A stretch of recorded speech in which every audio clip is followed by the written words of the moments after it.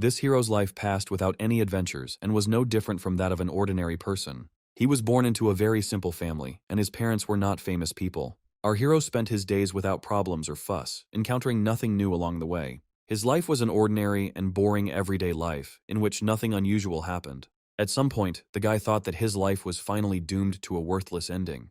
But in one place, everything was much different, and there our hero felt something that he did not have in the ordinary world. When he sat down at his computer, life immediately began to sparkle with different colors. Everything changed since the young man stumbled upon the hero's destiny and experienced indescribable emotions. There, new opportunities opened up for our hero that he could not even imagine in ordinary life. After all, it was in the hero's fate that the young man managed to become a master of the game and stop being an ordinary person. As evening approached, the boy, as always, went home after spending the day at school. Now he can finally be alone and take a break from the school he hates so much. After this, our hero sits down at his computer, and the first thing he does is press the power button. At the same time, he believes that there is nothing wrong with his love for single-player games, where you feel like a king. When a young man plays a single-player game, he always has the option to save and restart it to start over. And if you use cheats, you can overcome all possible limitations and become the strongest. Only in this world can our hero achieve what is inaccessible to him in the ordinary human world. There is only one player here who can do whatever he wants. The young man puts on his headphones and tries to launch his game again with rapt interest. The first thing he does is open a broadcast where he streams his game. There our hero reads a lot of comments from guys who don't know how to praise at all. At that moment, he receives a notification that one of the viewers has sent him $10. After this, the young man decides to send this man words of gratitude for the generous donation. Suddenly, another user sends our hero $1,000 and he is stunned. The young man could not even imagine that someone would decide to give him such a large sum of money. After this, comments poured in from viewers about how the player didn't even thank the person who sent him such a large donation. And at that moment, our hero receives an email from that same mysterious user. The young man moves the cursor to the email and opens what a generous viewer of his game sent him. In this letter, the stranger identifies himself as a game developer and explains that one of the games turned out to be too difficult for everyone. The guy is surprised that there is a game that no one was able to complete during the beta testing period. But even an ordinary person like our hero can become special and pass this difficult version. After this, a board appears on the player's screen where the player is asked to install a new game. He agrees to this with great enthusiasm in order to prove to everyone his inimitable uniqueness. The hero's fate is a plot where one kingdom was burned down and the hero is asked to bring down a hammer on an evil god. Once in the game, the character is asked to enter his name in the system window that appears. In the end, the young man decides that there is no point in thinking long about what his character's name will be. The system now welcomes the game master to the continent of Aaron, where his story will begin. The first thing our hero does is take a look around the new interface and graphics in which he will begin his journey. He is surprised that there is no training here, although, in fact, he thinks that he will not need it at all. At this moment, the player sees that he is not alone in this area, and that there is a person standing nearby. The young man approaches the old man, who is the village headman, and asks why the stranger has come to them. Our hero is very surprised that he is not given any options for an answer. As a result, the guy sees that he needs to write the answer himself in a window specially designated for this purpose. The game informs that the village elder must give him all his coins, otherwise he will kill all the villagers. After this, the young man freezes in anticipation of what the headman of the unknown village will answer him. At this moment, the old man sharply hits the impudent man, who imagined himself to be someone incomprehensible and decided to command. The player falls to the ground, and the system reports that his eyelids are becoming heavy, and consciousness is completely lost. The game master dies from blunt force trauma and is asked to try playing again. Our hero is shocked that his character died from a simple conversation with some NPC. Still, he agrees to start the game again, and this whole situation is already starting to irritate him. After this, he again finds himself in the place where the old man asks the reason for his coming to the village. The young man tells the elder that he is lost and has not seen food or water for a long time, so he asks for compassion. After this, the grandfather turns around and asks the stranger to follow him towards the village. Our hero walks some distance with the old man and finds himself inside his modest home. The elder gives the stranger a glass of water and asks him to then move on in peace. Our hero thanks him for his generosity and drinks what the kind-hearted old man poured for him. After this, it turns out that the player was poisoned with a toxic potion and his eyelids become heavy again. The character again failed this test and died the most absurd and insidious death. Our hero is once again upset that he was passed over by an ordinary NPC, and an idea comes to his mind.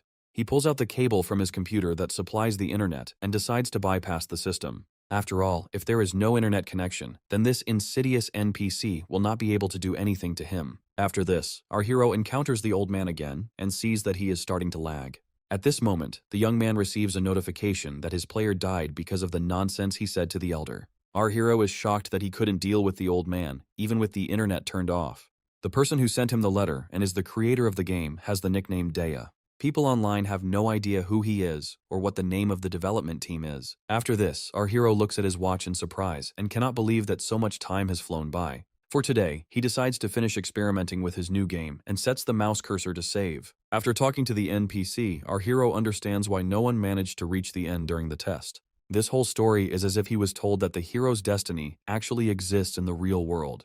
However, such a difficult passage of the game greatly excites our hero and arouses even more interest. From that moment on, the young man decided to put his whole soul into becoming a special player. But he didn't even realize how much time and effort he would have to spend on this. Each time he loaded the game and tried to go through this complicated quest with the old man again, he was completely immersed in the game and didn't even notice how quickly real time was flying by. So, 10 years passed, and our hero changed schools for a job in an ordinary company office. One day, a colleague informs Oshiro-san that she sent him the edited documents. The now grown-up young man thanks the girl and continues to perform his work duties. So the whole day flies by, and the hands on the clock show that it's already 8 o'clock in the evening. Oshiro-san thanks his colleague for the work done, and with that they finish their work. Before leaving, Suzuhara-san decides to say something else to the man and begins to worry. After this, she finally plucks up her courage and invites Oshiro-san to have dinner at her home. A sweet and attractive girl hopes that the man will agree to her proposal and is waiting for an answer. However, our hero informs his colleague that he cannot have dinner with her and that he needs to go home. Suzuhara-san is surprised that the man refused her and wonders what the matter might be. Our hero explains that today is too important a day and he will have to postpone dinner until next time. The girl falls into despair because her colleague turned her down once again and did not agree to spend time together. Meanwhile, Oshiro-san returns to his home, which no longer resembles the one he had during his school years. But even in this new environment, the man intends to complete the hero's fate and continue the game. He picks up his mouse again and begins to immerse himself in a plot that has long been familiar to him. Time in the game draws our hero in so much that he doesn't notice how morning comes, and Oshiro-san receives notification that he is now the first person to enter the Hall of Fame. The system congratulates the player, and now our hero understands that this may be the end of the hero's fate. The man can't believe that he has finally completed the game after such a long journey to his goal. For a moment the smile doesn't leave his face and a feeling of unrivaled euphoria awakens inside him. However, after this, our hero is immediately overcome by an overwhelming feeling of melancholy and emptiness. 10 years passed, and all this time, Oshiro-san had a strong desire to become special and unique. But even after completing a difficult game, his life remains very boring and mediocre. Our hero is now completely confused and does not understand how he can continue to live without his goal. With this game, it was like he had a second life, in which he had more opportunities than in the real world. He found it interesting to observe various characters, such as the Black Prince Gale Krakow. He was also delighted with the abilities of Cardinal Cesare Ravallo, with whom he had to deal. And finally, the witch Celestine Yulin, who also did not leave our hero indifferent. The reactions of these charming characters were so lifelike that it was impossible to distinguish them from real people. Sometimes Oshiro-san even wondered if there were such people in this real world. At this moment, our hero receives a notification that comes from his favorite game. The system offers the man a new adventure and takes him to the continent of Erin. Oshiro-san is very surprised that there was some hidden plot and continuation in the hero's fate. If a man can feel that thrill and excitement again, his answer will be obvious. Our hero picks up the mouse and once again immerses himself in a game he can't put down. At this moment, something strange begins to happen, and Oshiro-san seems to be drawn somewhere. After this, the system announces the transfer to the Erin continent and welcomes the game master. Our hero tries to open his eyes and feels a strong burning sensation in his chest, making it difficult to breathe. Suddenly a man appears in front of him, who explains that our hero might not see the dawn again. If they had not had such a valuable potion at their disposal, everything would have ended very badly. This man calls our hero Mr. Calyx, who has a youthful face and fair hair. He looks at the stranger with his emerald eyes and wonders who it is in front of him. At this moment, the stern man doesn't even know what to answer to such a strange question. The doctor did not warn him that there might be some memory loss. Meanwhile, our hero is desperately trying to understand who he is and where he suddenly found himself. After this, the man respectfully introduces himself to Calyx and calls himself Russell. The young man doesn't understand anything because they are definitely no longer in Japan and this man is speaking a completely different language. But at the same time, he understands the speech of another person. However, his chest continues to hurt severely. Russell apologizes to the prince and says that all this happened because of his haste. The pain is just a side effect of the potion that helped save Calix from death. Russell promises that everything will pass soon, but it will take more time to recover. After this, he asks him to forgive him and promises to visit the prince again tomorrow morning. For the rest of the time, our hero continues to experience pain, being in a new and unfamiliar body. The candle on his nightstand finally burns out, and a faint light of sunlight begins to penetrate the room. Calix gradually wakes up and, without even opening his eyes, decides that it was all just a dream. He gets out of bed and still finds himself in a room that seems unfamiliar to him. Our hero approaches the mirror and realizes that it was not a dream at all, and that he did not imagine it all. All this time he felt perfectly well that he was in a completely unfamiliar body. Now all that remains is to find out what the name of his new identity is, and who he is anyway.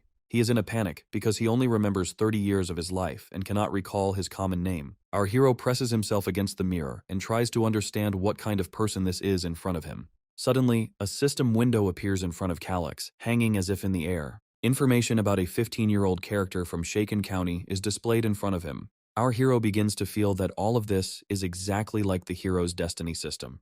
He couldn't even imagine that he would actually be transported to Aaron's continent when he agreed to the game. Now he was simply thrust into this place when he didn't even suspect that such a thing was possible. Our hero understands that all of this is the main and complex scene in the game, the fate of the hero. Once on Aaron's continent, Calix tries to calm down and think with a cool head. After all, in such a state he will not be able to understand what to do next and how to get out of here. After this, our hero grabs his chest and begins to cough violently, experiencing unbearable pain. The guy falls to the floor from the hellish pain, but he doesn't wake up and is still in this place. Now he clearly realizes that all this is not a dream, but the most real and unpleasant reality of his life. You'll have to get used to the strange name of this young man from the Count's family, whose name is Calix Shaken. Our hero somehow crawls to his bed and desperately tries to climb onto it. At this moment he again sees in front of him the system window with information about the character. It turns out that as soon as he wants to see his status, this blue window pops up. And only our hero sees this huge thing, but for the other characters, it simply doesn't exist. Calix is impressed by this circumstance and decides to start collecting all the necessary information. Our hero discovers that he is a direct descendant of a great family of counts, and he is very lucky in this regard. While the guy is diligently studying information about the character, someone starts knocking on the room door. The system window instantly disappears, and Calix wonders who decided to come to him. He doesn't know what to do, and decides to calm down first and not show that someone has entered this body. The young man convinces himself that he is a high-ranking aristocrat and a direct descendant of the Count's family. All this time, an unfamiliar young girl stands outside the door and waits for permission to enter. A female voice informs the prince that now is the time to take the medicine and receives the young man's approval. Our hero realizes that this is a maid and decides to get used to the new way of addressing him. After this, a slender female leg with a small heel appears on the threshold of the room. The girl asks her to forgive her for visiting so early, and Calix's eyes widen in surprise. At this moment, the maid kneels down and presents the prince with the medicine. Our hero sees her lush breasts, which are impossible to look away from. The maid distracts Calix and asks him to take the medicine while it is still warm. Meanwhile, our hero falls into a stupor and doesn't even know how to react to all of this. He considers himself a complete idiot, since his behavior immediately reveals that he is not Calix. At this time, the maid does not understand what is happening and decides that she did something wrong. Our hero decides that something needs to be done and tries to find out information about the maid. A system window appears in front of the girl, which contains everything about this girl and her status. Calix learns that the maid's name is Lyra, and that she is a commoner from the outskirts of Viscount Kasharin. Our hero assumes that in this case, the girl should serve the Viscount and not his family. But there is something else that greatly puzzles and even frightens Calix in this information. The whole point is that the girl has great combat power, which is shown on the system window. Third class means she doesn't use mana, but her training is equivalent to that of a special forces unit. A member of the Shaken family is wounded, but for some reason he is being attended to by a maid from another family. And if she brought some kind of medicine, then this stuff is definitely not worth drinking. And all this time the maid asks the master to drink the potion that she prepared for him. At this moment, our hero asks the girl in a cold tone to put this medicine on the table. However, the maid does not give up and still tries to force the prince to drink what she brought. Our hero takes this strange potion in his hand and decides that he will never drink this thing for anything in his life. After this, he grabs his chest and pretends that he is in great pain. The medicine flies to the floor and at any second will completely spill out right before the eyes of the strange maid. Calix is pleased with his plan and believes that now he does not have to worry about being poisoned. And the girl continues to stare intently at the cup, which is about to be completely empty. It would seem that at this point, the suspicious maid's plan was doomed to failure. But at that moment, she suddenly puts her hand out to the side and tries to catch the cup. With one deft movement, the seemingly simple girl catches the medicine right on the go. At the same time, her look is not at all like that of modest commoners. Our hero does not understand how the maid was able to do this and what is going on in this place. She was able to easily catch the object, which should have fallen to the floor in a matter of seconds. The girl turned out to be so nimble that Calix didn't even expect to see such skills from her. Now his plan has fallen into pieces, and it is completely unclear what he should do next. Our hero continues to pretend that he has severe chest pain in order to try to buy time. Meanwhile, the maid puts the medicine back on the tray and is happy that she managed to save him. Calix doesn't want to think about the bad, but in this place, he could really kick the bucket on the very first day. Now he is definitely sure that it is poison, and he must do everything to avoid drinking the poison. Our hero comes up with a new plan and decides to somehow distract the girl from this stupid cup. Before the young man had time to think about it, the maid immediately appeared next to him. She hugged the prince and asked if everything was okay with him, and our hero was completely stunned. At this moment, he decides to find out what Viscount Kosherin, whom Lyra serves, is like. He opens a system window in which he sees that his character is the son of the Count's first deceased wife. In addition, he has a half-brother from his second wife, who is 16 years older than him. And the maiden name of the Count's second wife is Kosherin, and in other words, Lyra serves her. This means that Calix's stepmother specially sent her servant, who was trained to kill, to him. If our hero's character dies, then his place as heir will immediately become vacant. In this case, the son of the second wife will become the next count and take the long-awaited throne. It turns out that, as usually happens, this is a story about the struggle of two brothers for the throne. As expected from the hero's fate, living through this game scenario will be very difficult. At this point, Calix reports that he is already fine and asks how his stepmother is doing. The maid was momentarily taken aback by this question and clearly did not expect to hear it from the prince. But the girl replies that the countess was very saddened by the young man's attempt to commit suicide. Our hero thinks and does not understand whether his character really had such thoughts. Judging by the wound and the status window, it looks more like someone tried to stab the prince. After this, Calix replies that he promises not to bother the countess with his actions anymore. In this case, the maid can convey these words to her right now and leave him alone in her room. At this point, the atmosphere becomes very tense, and the girl asks to take the medicine again. Our hero did not expect that the suspicious maid would be so persistent and stubborn. Now he understands that she will not leave his room until he drinks this poisonous medicine. This is very bad, since Calix can't politely ask a professional killer to just leave. Besides, he is just a 30-year-old man in the fragile body of a teenage boy with a frail soul. In this situation, there is no point in even screaming, since the girl might simply cut his throat. So our hero will die even faster and will not even live a day in this new and complex plot of the game. Apparently, Calix has no other choice but to simply agree and drink this poisonous draught from her hands. However, at this moment our hero begins to have strong doubts about what is happening. He wonders why the girl chose poison as her method of murder, rather than a knife attack. It turns out that the maid simply does not want to attract unnecessary attention with her actions. If our hero is right, then this poison is difficult to detect, which means the prince's death can be passed off as suicide. The name of this poison is slow death, which the maid so desperately tries to pour into Calix's mouth. When the young man played the game Hero's Fate, he realized one main and essential truth about what was happening. It's always worth assuming the worst-case scenario and questioning everything if you want to save your character. If our hero refuses to drink the poison, then most likely the girl will force the prince to drink this poison. The hero's fate has once again driven the young man into a corner, and this circumstance greatly disturbs him. Meanwhile, the maid continues to offer the prince medicine and does not leave his side for a single step. After this, our hero takes the cup with poison in his hands and brings it to his mouth to drink. If you watch the prince's throat, it becomes obvious that the poison is slowly penetrating into his stomach. Meanwhile, the maid keeps an eye on her victim to make sure that her plan is carried out. After this, our hero receives a notification from the system that he has been poisoned with a slow death poison. Now Calix was faced with the question of how to avoid dying and what could help him save himself from poisoning. Suddenly, he remembers the words of the man who spoke about the potion that saved him from a recent incident. Our hero strains his memory and realizes that the same stranger called himself Russell. Finally, there was at least some way out that would help Calix stay alive and not die. After this, the young man turns to the maid and asks her to urgently call Russell to his room. Lyra decides to ask why he needed him, and then the prince scolds the girl. After all, he shouldn't have to justify himself to the servants who ask incomprehensible questions. Calix starts shouting and demands that the girl quickly follow his order and call Russell. The high-quality potion that this man used was certainly very expensive. Apparently, he's a pretty good guy, since he was willing to fight for the guy's life using such methods. While the young man is discussing how Russell does not pose a threat to him, the maid leaves. Then he grabs the first object he comes across with all his might and squeezes it tightly. Calix puts 2 fingers in his mouth to try to induce vomiting after being poisoned. However, apart from a piercing cough and discomfort, the guy didn't get anything done. This idea turned out to be useless, and Calix decides that he urgently needs another thing. He immediately begins to rush around the room in search of the item that he so needs. At this point, the system informs the character that his eyelids are starting to feel heavy from poisoning.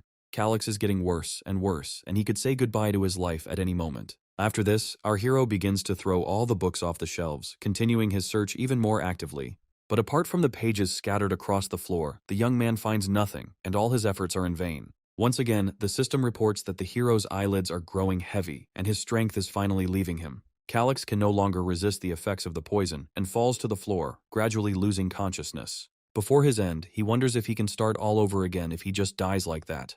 Or maybe this whole game is so realistic that the young man sees the last moments of his life. Suddenly, Calix's pupils dilate in great surprise at the object he sees. After all, right in front of him, in the opening between the nightstands, there is some small vessel with liquid. Now all our hero's attention is focused on a new, unknown object. He seems to be the only salvation that can correct the critical situation. Calix decides to spend his last strength to crawl to the mysterious potion. Our hero picks up a vessel that looks like a decanter and tries to understand what it could be. After this, he opens it with hands trembling from poisoning and decides to look inside. Calix still doesn't understand what this potion is, and he decides to sniff the mysterious liquid. The stench coming from the decanter is so foul that it resembles spoiled milk. At this point, the system informs the character that this is indeed sour goat's milk. While playing this fiend of hell, our hero learned that yogurt is an antidote to this poison. But now he faces the question of whether spoiled goat's milk can be called the same as yogurt. At this time, the system again informs the player that his eyelids are growing heavy and irreversible death is approaching. The warning message appeared for the 3rd time, and the young man no longer had time. Calix raises the decanter of spoiled milk to his mouth with trembling hands and tries to ignore the smell. He still manages to take a sip and promises to take revenge on Lyra, who poisoned him. After some time, our hero opens his eyes and dimly sees the room in which they tried to poison him. At this moment, Russell appears in front of Calix, noticing that the boy had woken up. The young man seems to be reliving yesterday as his conversation with the man repeats itself. However, Russell does not understand what the prince is talking about, and he himself has accumulated a lot of questions. The man points at the terrible mess in the room and asks why Calix did all this. Moreover, he found the prince lying on the floor and could not wake him up by any means. At this moment, our hero realizes that he has survived after all, and no longer wants to feel this noose around his neck. No matter what happens, he promises himself to stay alive, and to do this, he must be more careful. If Lyra decides to try to kill him again, then Calix needs to be ready for that moment. First, our hero decides to check the status of the person who is truly worried about his life. While Russell is indignant because the prince is not listening to him, he is already carefully reading his characteristics. This man is now acting as the count, and it is possible that the previous count died without choosing a successor. Since Russell is a serious soldier with a good reputation, Calix decides to trust him a little. After all, he is a benefactor who saved the prince's dying body with the help of a potion of the highest quality. After this, our hero gets out of bed and decides to approach the man with a serious conversation. Calix decides to tell honestly about what happened to him over the last 24 hours in this room. Russell listens attentively to the boy, and their conversation seems very long. After this, our hero freezes in anticipation of the man's reaction. At first, Russell does not admit guilt and remains silent with a serious face, not giving any answers. He then tells the prince that he is very sorry about the situation. However, there is no evidence that there was actually an attempt to poison the young man. Now our hero understands that this man did not treat him in any special way. Moreover, Russell himself says that for him the prince is just another successor. Therefore, he must serve our hero honestly and diligently, but without evidence he cannot help him. Calix explains that the poisoned medicine was sent to those who wanted to seize the place of leadership for themselves. Russell is very surprised that the prince has actually lost all his memories and is unable to reason properly. After all, the Shaken family of counts is currently experiencing considerable financial difficulties, and their budget is very limited. And Lyra does the bulk of the work in the family, and we just need to be grateful to her. After this, our hero realizes that he has no choice but to provide evidence. The girl who poisoned him must be sure that the prince is already dead and the deed is done. At this point, our hero decides to switch to another problem and turns to Russell. He informs the temporary count that he has one not-so-difficult request. Russell is surprised by the prince's behavior, as he used to speak completely differently. 4 hours later, events unfold in the same castle of Count Shaken. While all the residents are getting ready for bed, someone is boldly moving around the buildings and rooftops of the castle. The unknown man put on a dark robe with a hood so that no one would recognize him in this gloom. After this, he comes across guards who are standing at their post and blocking his path. The girl understands that the castle's security system has been significantly strengthened during this time. She decides to look around to find another way to carry out her plan. At this moment, the stranger stumbles upon a ventilation hole in the castle wall. Within seconds, she crawls through the hole and finds herself inside the room. One of the rooms appears in front of her, which, to her great surprise, has no security. The girl carefully opens the door and walks inside without making a single sound. Before her appears the bed in which the poisoned prince must now lie. The girl approaches the bed and discovers that the guy is completely covered with a blanket from head to toe. Lyra gave him a special poison that was supposed to act painlessly and quickly kill the prince. After this, the maid takes a piece of paper out of her pocket to finish the important business. She unfolds some important document and places it on the table right next to the bed. Then the girl finds the seal and, without any doubts, continues to carry out her plan. Lyra puts her stamp right on the document, which is a vital part of the insidious plan. Now everything is ready, and all that remains is to complete the task that she is carrying out on someone's orders. Suddenly, someone jumps up from behind and points a sharp blade at the girl. Lyra didn't expect to be caught so easily, and for someone to discover her plan. She recognizes the voice that commands her not to move and to stay in her place. All this time, the man from behind does not allow the girl to move and holds a dagger near her throat. Lyra is clearly unhappy with this state of affairs, but can no longer do anything to free herself. At this point, she tells the man that it is too late anyway, and that catching her will not change anything. After all, in her opinion, Prince Calix is already dead and does not pose any threat to her. Now Shaken County belongs to Granbine, and no one can stop it. The man who caught the maid was Lord Russell, who is the temporary earl. Lyra clearly does not regret her actions and is confident that victory is entirely on her side. She's even outraged that Russell is keeping an eye on some puny prince and not his own earldom. At this moment, another voice is heard in the room, who considers himself a genius in this situation. It's worth seeing Lyra's face, who didn't expect such a sudden appearance of a dead man. Calix turns out to be in full health, and even praises the girl for her interesting choice of slow death poison. Poisoning is far from uncommon in secret power struggles between noble families. The prince was well aware of this very plan, but the maid's plan failed miserably. After this, our hero picks up the document and says that it will be unpleasant when the world finds out about this. In such a situation, Lyra understands that the only way out is to finish what she started. Since she is proficient in martial arts, it will not be difficult for her to escape from Russell's grasp. Taking advantage of the moment, the girl suddenly takes out 2 daggers and frees herself. After this, she is about to strike and swings her weapon with all her might. However, the experienced and strong soldier Russell immediately stops any attempts of the girl and grabs her by the hand. Now Lyra will no longer be able to break free and harm anyone in this room. But Russell doesn't stop there and decides to teach a lesson to the impudent maid who has gained his trust. At that moment, he swings his powerful fist and hits the girl in the side with all his strength. Calix thought he had a rough idea of the difference between the 3 classes, but it was much more visually striking. The aura of the Scary Pepper displays such powerful energy that few can cope with it. After this, Calix continues to talk about how only an idiot would leave behind material evidence, and anyone who tries to kill a nobleman will certainly be sentenced to death. Even people of noble blood will not be able to escape punishment after such a grave crime. And the evidence is right in this room, lying on Prince Calix's desk.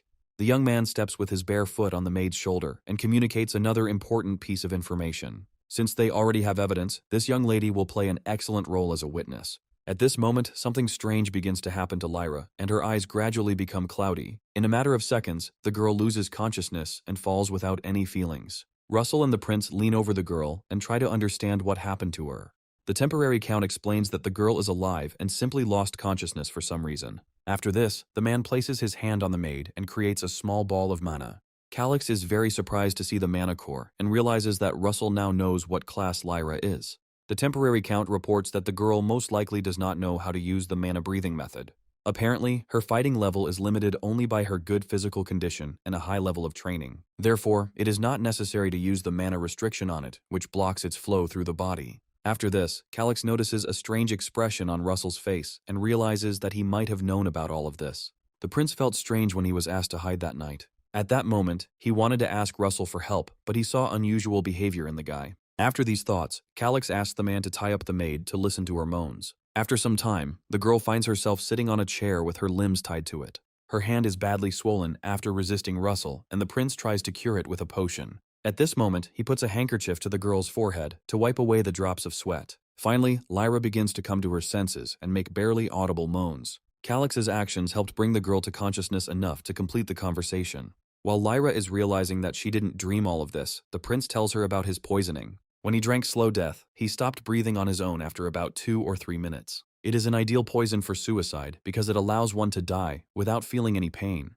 Once everyone had already decided that Calix had decided to commit suicide, and this time, no one would have any suspicions. However, they have now decided to use a fast-acting poison on Lyra. But if the girl had been ready to die with the prince, then she would not have lost this battle. As Calix grips the maid's jaw, she asks what he means. Then our hero explains that, in fact, the prince never had a sincere desire to die. And Lyra is so devoted to Countess Stella that she is ready to sacrifice her own life. Be that as it may, the maid's work is already done, and it is time for her to feel the full weight of her crime. Calix asks the temporary count to open the girl's mouth in order to carry out his plan. Lyra tries to resist, but she has no chance against Russell's powerful force. After this, the prince takes out a small object before her eyes, on which the girl's full attention is now focused. In his hands is something the size of a pea, emitting deadly energy. This capsule goes straight into Lyra's mouth, and she can't resist spitting it out. At this moment, the girl begins to smell some kind of terrible and disgusting smell. Following the capsule, a liquid that seems disgusting enters the maid's mouth. She can't resist again and swallows the entire contents, almost choking. After this, Calix gives the order to the temporary count for Lyra to swallow every last drop. Russell obeys the prince, and at that moment Lyra begins to twitch mercilessly to get out. But the girl's hands and feet are tightly tied to the chair, so all her attempts are in vain. Russell clamps her jaw tightly so that the girl cannot spit anything out of her mouth. Once the capsule and liquid are in the maid's stomach, she can finally exhale. After this, the girl decides to ask what kind of crap was just forcibly poured into her. Calix repeats his words again and informs the maid that it was a fast-acting poison. But Lyra doesn't calm down and demands to know more about this poison. Our hero explains that this deadly and dangerous poison is called Cecid's puppet. Hearing this name, the maid cannot believe that a frail and useless child managed to obtain something like this. However, Calix informs that as long as he has gold in his pocket, he can get anything. If he had to name the secret ingredient, he would say it was white radish. After these words, even the temporary Earl Russell was greatly surprised by the child's knowledge. And Lyra just smirks and says that she can't believe the guy's abilities. To survive in this world, our hero must not be exposed, and for this, it is important to understand the terminology of the continent. People shouldn't suspect anything if he manages to get into his role and show his knowledge. Calix tells Lyra that today he will free her so that she can return to her master and tell him about the successful murder. However, the girl wonders why the prince decided that she would suddenly listen to his order. To this our hero explains that if the maid does not want to die, then she will do everything as he said. There are over 3,000 types of antidotes in the Cediza puppet, and each one depends on the dosage method. And the ideal antidote for Lyra is the prince's head, which contains this secret. The girl will not achieve anything with her stubbornness, and will have to listen to the guy unconditionally. At this point, the poison's effects gradually begin to cause the girl terrible pain, and Calix wonders what the maid's answer will be before she is completely poisoned. Having experienced the terrible consequences of Cediza's puppet, Lyra realizes that the prince is not joking. All this time, Russell is nearby and only calmly watches as the mercenary suffers. Realizing that she has no other choice, the maid agrees to our hero's terms and demands to be cured. However, Calix did not at all like the tone of the girl whom he was willingly trying to help. After this, Lyra softens her voice and, through her pain, politely asks the prince to solve this problem as quickly as possible. Meanwhile, Russell doesn't understand why the mercenary turned out to be so weak-willed. She sits helplessly, tied to a chair, begging to be saved from being poisoned. At this moment, Calix thinks that spoiled goat's milk works perfectly. After this, he asks Russell to untie the girl, who is now ready to do anything to save her. But the temporary count is not sure about this decision, since this girl just tried to kill the prince. Calix explains that since she is an important witness, it is worth protecting her dignity. After these words, Russell completely stops understanding the guy who found some dignity in the criminal. At this moment, Lyra begins to scream at the temporary count and demands that he untie her immediately. The maid experiences a full range of emotions when faced with a threat to her life and is even ready to burst into tears. Her piercing scream can be heard throughout the castle, asking to be saved as quickly as possible. Once Lyra is untied, she promises to report that the assassination was a success. After this, the maid leaves the room, and Russell and the prince simply watch the killer leave. To deceive the man behind Lyra, Calix needs his own strong horse. At this point, the temporary count turns to the prince to clarify what happened. Russell had a lot of questions for the young man, especially about where he got all this knowledge. Calix tells the man that he won't believe him if he says he just read a book. But the temporary count explains that if the prince read such a book, he would be sentenced to death. And he strongly doubts that anyone would decide to leave such a forbidden and dangerous thing in the castle. Our hero understands that he urgently needs to come up with something and reminds Russell of the dagger that the prince plunged into his chest. The temporary count wonders why the young man suddenly decided to remember this incident. Calix explains that this dagger is a family heirloom, passed down to him from his mother. There is a legend that this thing has a mysterious power, but so far, no one has found confirmation of this. But who would have thought that the secret of this relic could only be revealed by stabbing oneself in the heart? Russell is surprised, because if such a rare relic existed, the whole world would know about it. After these words, our hero thinks and says that perhaps this is how it should be. He then focuses his serious gaze on the timeline and continues his story. The prince asks the man if he knows any information about Claire's dagger. Russell cannot believe that the dagger received from the great countess is that very weapon. Seeing the man's reaction, our hero understands that now he is caught and his lie may work. The temporary count considers Claire's dagger a treasure, and if the prince really has it, then that explains everything. Although Calix has never actually seen it, Russell wonders if anyone else knows about it. Our hero decides to try his luck and tells the man that he is the first to know about the dagger. After this, Russell calms down and dispels all his suspicions regarding the prince. Meanwhile, the young man is interested in what the temporary count thinks about the story of the servant Lyra. After all of his father's movements were completely exposed and the knights guarding him died. Even a knight who was about to reach the 7th grade was attacked and died like someone weak. Our hero cannot believe that Russell so easily agreed with this version. The man understands that the prince needs his power, but in the battle for the inheritance, he is forbidden to take anyone's side. But there is no doubt that Count Colin was murdered, although no physical evidence was ever found.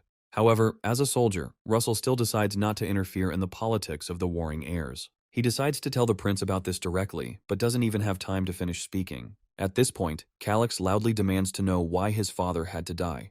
When the prince learns the identity of this man, he will think only about how to take revenge on him. Russell has never seen Calix so possessed and doesn't even know how to react.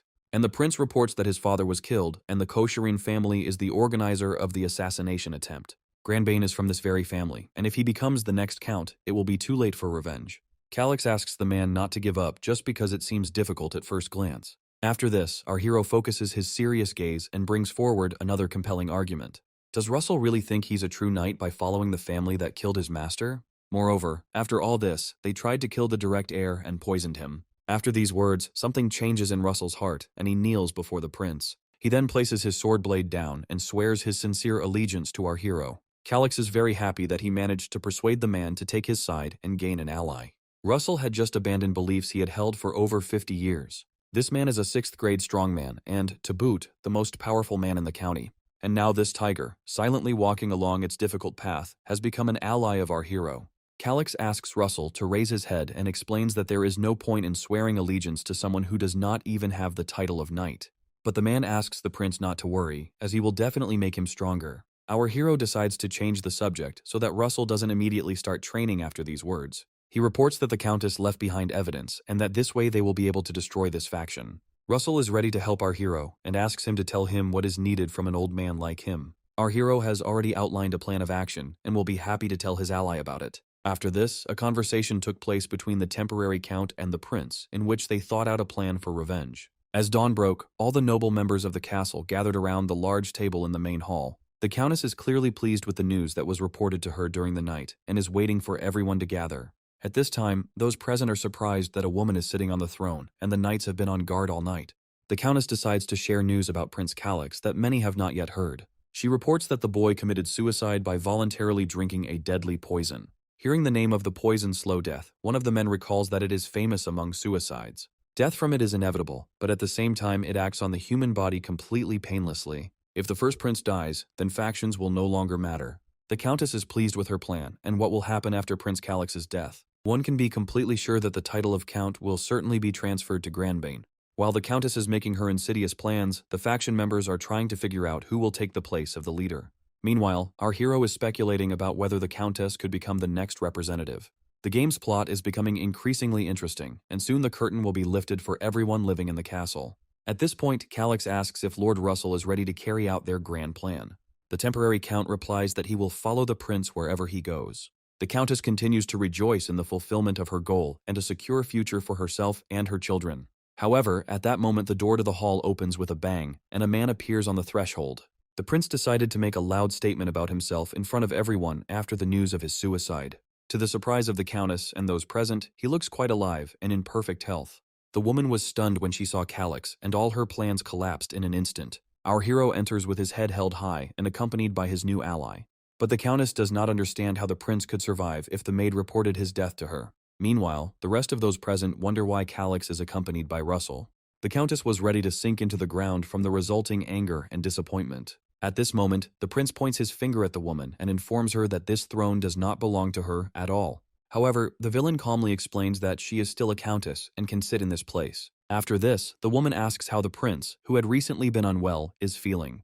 Our hero explains with irony that he drank poison because of someone, but to his great happiness, he survived. The young man also adds that he immediately vomited because he was impatient, and this saved him. But the countess demands that people not be misled without being completely sure of their words. Although the prince never recognized her as his mother, this is still no reason to consider her a murderer. After all, this is a large hall, and here the prince must be responsible for what he says. However, our hero wonders whether his stepmother would be able to behave like this if the truth came out. After these words, the countess no longer doubted that the prince was definitely up to something. And Calix decides to leave long conversations with his stepmother and finally get down to the climax of the day.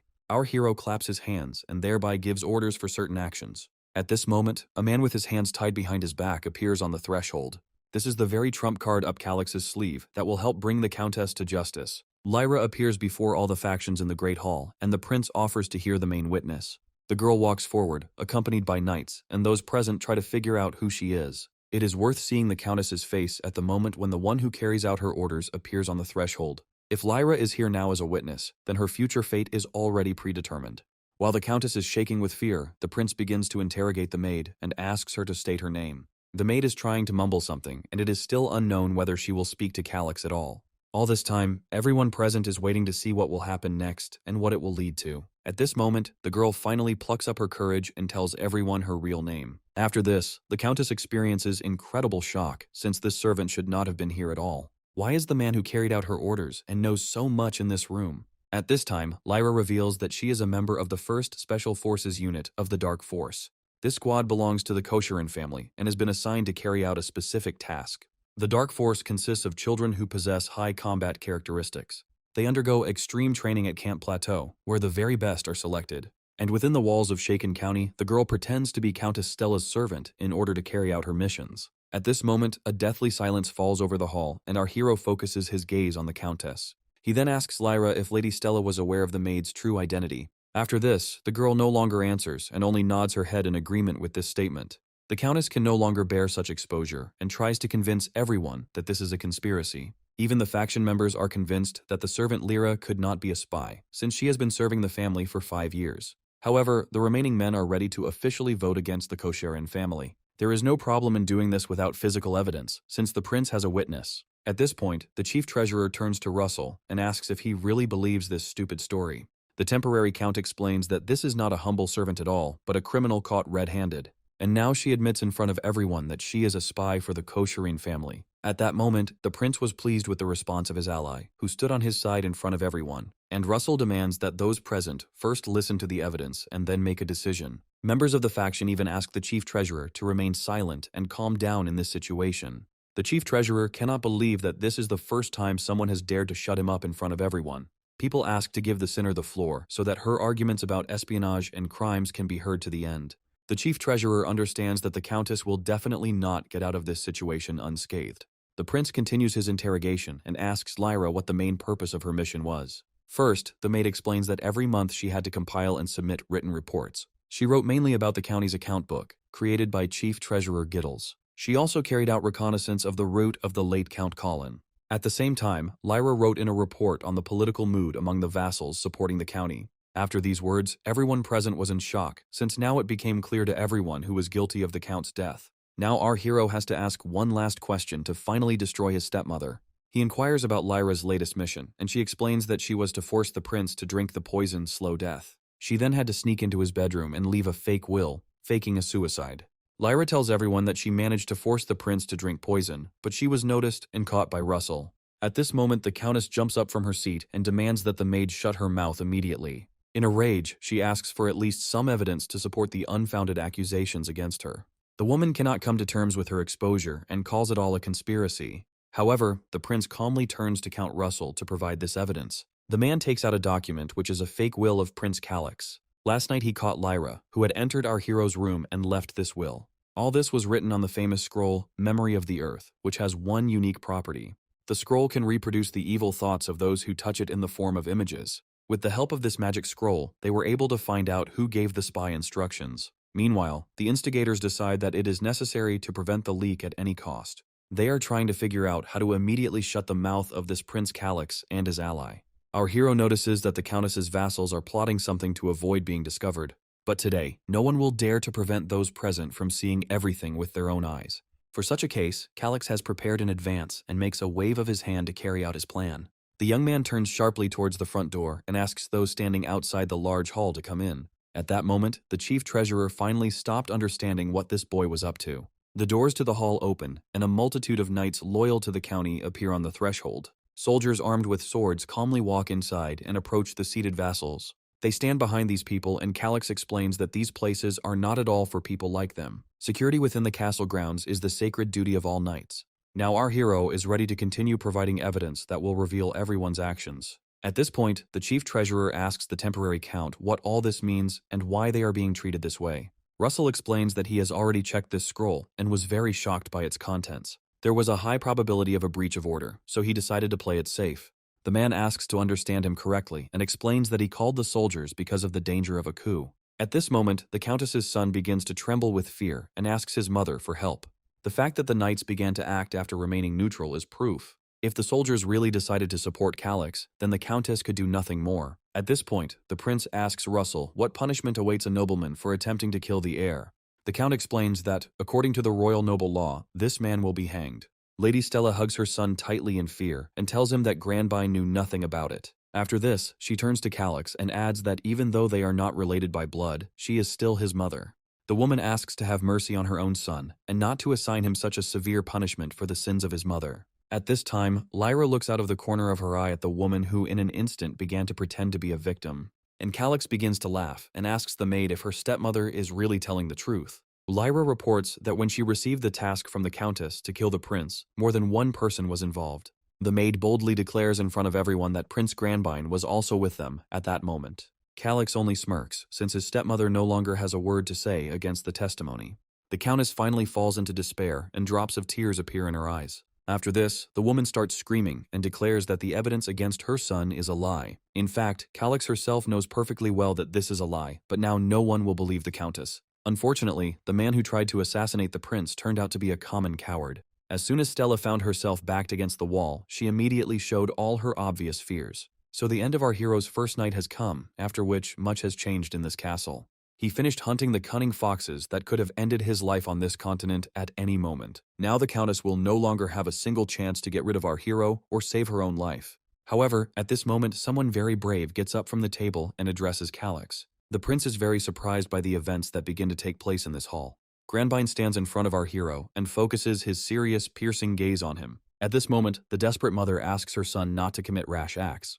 But the young man does not listen to the Countess, and Calix sees how he instantly approaches him. Grandbyne silently approaches the prince, and everyone freezes in anticipation of what will happen next. After this, the young man gets down on one knee and for the first time in his life decides to do something worthwhile. Calix and the temporary count clearly did not expect to see such actions from Lady Stella's son. All the vassals were also shocked when Grandbyne knelt before our hero. They think that the young man has simply gone crazy, and it is unknown what he is going to do next. All the Countess's minions and accomplices in her conspiracies cannot believe that Grandbyne bowed to the prince. But the young man pays no attention to those present, since his dignity does not matter now. After this, he desperately asks Calix to assign him any punishment, but only to spare his mother. The Countess is deeply frightened by Grandbyne's attempt to sacrifice himself for her. She starts screaming loudly and demands that her son immediately return to his place. At this time, those present decide that the second prince kneeling is too much. They consider Grandbyne noble only because he dared to stand up for his mother. Calix realizes that the wind direction has changed noticeably, and now everyone thinks that he is the criminal.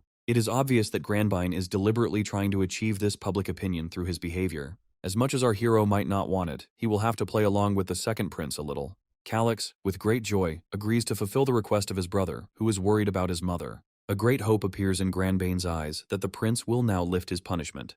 However, our hero asks him to first admit his guilt, after which he is ready to soften the sentence. After Grandbyne's confession, Calix will try to negotiate with the Count's deputy to have the death sentence overturned. But the young man must keep in mind that he will not be able to undo what will be said here.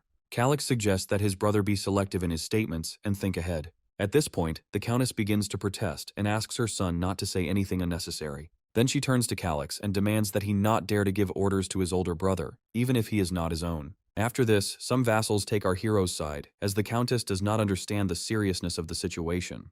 The wind of doubt has finally changed, and it is unclear why the woman is making unnecessary movements. Lady Stella does not calm down and tries to put pressure on Calix by saying that, although he is not her biological son, he is still her son. However, our hero is already tired of listening to her hysterical screams and gives a gesture to Russell. At that very moment, the temporary count gives the command to his knights to arrest the criminal. The soldiers are holding Lady Stella, and she doesn't understand why they are treating her so roughly. Her son Granbane watches all this from the side, and genuine fear can be seen in his eyes. After this, a gag is inserted into the woman's mouth so that she finally stops screaming incessantly. Granbane feels great pain for his mother, who is being treated so cruelly by the knights. The Countess is finally neutralized, and our hero decides to continue the conversation with the second prince. He asks if Granbane is willing to admit that he tried to poison him with a deadly poison.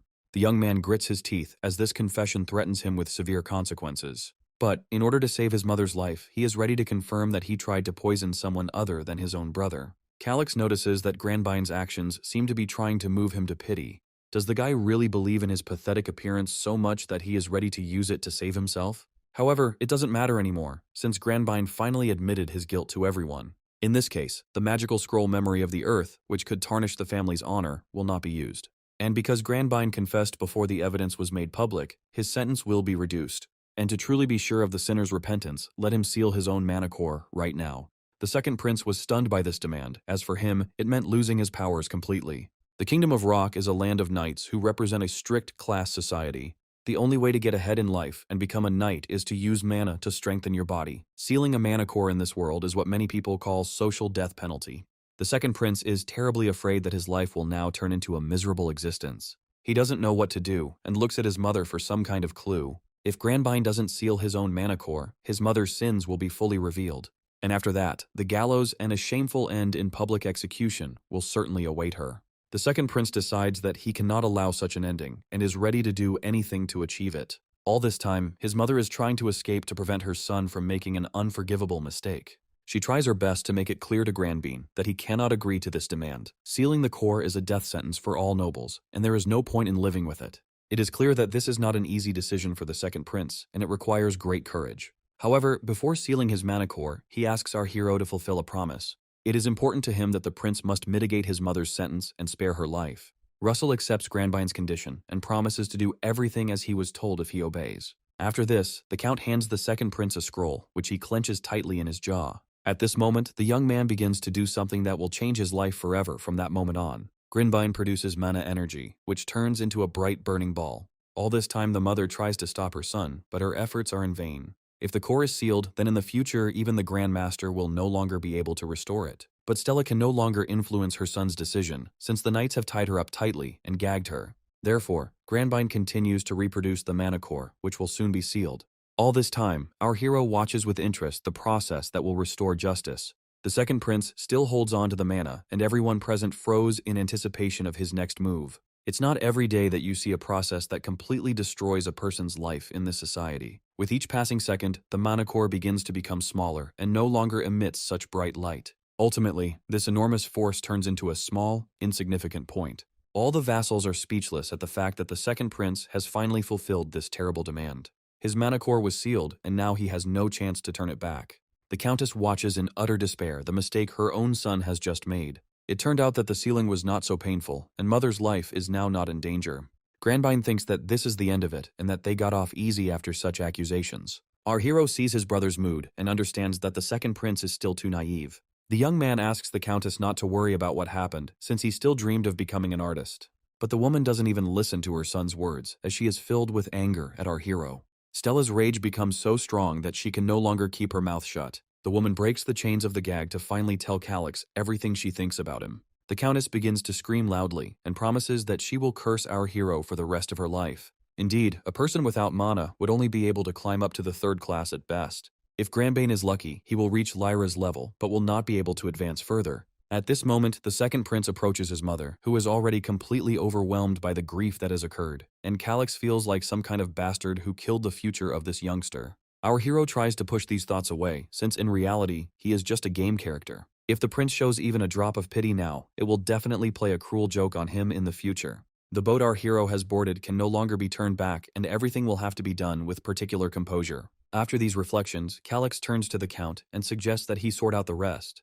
From this moment on, Countess Stella and Prince Granbine are arrested until the investigation is completed. Russell orders his knights to lock the criminals in the dungeon and keep them there for the rest of the time. At the same time, these two are now prohibited from having contact or communicating with anyone. After this, the second prince and Stella are taken out of the Great Hall, and from that moment on, life in the castle becomes a prison for them. Calix just silently watches his stepmother, who so desperately tried to kill him, leave. Russell then approaches Treasurer Giddles and informs him that he is accused of leaking classified financial documents. From this moment on, he is removed from his post and is retained for further instructions. Russell gives the order to arrest the sinner, and the knights immediately seize the man who served the Countess.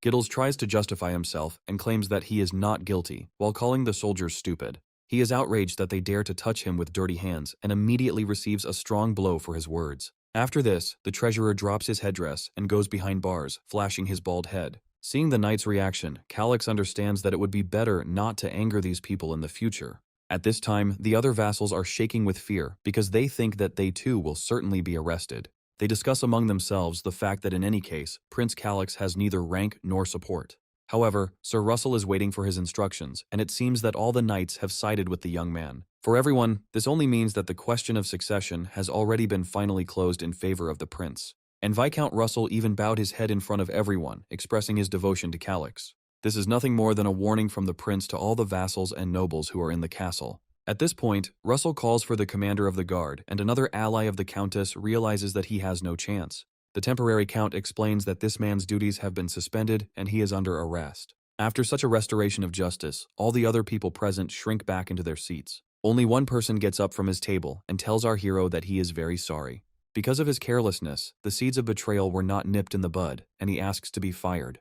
The prince understands that Gerard has not only excellent abilities, but also a good reputation. If we don't find the right words now, the headwind could quickly die down.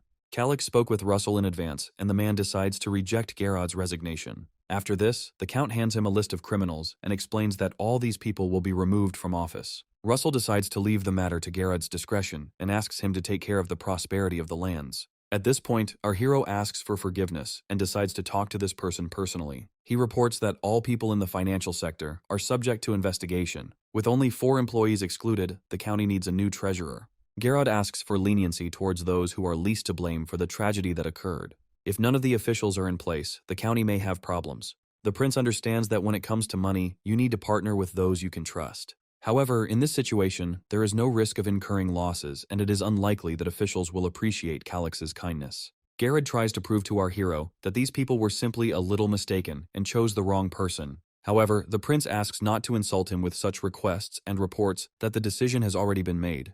The man is very surprised by the boy's firmness and sees that Calix is not at all like his former self. This is no longer the kind child with an innocent soul who wouldn't even hurt a fly. If Russell is a symbol of martial arts, then Gerard is definitely a symbol of writing. At this moment, one of the Countess's men realizes that even Gerard trembles before the prince. Our hero is very pleased with the work done and how his main opponent was exposed. Now the entire county of Shaken belongs almost entirely to Calix, and influential people have sided with him. Now is the time to take a look at the system window to get some useful information. First, the prince decides to reveal information about Gerard, who has a high reputation. After this, system windows for each character appear in front of him. Calix studies all the information and understands that from this day on, it will become even more fun.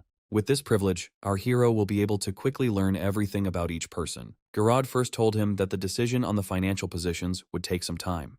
But thanks to these system windows, everything has become much easier, since you can find out the characteristics of each one. The young man carefully looks through the information to find members of the opposition bloc. He also needs to deal with those who have not yet chosen whose side to take in this fight. After looking through the system windows, our hero discovers many useless characteristics. After this, he decides to select for himself only those who survive the struggle for loyalty. All this time, the vassals watch the prince and do not understand why he suppresses such a terrible smile. They are ready to die from one word from our hero, if he only wants to do it. All members of the assembly decide to take the initiative and ask the prince to let them speak first. The young man asks people to calm down and explains that they still have plenty of time to get everything done. And Russell watches the prince closely, who has grown so much in his eyes in just a few minutes. However, what was happening in the Great Hall just couldn't fit into his head. The events of the current day turned out to be so unexpected that they lasted until the night. Only with the onset of darkness was our hero finally able to breathe a sigh of relief. The first thing he does is return to his office and immediately plop down on his soft bed. He is so tired of what happened that he has no strength left for anything else. Before falling asleep, our hero recalls his life in his distant school years. Calix closes his eyes and immerses himself in the reality that was before his rebirth. At that time, studying seemed boring to him, and his days were no different from each other. He was an ordinary teenager when he became interested in a difficult and impossible game. That day, our hero decided that this was a unique opportunity to become special. After much effort, he was finally able to beat the game and ascend to God's throne in the Hall of Fame. Many years later, the man finished the game and was given the opportunity to be reborn on the continent of Erin. At this moment, our hero suddenly realizes that after completing the game, he has truly ascended to the throne of God. This thought makes the young man dive into memories of when he first downloaded The Hero's Destiny. His character was born with a small and insignificant soul and was supposed to bring down the hammer of justice on an evil god. After completing the game, he was able to make any wish, and it accidentally turned out to be reborn on the continent of Erin. But then our hero didn't even imagine that this fleeting impulse would carry him into the game.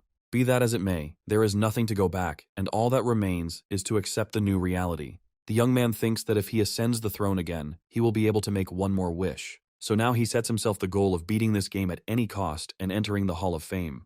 With these thoughts, Calix himself does not notice how deeply he sinks into sleep after a hard day. He buries his face in the pillow and falls asleep in a world in which he will have to be on guard every second. As soon as the first rays of the sun penetrate into our hero's room, he is no longer in bed. Calix stands in front of the window and stretches to recover from a deep sleep.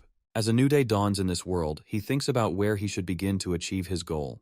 Although the young man knows all the important information about the game, he has never heard of Shaken County. Now he needs to understand where it is, and for this our hero decides to get a map.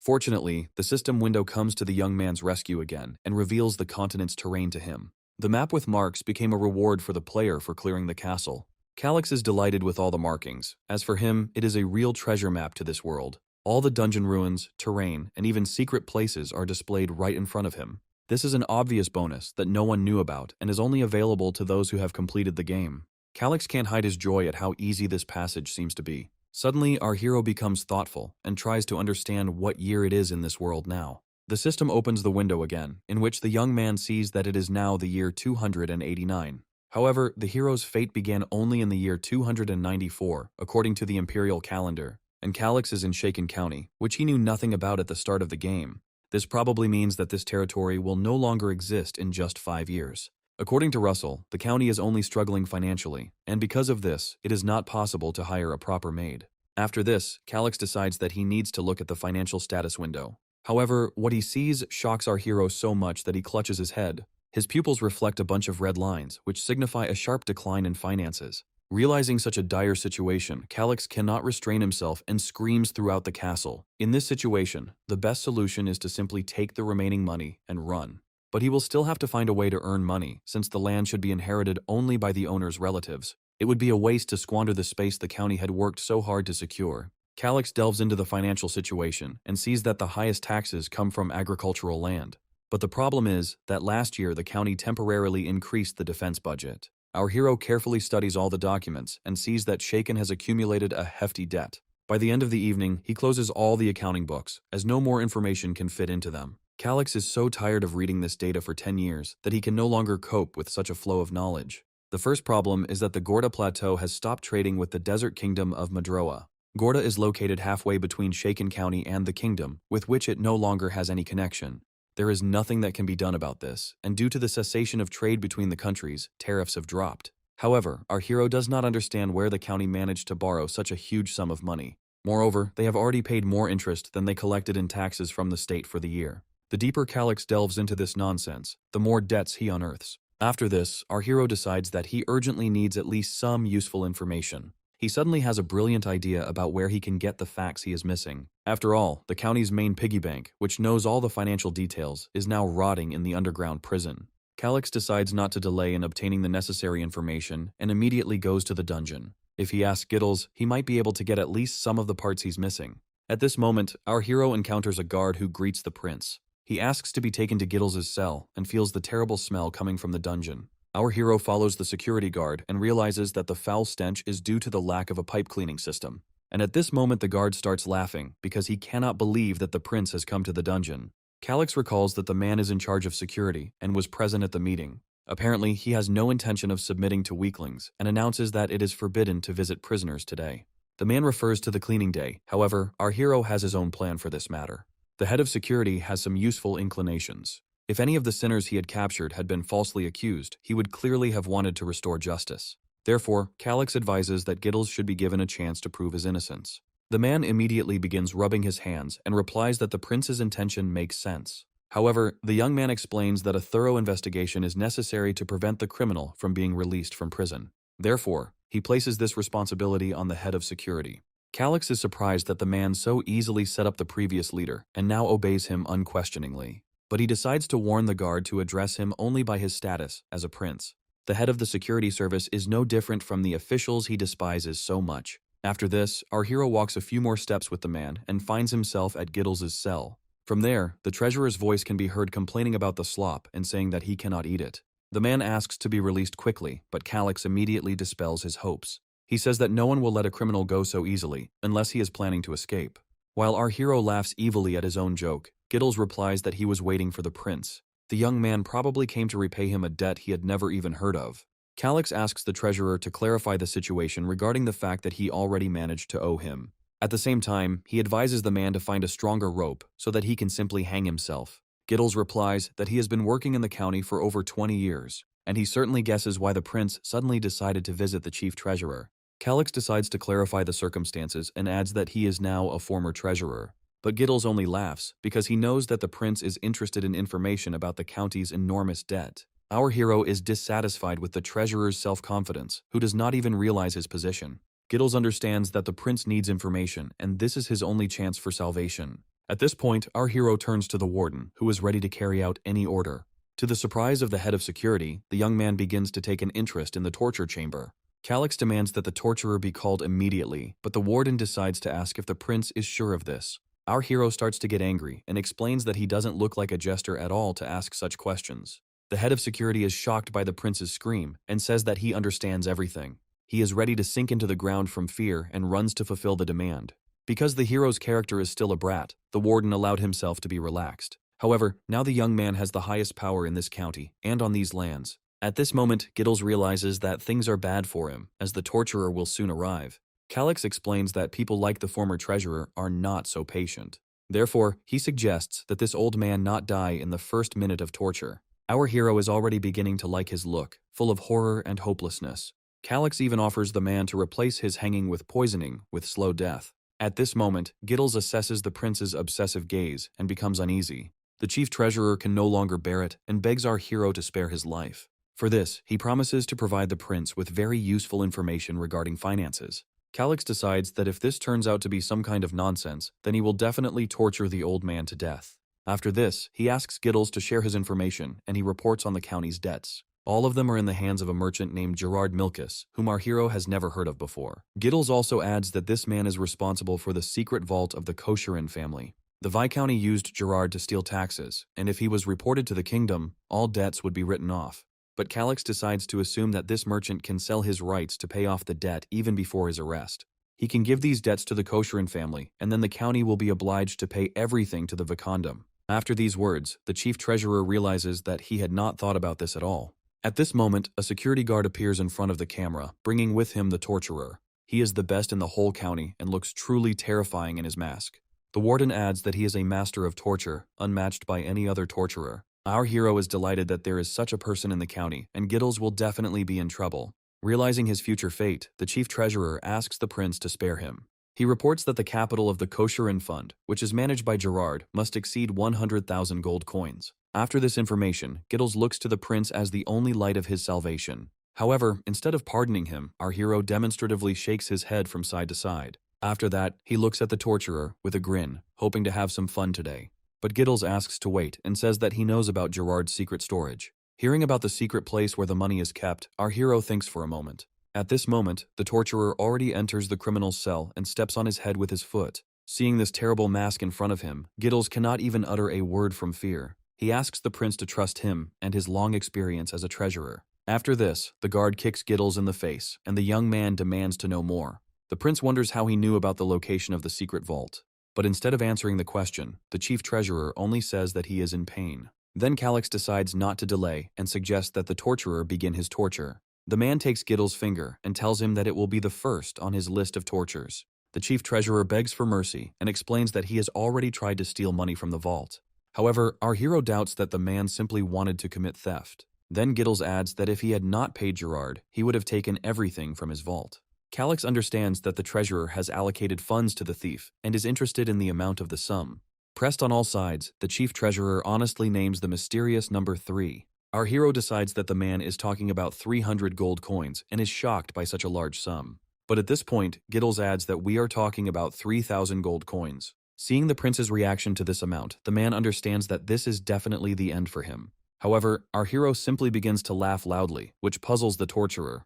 The warden thinks that the prince is so angry that he can only laugh and decides to finish off the treasurer. And Calix wonders where Giddles got such a sum from, if the county receives it in half a year from taxes. In this situation, it is not at all difficult to guess that the treasurer grabbed Shaken's money. The man tearfully explains that he had no other choice and the whole problem was in the crystal ball. If he had not been the key to the vault, the chief treasurer would have stopped at him alone. After these words, Calix demands that Giddles raise his head and explain in more detail. Then the man adds that he had to pay 2,500 for a duplicate key. Our hero decides to open the treasurer's eyes and explains that he was simply deceived. Most likely, the thief and Gerard Milkus are acquainted and fooled Giddles like a boy. However, the treasurer claims that he saw the entrance to the secret vault with his own eyes. At the same time, he witnessed Gerard use the magic key. Having heard enough arguments, our hero asks where this storage is located.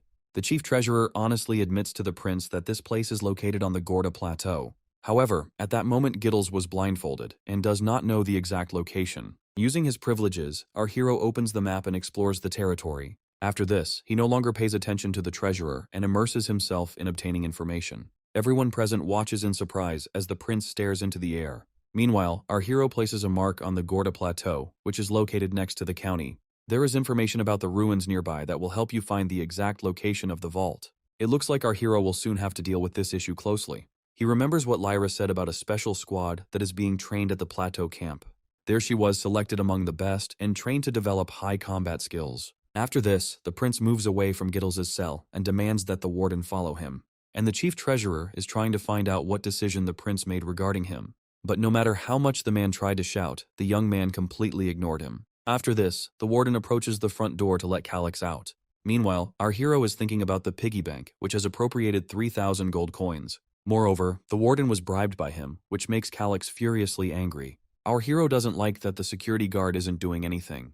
He decides to give Giddles a kick and push the warden into some action. Calix reports that the treasurer has embezzled 3,000 gold pieces from the county budget. After this, the prince asks if the warden knew about this information. The man became very worried, as he hoped that Calix was not aware of his bribe by Giddles. And the prince adds that while the warden was away, he heard something interesting from him. At this point, the man visibly tensed up, as the young man seemed to have found out about the money. Calix explains that he is a pretty good guy, but what happened was too much. After this, the warden falls to his knees and begs the prince to forgive him for his misdeed. He is very angry because this pig decided to turn him in while he was running after the torture master. The warden promises our hero that he will never take bribes again. The man then lifts his head from the ground to see the boy's reaction. However, at that moment, the prince had already disappeared without a trace, and no one was in front of the warden. The guard got away with it that time, but he decides to teach this Giddles a lesson. The man is sent back to his cell to show the treasurer what hellish agony is like. Meanwhile, Calix is hiding behind the well and watching how his manipulation works. But our hero doesn't even suspect that at this moment, someone is standing behind him. Feeling someone's presence and breathing, Calix freezes in horror for a moment. The young man looks away and cannot understand what kind of eggplant has appeared here. Meeting someone in an empty courtyard on a dark night is not at all what a person dreams of. Calix approaches the mysterious stranger and demands that he identify himself. But the mysterious man simply stands silently in front of our hero and does not answer. The prince examines his appearance and notices that his clothes are similar to the Knights of the Blue Lion. The man introduces himself as Kraut and explains that Sir Russell has asked him to accompany him. Having learned from past experience, our hero immediately decides to check the information. It loads a system window that lists all the knights' stats and reputation. Calix sees that this is quite a capable fellow and tries to remember his name in the fate of a hero. The guy's level is around 70, and he can enter the top 100 masters of the continent. Moreover, people with such advanced military skills are quite rare. His essence is a demon who knows no mercy, and he may well be a preacher of death. After these thoughts, Calix decides to stop and not indulge in such fantasies. After all, the preacher of death had a gloomy image due to his thin build. And this muscular machine doesn't look like a weakling at all, who has only skin and bones. Besides, there's life burning in this guy's eyes, and now is not the time to worry about such things. Calix decides to make this knight his man, as he has high potential. At this moment, our hero hears Kraut speaking to him and is distracted from his thoughts. The knight had already called Calix several times, but he did not even respond to him. After this, the man reports that a merchant named Gerard is asking to meet with him. Our hero just heard this name from Giddles, and it comes up again. All the county's debts are in the hands of this merchant, and he has a secret vault. Calix also recalls that the treasurer spoke of a magic key to this place. It turns out that this piggy bank was talking about the merchant who now wants to meet the prince. After this, our hero decides not to hesitate and orders the knight to follow him forward. Calix is surprised that such a stupid boy will become a preacher of death in the future. This definitely cannot happen, as it doesn't seem true at all. After this, our hero and the knight go to the county castle. Kraut opens the door and tells someone that Prince Calix is already there. Our hero walks into the room with a relaxed and confident gait. At that moment, he hears an unfamiliar voice that greets him politely. Gerard appears before him, calling himself a merchant in a small company. Calix replies that despite the company's small size, its profits are quite good. If Gerard really is such an excellent merchant, then the prince will always be glad to have such a person. The man bows to our hero and says that his words are pleasing to his ears. And yet, the prince wonders why such a famous merchant decided to visit him. After all, he doesn't have financial authority, so it's better to conduct such negotiations with Russell. Gerard replies that this man will not rule Shaken County for very long. After all, by right everything belongs to the direct heir, whose word no one will go against. However, our hero explains that he still remains one of two candidates for leadership. But the merchant heard that the dispute over the succession to the throne had come to an end. Calix is interested in these rumors, since the family has not made any official statements. At this point, Gerard begins to laugh and asks for forgiveness if these words angered the prince. However, he considers himself an extremely talented merchant on this continent, and if he doesn't have this kind of information, then it will be very difficult for him to run a business. At this moment, Gerard thinks that the boy is very different from the rumors about a naive simpleton. After all, in front of him is a cynical and reasonable person who seemed to deliberately hide his nature. But the rumors about the prince's beauty, which makes even men's hearts tremble, turned out to be true. Gerard even freezes in place from admiration and sympathy for Calix's appearance. At this moment, our hero can no longer stand it and suddenly jumps up from his seat. Everyone present was surprised by the young man's ambiguous reaction. The atmosphere became tense, and Calix explains that he doesn't have much free time. Moreover, it was the merchant who requested a personal meeting, and in the end he didn't say anything useful. Gerard asks for forgiveness and understands that if things continue like this, his plans will come to an end. He decides to calm the boy down by any means possible and explains that he was simply captivated by his appearance. Calix doesn't even have anything to say, since the merchant has scared the crap out of him, but he himself sits there satisfied. Therefore, he directly demands to stop empty chatter and get down to business. After this, the merchant says that he came to talk about the debt left by the late Count Colin. Upon hearing this information, the prince pretends not to be interested and picks his nose. The young man explains that this is the first time he has heard about this debt and that the chief treasurer is actually in prison. Then our hero demonstratively throws a booger out of his nose in front of everyone. But Gerard explains that the debt has been accumulating for 5 years, and therefore the prince did not know about it. Finally, the moment the man had been waiting for so long had arrived. A handsome boy falls into despair when he learns that he has a huge debt hanging over him. For a traitor, seeing his fantasy come true is the most blissful feeling on earth. Gerard explains that the contract allows him to demand repayment of the amount at any time. Therefore, he asks the prince to return his entire debt to him within 2 weeks, or more precisely, by the end of the month. When the merchant names the sum of 60,000 gold, the knight cannot contain his surprise. Our hero, at this time, looks at Kraut and does not understand why he is making so much noise. And the merchant tries to hold back his smile and not show his emotions. And yet, it really turns him on when this boy tries to stay calm. But the prince still cannot take his eyes off the knight, who is ready to cry at such a sum. Gerard awaits the prince's further reaction and his decision regarding the debt. There is a long pause in the room as Calix is in no hurry to answer. At this point, the knight steps in and asks for a slight extension of the payment period. The merchant's face becomes mediocre, as he clearly does not want to give in.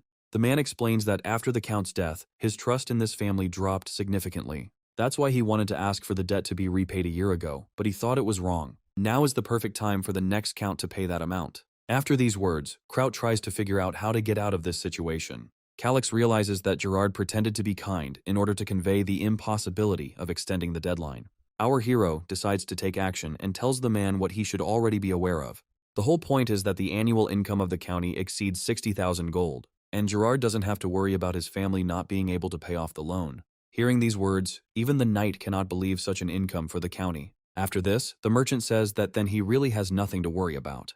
But Gerard is sure that a kid not connected to the authorities will never be able to get such a sum, and he will never believe that there is someone who is capable of lending him that kind of money. Then, when the debt expires, Calix will not be able to repay the debt and all the lands will go to Gerard.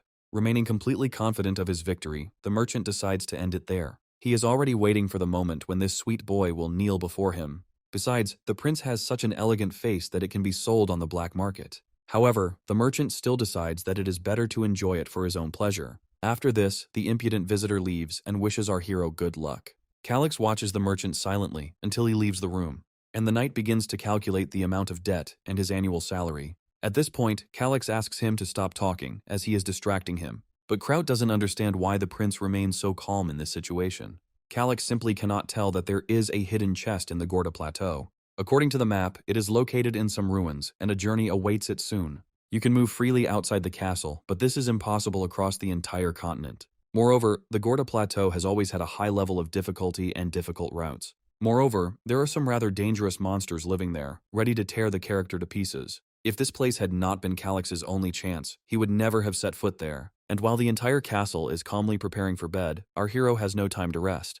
The first thing he decides to do is gather more information and leaves the castle. Our hero heads to a man who may know a lot about the Gorda Plateau. This is a killer who values his life very much and may become quite useful in the future. At this time, the prison guard notices the people and sees Prince Calix again. However, he does not understand at all why the young man came to the dungeon again. Our hero explains that he has a couple of questions for the sinner. After this, they find themselves at the room that used to be Giddle's residence.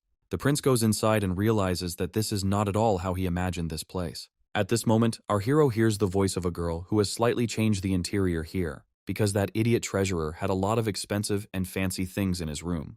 Having met Lyra, our hero reports that she looks quite good. The girl behaves spontaneously and replies that she doesn't complain about life at all. At this moment, the knight asks Calix to be careful with this woman and grabs his sword. The girl freezes in place and does not react in any way to the words of the guy's defender. After this, there is a pause in the room, and Calix focuses his gaze on Lyra. The maid tells our hero that he deceived her last time. When Lyra was captured, the prince gave her poison that would kill her. Then the girl believed the young man and asked what exactly he had poisoned her with. Calix named this poison Ceces's puppet, which is very difficult to obtain. Lyra didn't even believe at first that the useless child had managed to get it, and our hero answered her that as long as he had gold in his pocket, he would get anything. There are also more than 3,000 types of antidotes in the puppet of Sisida, and the ideal antidote for the maid was what was in the prince's head. Calix was even surprised that Lyra turned out to be more resourceful than he thought. The girl understands that the prince has traveled such a long way, which means that he needs something again. There is just one problem that the young man can't do anything about. The maid announces that she no longer intends to follow the prince's orders. However, if they were left alone and exchanged warm feelings, then perhaps she would change her decision. But for this, Calix will have to try hard for Lyra. After these words, the knight can no longer bear it and takes out his sword against the immoral girl. But Calix asks him to stop and tells Lyra that he wants to give her a chance to survive. The girl looks at the young man with interest and asks what he means. Even if the prince lets her go now, the maid will be killed immediately upon her release. Following recent events, the Viscount's family and the Count's family have become openly feuding. The knight decides to put away his sword, as the conversation has taken a completely different direction. Just recently, the prince turned the Viscount's daughter into a laughingstock, and his beloved grandson sealed the Manacor. And after her testimony, the maid is now an important witness. The girl is clearly frightened that now the Kusharan family will want to kill her. She is sure that the prince must save his witness and cancel her testimony. But even after this, the heir's Manacor will not return, and the plan to seize the county has already collapsed. A nobleman will never allow the lower blood to live, who also hinders him. Lyra saw how many died like dogs, serving the idiots of the nobility. However, she never imagined that the same fate could befall her. The girl starts to get very angry and grabs the first thing that comes to hand. At this moment, the situation around him heats up, and the knight grabs his sword. Lyra pounces on her main opponent and wants to kill him right now. In her hand appears a candlestick with a long, pointed end. Calix begins to feel like this is the last thing he will see in his life. Luckily, Kraut shows off his knightly skills at this moment and attacks Lyra. With one powerful kick, he knocks her off balance and sends her flying. After this, he points a sword at the girl and calls her a vile murderer. She had no right to pounce on the prince and try to attack him. Calix thanks the knight for his protection, but explains that the maid should not be underestimated. One way or another, she helped him become the sole heir to the county. People often feel negative towards those who open their eyes to their worthless situation. After these words, Calix asks Lyra why this is happening. Then he answers his own question and explains that it is easier for these people. No matter who it is, letting out emotions helps you feel better. But given how attached Lyra is to life, it doesn't seem like she'll give up so easily. After these words, the girl rises from the floor and agrees with the prince's words. She then starts screaming loudly and says that she never intends to die. It seems that this is exactly the reaction that Calix was looking for from the hired killer. The young man explains that he likes this attitude and that Lyra will still be useful to him. If she helps our hero, he will undertake to protect her from her pursuers. And if the maid has a family, the prince promises to take care of her too. However, Lyra does not want her family to be involved in this and to be taken hostage. Calix begins to laugh and asks the girl not to misunderstand him. The thing is, he wouldn't be sad at all if she died right now. Lyra is well aware that for the nobleman, she is just a pawn, and there are a whole bunch of others like her. However, if there are so many of them, then Calix can find someone else right now. Otherwise, what is the reason that the prince needs the help of a servant? Our hero explains that the girl will save him time searching for people. Then Lyra adds that one of the two families will definitely come to an end. Calix is glad that the girl finally turned on her brain and realized that it was in her interest to take his side. But in return, she asks to be treated as a mercenary with an employment contract. She gets very irritated when she is told what to do outside of her direct duties. After these conditions, the knight again cannot stand it and begins to shout at the impudent woman. Lyra asks Kraut to calm down and promises that she will behave politely with her employer. Surely the knight himself does not try to be rude to his new friends. Kraut tries to contain himself and explains that he and Lyra have never been friends. There are clearly sparks of hatred and obvious hostility between these two. At this point, our hero decides to intervene and distract these two with something more important. He asks Lyra about the camp where the children from the Kosherin family's dark force are training. She spoke about this during her testimony and said that the camp was located on the Gorda Plateau. While Lyra is remembering her words, our hero sharply turns to the knight. He asks to obtain a map that will show in detail the kingdom and territory of the Viscounty of Kosherin. Kraut immediately reports that there is a huge map hanging in the recreation room in the barracks. After this, our hero immediately decides to go to this place and is filled with enthusiasm. The knight stops at the front door and asks the prince to go first. However, Kraut notices that Calix is in no hurry to leave the room. For some reason, the prince decides to stay behind and asks the knight to go first. After such strange behavior, Kraut thinks that the prince does not know where the barracks are. But Calix will not admit this, and a knight cannot go ahead of his master. At dawn, all participants in the prince's plan find themselves in the barracks. Kraut leads his owner inside and shows him the leisure room. Upon entering the barracks, our hero immediately notices a huge map. The knight explains that this is a military map and has more detail than civilian ones. After this, the prince stops near the wall and tries to find the Gorda Plateau. When he finds the place he needs, he decides to ask the knight about it. It turns out that this is the territory where the Viscounty of Kosherin and the barony of Erebon are fighting over land. There are also many copper deposits there, but their development is delayed due to the conflict. Our hero opens the system window and asks if Erebon belongs to their family. The prince receives an affirmative answer and tries to understand whether this map is accurate. She seems a bit old to him, and Lyra suggests fixing a couple of places that have recently changed. Calix decides to check if the girl understands exactly what is missing from the map. After all, he is interested in the ancient ruins that he is going to explore. Lyra doesn't remember anything like this, although she often played in this area as a child. Then Calix decides to clarify the points that were made in the servant's early age. He wonders if there were places that adults advised her never to go. The girl was clearly surprised by this question and did not expect to hear it. Then Lyra decides to strain her memory and recalls something similar from her childhood, and Calix asks her the time when the Kosherin family began preparing their troops. The girl replies that in total about 15 years have passed, and the territorial dispute between the Kosherin and Erebon families began around this time. After these words, Lyra points her finger at the knight and tries to ask him a question. She asks the guy if he understood anything from the prince's words, but he still doesn't grasp the essence of the thought. At this point, the girl demonstratively sighs and announces that everything is clear to her. Kraut starts to boil again and declares that a woman has no right to be so insolent to him. Calix interrupts their argument and says that a large army requires a lot of money. In other words, it is quite difficult to sharply increase the number of armed forces. The knight understands what the young man is getting at and says that these people must have a treasury filled to the brim. It should be noted that, at the same time, the Kosherin family acquired new money. It is likely that they went to special forces training and were sent on secret missions.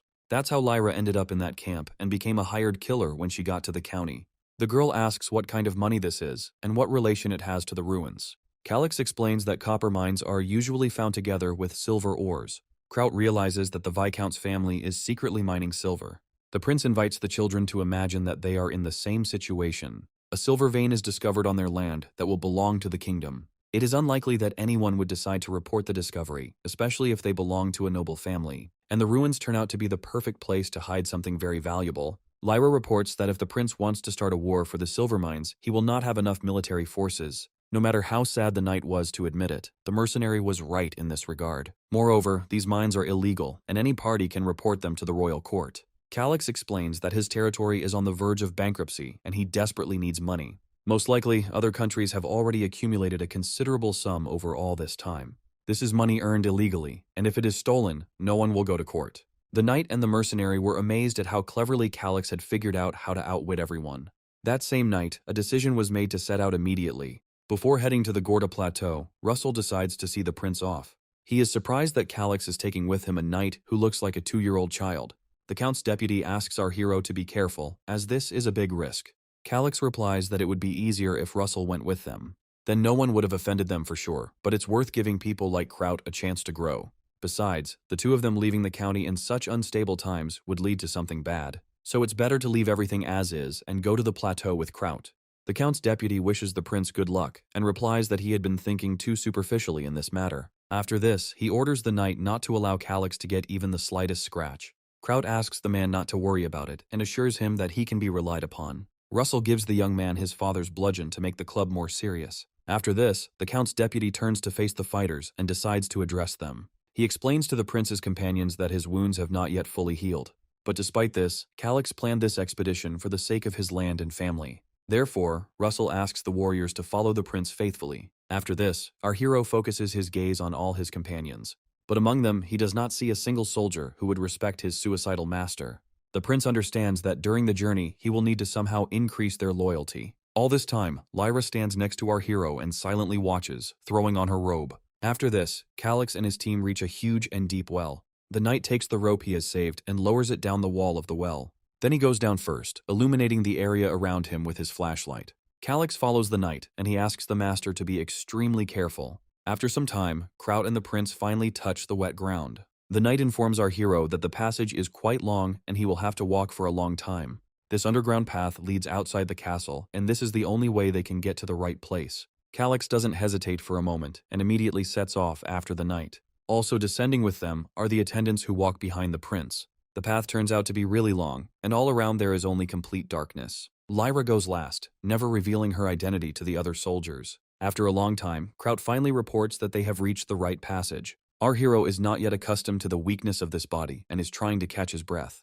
And the knight grabs the old hatch lever and tries to turn it. Calix thought he could somehow make it this far, but now he was ready to die of exhaustion. After this, Kraut extends his hand to our hero to help him up. The prince unquestioningly fulfills the knight's request and offers him his hand. At this moment, our hero crawls into the hatch and cannot believe his eyes. He doesn't understand where they ended up and why it's so abandoned. The knight explains that this is an old watermill and opens the doors to the exit. After this, our hero comes outside and again opens his eyes in surprise. Several carts with food and supplies appear in front of him. Kraut sees the prince's reaction and begins to laugh, offering the young man to get into the carriage. But our hero asks the knight to no longer call him prince from now on. After all, he plans to go to enemy territory and no one should recognize him. Simply dressing in merchant clothes would not make the prince's team look natural. These people need more practice in disguise, and Calix decides to turn to Kraut. He wonders if everything that was ordered to be done by this time is ready. The knight has already done everything, but he is disgusted to put on these bad-smelling clothes. Then Calix suggests that he wear the one that contains his luggage, or that he himself play the role of Lyra's husband. Kraut immediately agrees to wear smelly clothes, just so the prince doesn't have to sit next to the murderer. But the knight addressed the prince too loudly, according to his status, and everyone heard it at once. Kraut's emotions clearly failed him, and all the merchants began to look at our hero. Calix had already warned the knight not to call him prince, but he had failed. The young man begins to get angry at this moron who talks too much. After this, Kraut goes to perform his direct duties and get into character. At this time, he tries to prepare himself for the fact that he will have to work with a hired killer. In his stinking clothes, he approaches Lyra and extends his hand to her, offering to accompany her. At this moment, all the attention of the other merchants is again focused solely on the knight. However, instead of getting into character, the maid asks the slave not to irritate her. After this scene, in front of everyone, our hero realizes that this is a complete failure, and so the very end of the relationship between the servant and the soldier came. If characters are compatible with each other, a synergistic effect can be achieved. But if everything is just the opposite, then they will constantly conflict and show hatred. This outcome will lead to one of them either dying or simply leaving the owner. Perhaps the hero's fate turned out to be a more unusual game than Calix had imagined. He hopes that Lyra understands her goal of showing others that she is truly useful. However, perhaps she should be given a little help and set on the right path. Finally, the preparations are complete and the prince plans to leave the castle before sunrise. After this, the knight gives the command and everyone else begins to get ready for the journey. Thus, the prince's crew sets off towards the Gords Plateau. The journey turned out to be quite long and the team members had time to diversify their leisure time. The crew passed through many peaceful villages, and for them, it was a real journey. On the way, there was an opportunity to stop at shops and buy juicy fruits. Calix still tried to hide his true identity and was polite to strangers. The team's route passed through various areas and included more than just villages. Sometimes they had to stop in the forest and make a fire to rest. In the end, the knight informs our hero that today's village was the last peaceful point. Calix asks that the order be given to the others to remove their disguise and begin preparing for battle. After the last quiet night comes dawn and the beginning of a restless period. The long and peaceful journey is behind us, and now it's time for the interesting part. All the soldiers have changed into their uniforms and are heading off to their first battle. The team boards the convoy again and continues on towards the Gorda Plateau. At one point, the knight notices something strange ahead and tries to make out what it is. After this, he informs the prince that the scout they sent ahead has returned. The man relays information that there is a flock of forest snow monsters ahead. Kraut inquires about their number, and the scout reports that there are about 5 of them. While the knight thinks things are looking really bad, Calix gently pokes him in the back with his finger. The boy turns to his master and is ready to listen to his further orders. Our hero asks to be picked up so he can see the monsters with his own eyes. Kraut even finds this funny, considering that his master lacks strength. After this, he picks up our hero in his arms and lifts him up to a higher level. The knight's speed is so strong that Calix has to hold on tightly to him. Finally, Kraut reaches the highest branch on the tree and our hero can look around. The prince looks ahead with concentration to see these snow monsters. At this moment he finds a small clearing from which smoke rises. At this time, the monsters are still sleeping right along with the remains of the food they have obtained. However, in a matter of seconds, the thugs that you will have to deal with wake up. Calix decides to ask the knight what the plan is for fighting these rather formidable monsters. Kraut explains that the escape routes must first be blocked with fire arrows. But the prince demands that the knight not do this, since it is forbidden to set fire to monsters. All this time, Lyra stands under the tree and eavesdrops on our hero's conversation. And Kraut reports that the lives of his subordinates are at stake, and he cannot risk them in the face of such obvious danger. The knight cannot allow people's lives to be played with, especially without a confirmed theory. However, on the continent of Erin, no one knows more about monsters than our hero. Unfortunately, there is no way to convince this knight of your knowledge. At this moment, Kraut jumps down from the tree and returns to the ground. The knight promises to come up with another plan so as not to set the monsters on fire. But even if Calix can convince the knight, the others will not agree with his idea. And while our hero interacts with the knight, Lyra continues to prick up her ears. After this, Calix listens to what strategy and plan the soldiers came up with. However, the prince is not at all delighted with what he has to learn. After all, this is not even a strategy, but simply assigning responsibilities to each person. If Calix doesn't prove his abilities now, he won't become an authority figure for the soldiers. After this, the prince's team unpacks the carts with the convoys and takes out the necessary items. All this time, our hero is thinking about how to prove his abilities to everyone.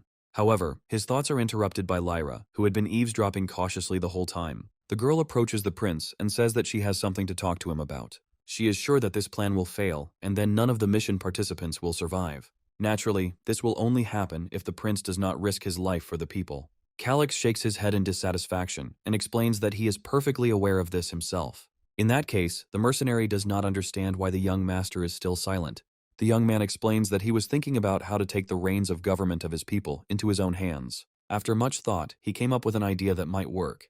Calix decides to tell Lyra that snow monsters have a strong attachment to children. Once the battle begins, protecting the cubs becomes a priority and the females run away with them. When the baby is hidden in a hiding place, the males begin to take revenge until there is not a trace left of the enemy. After this story, Calix decides to ask Lyra what she thinks about this. The girl is shocked by the boy's knowledge and says that she would like to check a few things first. After all, the goal of the mission is not to destroy monsters, but simply to pass without any consequences. The girl has a way to make monsters feel their shelter is unsafe. Right now, 5 individuals are blocking the path along which the prince's team is moving. After that idiot's attack, we need to send another squad to raise a ruckus around the female's hideout. For the time being, all the monsters will retreat to their shelters, and the main forces will pass safely. Calix reports that he has also thought about such a strategy, but there is one big caveat. It is unknown who from the entire team will be able to find the cache and voluntarily attack it. To save his children, the angry snow monster will go crazy and chase the enemy to the ends of the earth. Suddenly, Lyra announces that she is ready to do it, and our hero falls into a stupor. The girl explains that her original plan was to volunteer. Seeing such an impulse, our hero begins to think that Lyra has the siren's temptation. The mercenary tries to deny it, but otherwise she would not have agreed to put her life in danger. These monsters have a better sense of smell than a dog, and this herb will help you fool them. Lyra has been keeping an eye on the prince for a long time, but recently her opinion of him has changed. Suddenly, Calix starts coughing heavily, and the girl begins to worry about his condition. But our hero assures that he is fine and offers to use their plan. Lyra insists that she has been playing in this area since she was 8 years old, and that for her, it is just an ordinary playground. However, Calix is very interested in why the girl is trying so hard for him. The mercenary explains that if the Shaken family is destroyed, she will be in danger. Calix cannot be skeptical of these words, but there is no reason not to believe them. Our hero asks Lyra if she can handle it, since it's hard to get other people to recognize her achievements. But the girl doesn't answer, and then Calix decides to ask her about something else. The mercenary looks at the prince with curiosity and asks what he wants to talk about. Our hero points his finger straight ahead and asks Lyra to look into the distance. He explains that when attacking snowmen, there will always be 1 or 2 more of them. Lyra comes to the conclusion that this way the monsters will attack the group of knights from behind. Then Calix points the girl in a couple more directions and asks her opinion. She is sure that there is something there, and perhaps this place will turn out to be a goblin village. And these creatures are the favorite food of snowmen, which they often hunt. Calix thanks Lyra for the information, as it will now be easier to sort this out. The girl bows to the prince and thinks that he will most likely entrust the knights with protecting this place. After this, our hero tells the mercenary that he has a couple more requests for her. At this time, Knight Kraut stands nearby and notices a rather strange picture. He sees the prince enthusiastically discussing something with a hired killer. Meanwhile, Calix continues to come up with a plan against the monsters with Lyra. They chat animatedly with each other, and the girl gives our hero many hints. At some point, a smile even appears on her face from their shared dialogue. Previously, Lyra was hostile towards the prince and even tried to kill him, but now she has fun with him. Our hero himself did not expect that the mercenary would have such a reaction to his ideas. After this, he notices her gaze, which makes him feel awkward. At this moment, Lyra reaches out her hand and touches our hero's face. Calix is ready to sink into the ground from embarrassment and begins to blush. Meanwhile, Lyra is getting closer and closer, stretching out her plump lips. Our hero's thoughts start to get all confused in his head, and he doesn't understand what the hell is going on. Calix closes his eyes so as not to see this shame and to experience the strange moment. However, at this moment, Lyra merely removes the debris that is stuck in the prince's hair. She starts laughing sweetly and shows the leaf she just took out. Calix breathes a sigh of relief at the realization that no one was going to kiss him. Now he begins to understand the feelings of people who risk their lives at autograph sessions of their favorite idols. At this moment, Kraut appears next to them and addresses the prince. With great enthusiasm, the knight asks if there is anything he can do to help the young master. But Calix answers the guy in an irritated tone that he doesn't need anything. However, at that very moment he remembers that armor needs to be prepared for Lyra. The prince explains to the upset knight that he has prepared a task for the mercenary, and he asks Kraut not to worry if the girl runs away along the way, since this is planned. After this, the knight explains that he still does not trust this killer. But the prince asks in this case to trust him, since here they are all in the same boat. Even the mercenary was surprised by the words of the young man who stood up for her. At this point, Kraut makes a dissatisfied face and promises to trust the girl only this time. And Lyra asks the knight not to bother, since she took the armor in advance without permission. After this, all the men are ready to break their eyes at the mercenary's appearance. The girl takes off her robe and appears before everyone in a costume that highlights her dazzling figure. Even Kraut is ready to blush with embarrassment and does not understand how this is even possible. Meanwhile, Lyra ignores the men's reactions and checks her armor. The girl fastens all the necessary parts to ensure that her costume holds tightly. But her appearance is ready to awaken the most secret feelings in any man. Each of the team members assessed the mercenary's armor and could not take their eyes off her. After this, the girl takes out a vessel with some strange consistency inside. She begins to smear this substance on her face and the rest of her body. Calix decides that Lyra plans to use this ointment to hide her scent. At this time, the knight tries to cover his nose so as not to smell this terrible stench. As the prince had expected, the mercenary's view of him changed radically. Even though there is already noise and din around, the girl is not bothered at all. She's just focusing on her plan and warming up for an important mission. It turns out that Calix was worrying for nothing, and everything is going very well. After Lyra checks her preparations, she asks for permission to begin the mission. Our hero gives her the go-ahead and offers to take several soldiers from the team with him. But Lyra is not going to do this, and explains that they will not listen to her anyway. Then the girl makes a few deft movements and disappears from sight. At this time, the knight turns to the soldiers and informs them that they are also moving out. After this, the warriors bravely go into the very lair of the enemy monsters. At the head is the knight Kraut, who is confident that he will kill the snowman with one blow. The prince realizes that the wind is blowing towards the monster's nest, and Lyra is heading in the opposite direction. Even though it was their plan together, he still wouldn't learn anything from watching her. And at this time, the snow monsters feel that they are not alone in the forest. One of them waves its hand to attack its future prey. At this moment, Kraut makes a high jump and attacks the menacing snowman. He tries to attack him with his sword, but leaves only a scratch on the monster's body. Seeing his failure, the knight realizes that he hit the monster too weakly. And Calix is unhappy that after the surprise attack, Kraut did not immediately aim for vital points. While the prince hopes that the knight will use slash, the boy faces a counterattack. A huge, enraged, monster-like machine attacks him with its powerful fists. After the snowball's attack, a huge cloud of thick dust appears in the air. When Kraut turns out to be alive, our hero becomes increasingly interested in watching the battle. The live battle was strikingly different from the ones he was used to watching on a computer screen.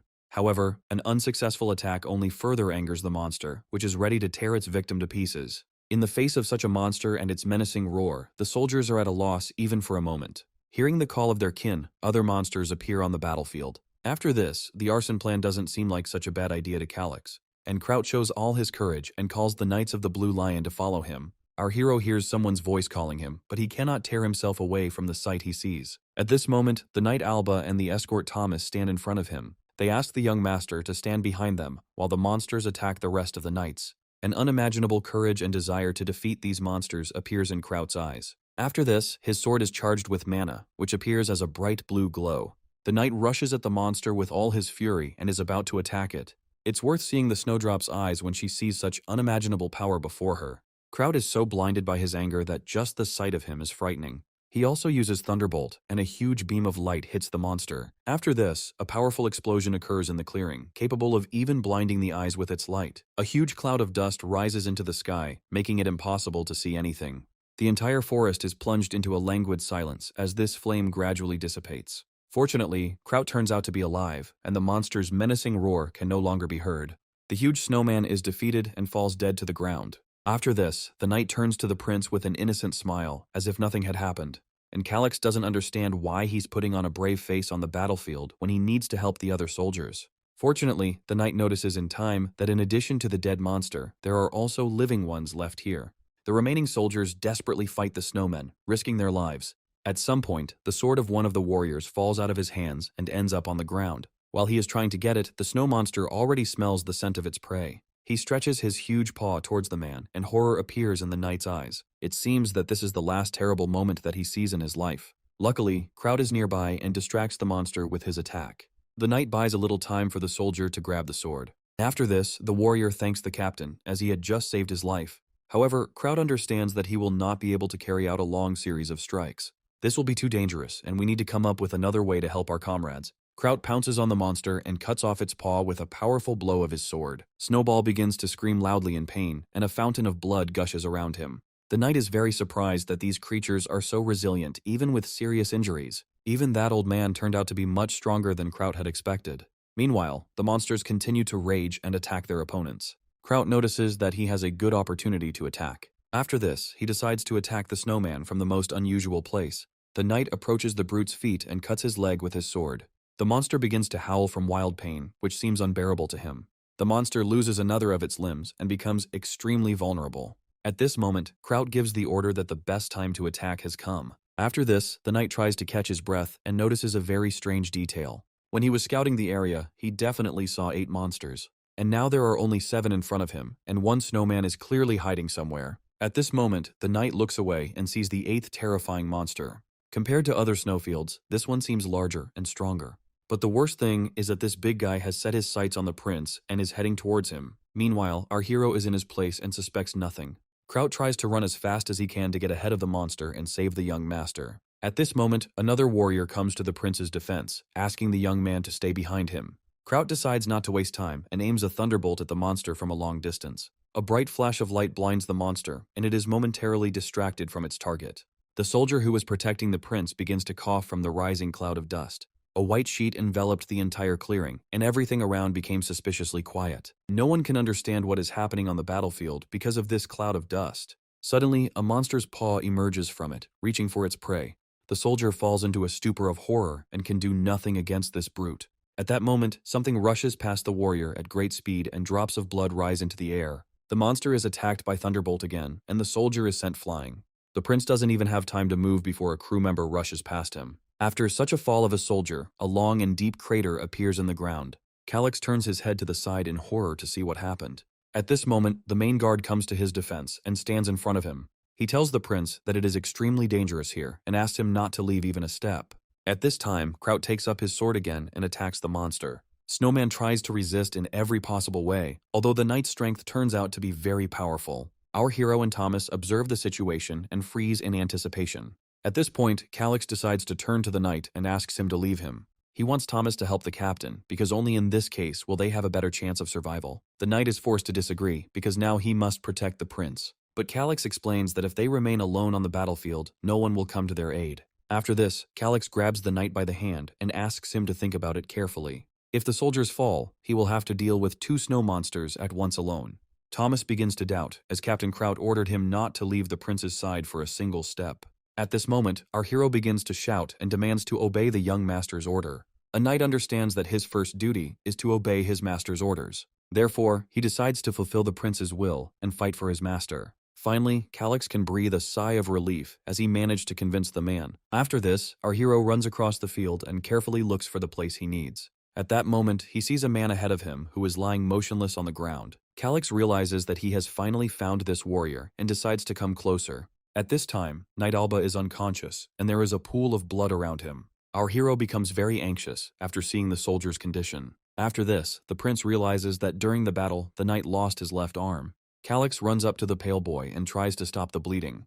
He takes out a hidden potion and pours it into the mouth of the wounded knight. After this, our hero can only hope that the young man will be able to pull through. Our hero is confident that the knight was able to swallow all the potion and should come to his senses. However, he notices a swollen abdomen, which indicates internal bleeding. A potion of such a low class will not work, and you need to find a healer as soon as possible. If Calix doesn't manage to give the knight a mid-level potion, everything will end badly. After this, the prince grabs the sword that fell from the warrior's hands and asks Alba to hold on.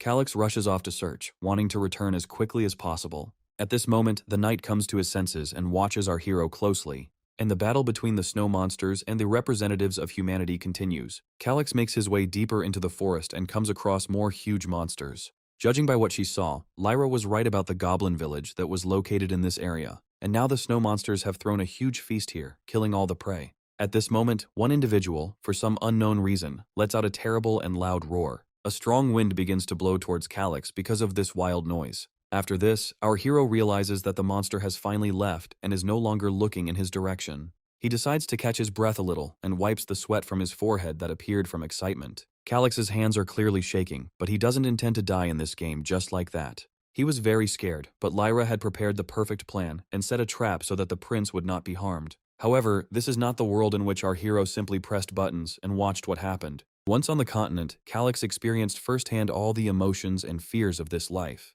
Even Alba's condition has become a reality that is impossible to accept. Our hero decides to reassure himself that he will definitely survive and be able to overcome everything. Moreover, he is faced with the goal of saving his dying knight at any cost. After this, Calix goes out to the monster and invites him to enjoy the last minutes of his life. Snowflake doesn't miss this opportunity and immediately pounces on the prince. Once the monster is at the right distance, Calix pulls the rope. At this moment, bewilderment at what is happening appears in the monster's eyes. Our hero activated a trap that immediately released a multitude of sharpened stakes. After this, they pierce the snowman's body and cause severe damage to it. The monster did not expect such an attack and did not even have time to understand what had happened. However, the injuries prove too serious and the snowman falls dead to the ground. But at that moment, another monster appears nearby, who intends to avenge his relative. Snowball begins to bare his teeth and ignites an inhuman rage within himself. The monster immediately attacks our hero, who doesn't even have time to react. Seeing such a huge machine rushing towards Calyx, the young man is speechless. Luckily, the prince manages to react in time and jump back from the snowball's blow. After this, Calyx steps aside to set off another trap. Our hero wastes no time and hopes that Lyra's next ambush will help him. When the trap is triggered, a huge and deadly net immediately falls on the monster. Every centimeter of this web is covered with sharp spines that pierce the skin. Lyra used climbing rows and lubricated the thorns with Siren's temptation. This way, you can easily catch monsters that won't be able to escape from the trap. After all, Siren's temptation has a wonderful effect that puts monsters to sleep. This time everything went like clockwork and the monster fell asleep peacefully, right on the ground. Now Calyx can draw his sword to finish off this snowman. Our hero raises his blade up and is about to kill the sleeping monster. As soon as the sword pierces the monster's head, it begins to scream furiously. The prince's hands are shaking, but he clearly feels the blade pierce his flesh. When Calyx pulls his sword out of the monster's head, blood begins to pour out of it. The prince even begins to feel nauseous as he is completely covered in scarlet liquid. He thought that until he killed a person for the first time, he would not be able to experience such emotions. But now he stole the life of a simple living being with his own hands. Calyx is even a little annoyed by the feeling he is beginning to experience. Still, the monster's strength was at the level of a fourth-class knight, and he was a good man for being able to deal with it. However, our hero does not even suspect that this was not his last enemy. At this moment, Calyx feels some movement behind him. But before he can even turn around, he receives a strong push in the back. Our hero instantly finds himself on the ground and doesn't understand what's happening. After this, he looks back and sees a fierce goblin in front of him. However, he is even afraid to look away to see another terrible thing. Next to him lies a bloody Alba, who managed to follow and protect the prince. Our hero is filled with rage after the goblin killed a knight from his team. After this, Calyx takes out his sword and attacks the monster with all his anger. The goblin was even taken aback at first, but managed to dodge the man's sharp attack. Our hero continues to attack the monster all this time and beats it from all sides. However, at that moment, Calyx notices the goblin making a sneak attack. With one movement of his hand, he takes out a dagger and tries to reach our hero with it. Fortunately, the prince remains unharmed and the cut appears only on his outer clothing. Calyx was lucky that the monster had short arms and simply couldn't reach him. But his body is also too weak, since each swing of the sword takes a lot of strength. And yet the prince understands that his attack range is still much greater. Calyx clearly has a chance to win as long as the goblin can't hit him. However, at this moment the monster makes an unexpected attack with a jump. Our hero tries to lift his sword, which seems very heavy to him. After that, he makes a counterattack, and the goblin clearly did not expect to receive it. However, the monster manages to escape the attack, and after that, he takes out his dagger. The blade is heading straight towards the prince and will pierce his body at any moment. Luckily, Calyx manages to jump away from the goblin in time and falls to the ground. Still, he was lucky that the boy's body turned out to be very agile in battle. After this, our hero takes up his sword again and decides to start all over again. He immediately pounces on the goblin and performs another attack. But the monster manages to dodge and presses itself to the ground to avoid the blow. At this moment, the goblin thrusts his dagger forward again and pounces on the prince. Calyx shows his agility again and kicks the blade out of the goblin's hands. The monster is disarmed, and now it will be easier for our hero to defeat him. The prince pounces on his opponent and sends him straight to hell. The last thing the goblin experiences at this moment is incredible horror. Calyx's sword pierces the monster's body with tremendous force and pushes it back. Our hero finds himself covered in blood again and can finally catch his breath. After this, the goblin is pinned to the tree by the blow and his legs tremble with cramps. But after a few seconds, the monster's body completely stops moving. Calyx lays his sword on the ground and tries to come to his senses after what happened. For the first time in his life, he was able to defeat a monster with his own hands. At first, the young man can't even tear himself away from the goblin hanging from the tree. This monster was pierced by the sword that our hero had just held in his hands. It is impossible to convey the feelings that Calyx experienced at that moment. Now he definitely doesn't feel like he's just playing some kind of story game. After all, he had to fight for his life just like in reality. After this, Calyx raises his head and a system window appears in front of him. It states that his character has just defeated an F-rank monster. He now has access to rewards and inventory as he levels up. At this moment, Kraut appears before our hero, inquiring about the prince's safety. However, a sight appears before the knight that makes his hair stand on end. First, he sees a snow monster whose head has been pierced by someone. And after that, a picture appears before him where a goblin is nailed to a tree with a sword. It immediately becomes clear that the young gentleman had a hand in this. Kraut decides to check on the prince and examines him from all sides for wounds. Having made sure that everything is all right with the master, the knight reports on the situation at the front. The snow monsters retreat, and Calix realizes that Lyra has successfully completed her mission. At this moment, our hero remembers that he was going to help the wounded knight. He tells Kraut about this, and he realizes that it is about Alba. The prince urgently demands to know where this knight is now. After this, Kraut points his finger towards Alba's body. Calix turns his head back and realizes with horror the inevitable. Our hero didn't even think that someone from their team could die. The prince apologizes to Alba for his own failure to protect him. Now before him lies only the body of a knight who can no longer be helped in any way. Kraut asks the prince not to blame himself, since Alba died like a true fighter. At this moment, a piercing scream is heard, and Calix demands not to deceive himself. After all, there is absolutely no such thing as death with honor, since after death everything ends. In fact, Kraut is losing a subordinate for the first time, and nothing can be done about it.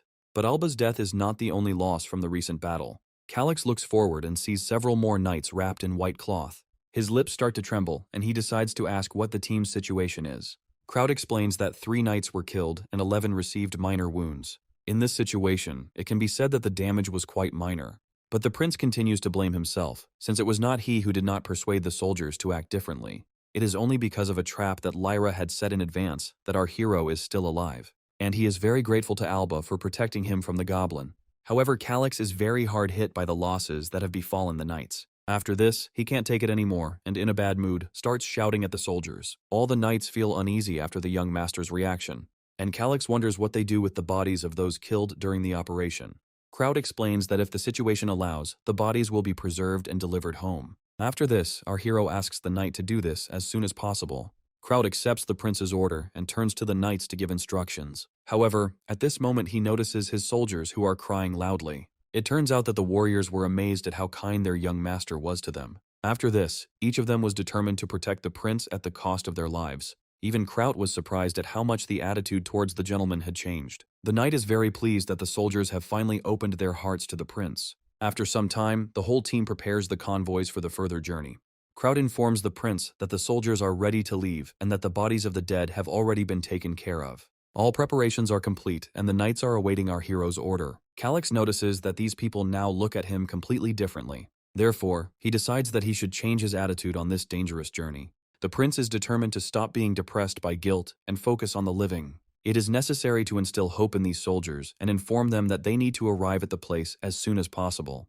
But soldiers must not forget that healthy people have no right to neglect caring for the wounded. Calix will never allow the knights to abandon their comrades, and everyone supports the prince in this. However, just an hour ago the situation was unfolding in the forest, where there was another member of the team.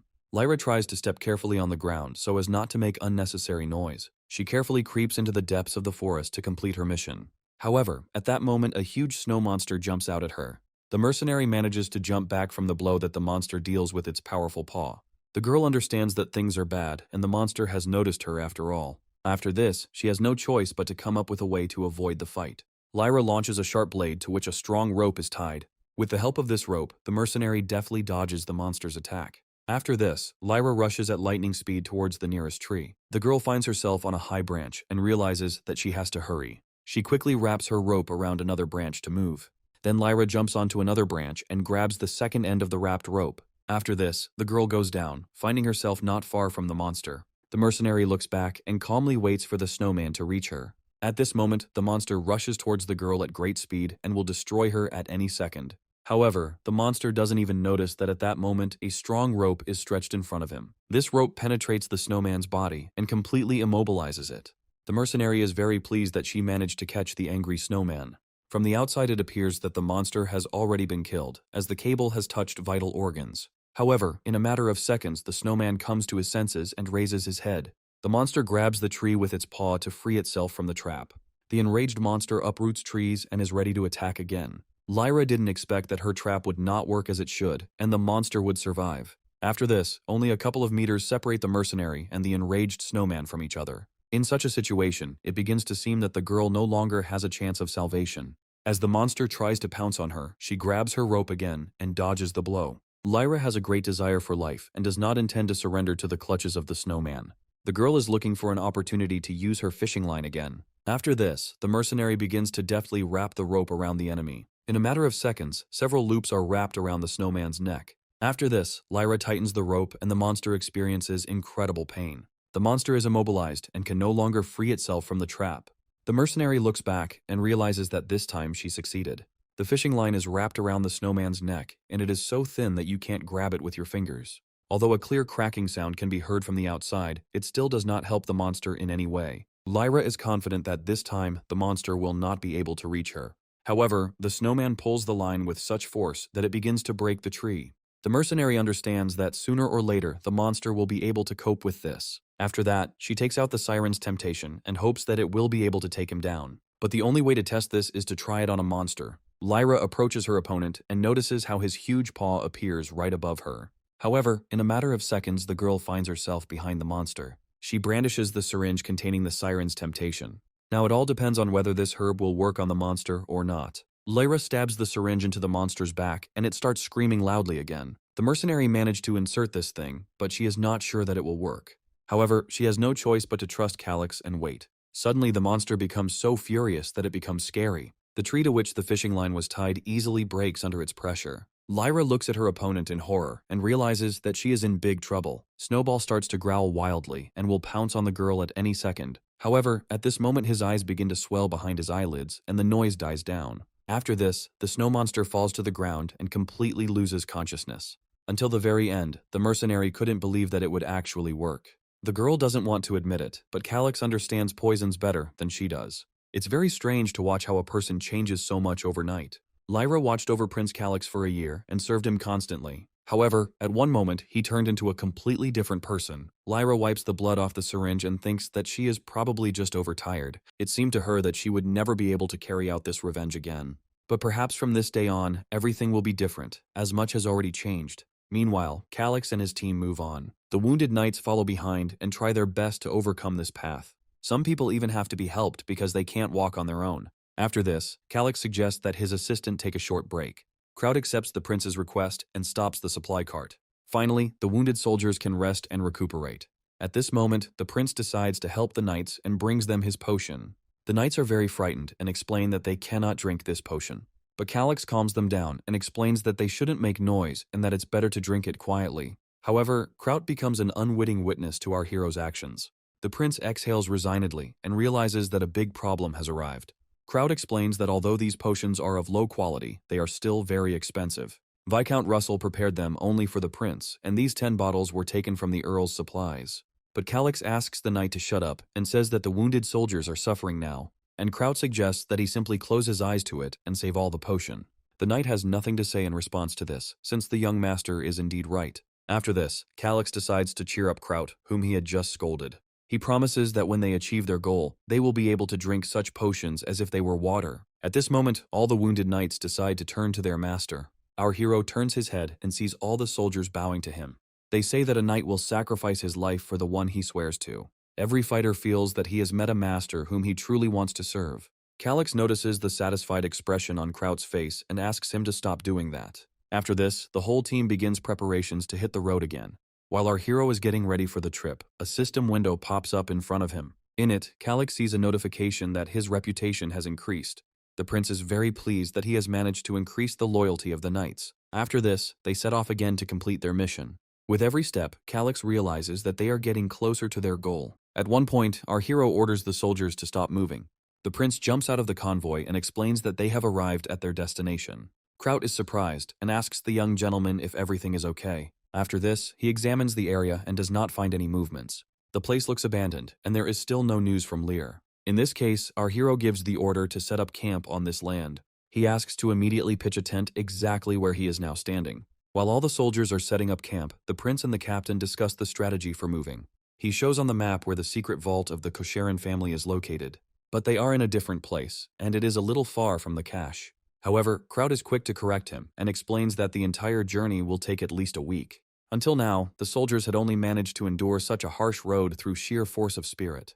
But if they have to trudge on for another week, more than half of the people won't be able to bear it. The knights are inclined to believe that they will have to remain in the camp for a while. After all, there is a high probability of an attack by an enemy who could discover traces of the battle. Calyx snorts at the soldiers and thinks they are acting like snot-nosed brats. He explains that he merely revealed the location of the vault and did not say that he was going to go there. Kraut is shocked because the original goal of the mission was to rob the treasury. Our hero explains that you just need to go inside and then walk to the entrance to the storage facility. While the knight is trying to understand what the prince means, he finds the right place on the ground. After this, our hero begins to diligently brush the earth off the floor. After a couple of minutes, a hidden stone hatch appears in front of his feet. At this moment, the stone plate begins to rise up and stands in front of Calyx. All the knights were shocked by the sight that appeared before them. Calyx finds a plate on the stone with cells that must be pressed in the correct order. After this, movement occurs again and the stone begins to go underground.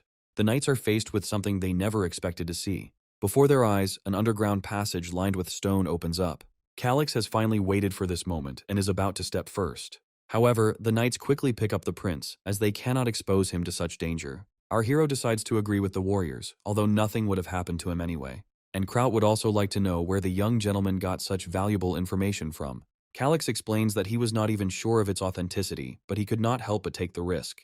Moreover, he is no longer the simpleton he used to be, although it is hard to believe. At this point, Thomas joins the conversation and says that he believes the master. If the prince truly cares for even the lowest-ranking soldier, then his ambitions have a good reason. After this, all the other knights agree with the words of the guard and express their loyalty to the prince. They believe it is a great honor to die in the line of duty.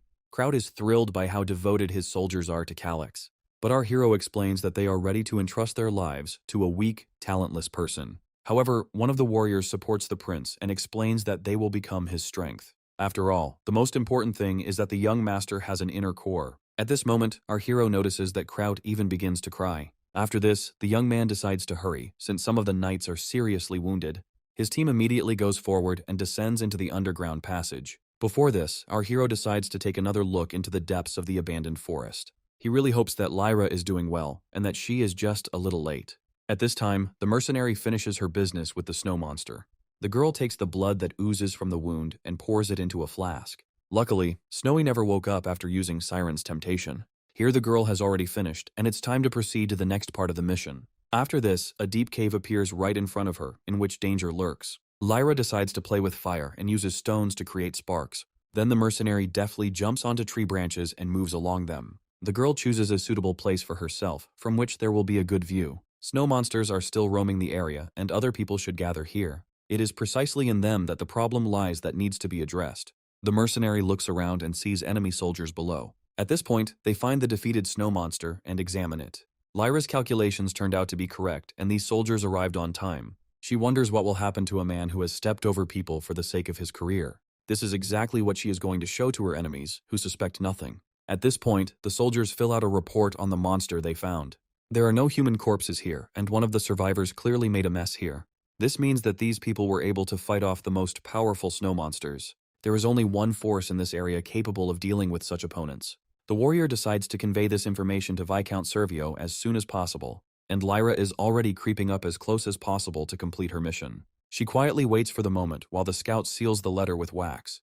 Then the girl begins to prepare to implement her plan. She licks her finger and determines which way the wind is blowing. After this, the mercenary takes out a flask with the monster's blood and opens it. Without thinking, Lyra pours the contents of the vessel right in front of her. At this moment, a nearby tree is covered with scarlet liquid. The mercenary decides not to delay and resolutely approaches the scout with a report. She jumps from one branch to another and does not lose sight of the soldier. Meanwhile, the snow monsters are trying to escape the fiery flames. This barrier blocks their path and does not give them a chance to leave the territory. Smelling the blood of its own kind, the most formidable monster awakens. He comes out of his hiding place and looks towards where Lyra poured out the flask. After this, a furious rage and a desire to avenge their relative awakens in the monsters. At this time, the scout hurries to report that their detachment will soon be destroyed. The knight moves nimbly between the trees without making a sound. He jumps from one branch to another and acts very carefully. After all, in this forest, there are people who have managed to deal with the monsters. The soldier decides to take a rest and hopes that he is completely safe here. However, at that very second, his body is pierced by a sharp blade. Looking at his stomach, the scout notices that the gun has passed right through his body. After this, he turns his head towards his killer and tries to say something. However, at that moment, Lyra takes out her dagger and throws the soldier's body down. Then she too jumps down to the ground to finish the job. The girl approaches the scout's body and begins to search it for the letter. Lyra finds the report and decides to tell the prince about it as soon as possible. But before that, she decides to take care of the corpse and quickly runs deep into the forest. After a short time, the huge monster steps on the scout's body with its foot. Having noticed prey, the snowbird decides to sniff and determine the body odor. After this, he becomes furious and continues his search further. At this time, Calix's team descends down into the mysterious dungeon. The prince explains that this place was originally the home of a retired wizard. He equipped it with the desire to conduct his research in silence. Calix is sure that no one would set traps in their home, but Kraut thinks differently. After this, our hero shows a wall that was built by melting and hardening stone and soil. There is not a single crack in this dungeon because this is very complex magic. Calix adds that this retired mage's class is at least 8th.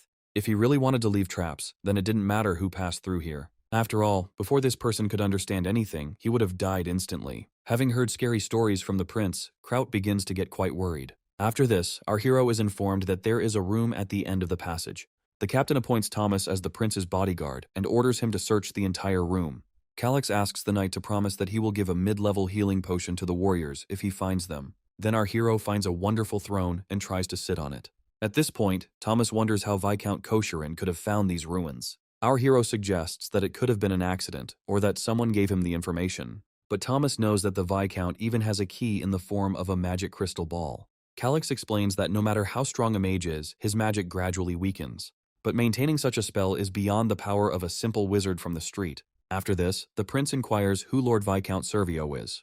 Thomas reports that this is Marquis Antonio, and our hero understands that they need additional preparation. At this moment, Kraut brings a couple of potions that he managed to find in the room. Our hero, without hesitation, asks the knight to distribute these potions to the wounded. Kraut is confused, as these potions are incredibly expensive and usually the owners keep them for themselves. Calix understands his feelings, but abandoning dying subordinates would be foolish. After this, the soldiers report that more magical objects and jewelry have been discovered.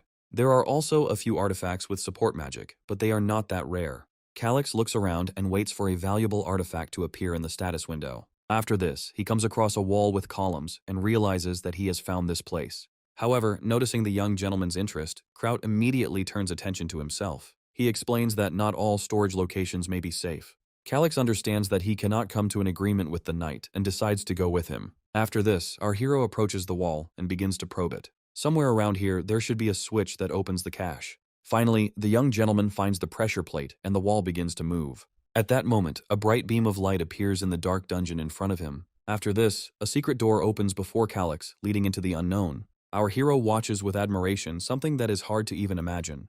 He has access to a multitude of screens from which he can observe every corner of the dungeon. After this, Kraut focuses his attention on one of the cameras and finds something odd. He explored the entire interior of the ruins, but he had never seen such a room. Our hero explains that these are apparently those very fake ruins. They were usually erected near the wizard's laboratory in case of thieves breaking in. Kraut is delighted to realize that this place is the final destination of their expedition. That's why the prince said he could steal the money without going into the vault. After this, Calix takes the magic ball in his hands and tries to figure out how to use it. He then decides to visualize the desired functionality in his head. Suddenly, the knight hears some strange sound and begins to worry. He immediately runs out of the room to check the situation. After examination, Kraut reports that some kind of passage has appeared in the room. From the secret room, Calix explains that it leads to false ruins. The prince suggests quickly going to this place and grabbing the silver. By operating the device, one can see different places, and Calix examined the inside of the ruins. At this moment, our hero shows a door on the screen that he had not seen before.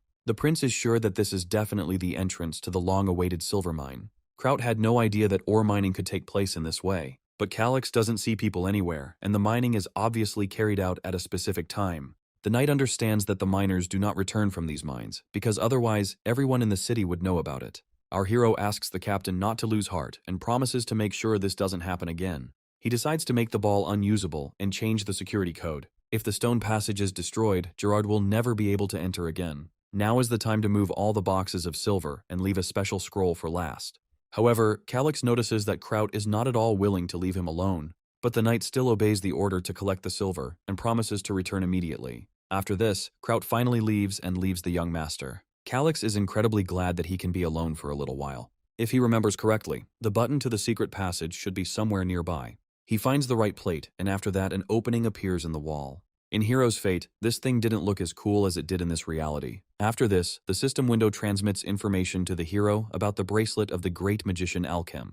Once the carrier is mortally wounded, he will be covered with a protective membrane. If not treated properly within 72 hours, the carrier will die. This is a perfect 3-life item for Calix's body, which is too weak. Now that all the main business in the dungeon is finished, it's time to leave. However, at this moment something strange happens in the secret room. Our hero looks deep into the niche and discovers strange symbols there. It looks like black letters that also glow in the dark. Apart from the mention of Lady Hecatria, our hero can't make out anything else. The prince had heard this name before in the game, and it refers to a goddess. But this place was not in the game, and perhaps this is somehow connected with his arrival in this world. Calyx decides to touch the letters that have appeared and notices sparks emanating from them. After this, the young man realizes that the space around him begins to change. It becomes terribly dark, and it begins to seem as if he is falling somewhere. After a short time, our hero finds himself in a place with a giant eye. The young gentleman begins to think that this is some kind of sacred relic. If his assumptions are correct, then that very goddess is inside. Calyx is terribly irritated by the fact that he cannot understand anything in this situation. He begins to feel as if the words are trying to drill into his head. At this moment, some divine girl screams that this is inhumane. She appeals to the magical currents, which inform Hecatria that the decision has already been made. But the goddess did not think that most of them would break the agreement so easily. She tries in every possible way to express her disagreement, but no one listens to her. Hecatria considers it a shame that someone wants to become the same person. But in the end, she decides to punish the impudent one and do what they want. At this moment, a huge surge of energy occurs, and the goddess is thrown aside, and Calyx is suffering from a terrible song that gives him goosebumps. At the same time, he no longer hears anything, and this makes it even more frightening. All this time, Hecatria is pierced by a bright magical light, from which she screams furiously. Calyx can't take it anymore and tries to cover his ears. At this point, the gods turn to Hecatria to clarify the situation. She has already sunk to the level of a demigod, and it is not even appropriate to call her by that name. From now on, they declare the girl an object of hatred and terrible contempt. Together with the people she loves, she will be driven into a corner where she will meet her tragic end. It will be interesting to see what kind of face Hecatria will make this time. After this scene, our hero finally comes to his senses and returns to reality. He is disheartened that it is all over, and his head is still there. At this moment, the system window appears in front of Calyx again. The prince is shocked that he has now received a fragment of Hecatria's power and has increased his skill. This ability is that it temporarily explodes potential power and deals damage to enemies. Typically, skills range from the lowest to the highest rank. There are also unique skills, but authority is a completely different matter. This ability can be used by masters from the 10th class and above. It is also called the demigod class, and it turns out that it was Hecatria who sent our hero to this world. Authority-level skills can be considered the only way to injure a god. Thus, instead of Hecatria, it is Calyx who must take revenge on the other gods. Our hero is thrilled by the information he has just received. But on the other hand, such an opportunity only comes once in a lifetime. Now he finally understands the true purpose of the game hero's destiny. He even begins to get the feeling that he is simply being manipulated. However, Calyx decides to leave this issue for later and first clean out the dungeon. At this moment, Kraut, who was supposed to collect the silver, enters the room. But before that, he asks the prince not to be too surprised by what he hears. Calyx is perplexed and eagerly awaits information from the knight. After this, the satisfied Kraut shows the master his rich catch. In just half an hour, the team of knights had hauled a pile of precious metals. There were only about 6 boxes of gold, and they were unusually heavy. Even our hero didn't imagine that there would be so many valuables. According to Kraut's calculations, all the silver bars are equivalent to tens of millions of gold bars.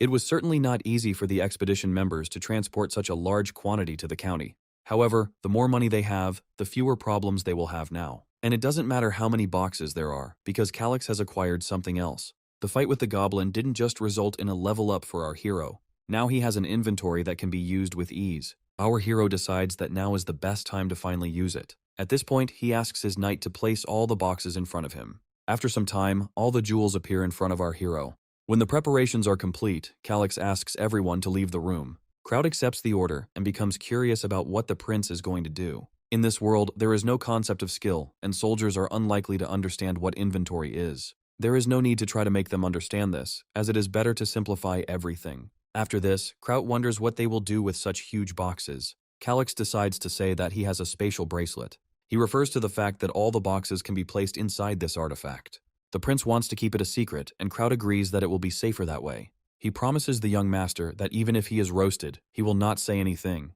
Calyx thanks the knight and focuses his gaze on the object. A system window with inventory storage appears in front of our hero. For now, the storage is empty, as the items need to be moved there somehow. Finally, our hero understands how to use this cool thing.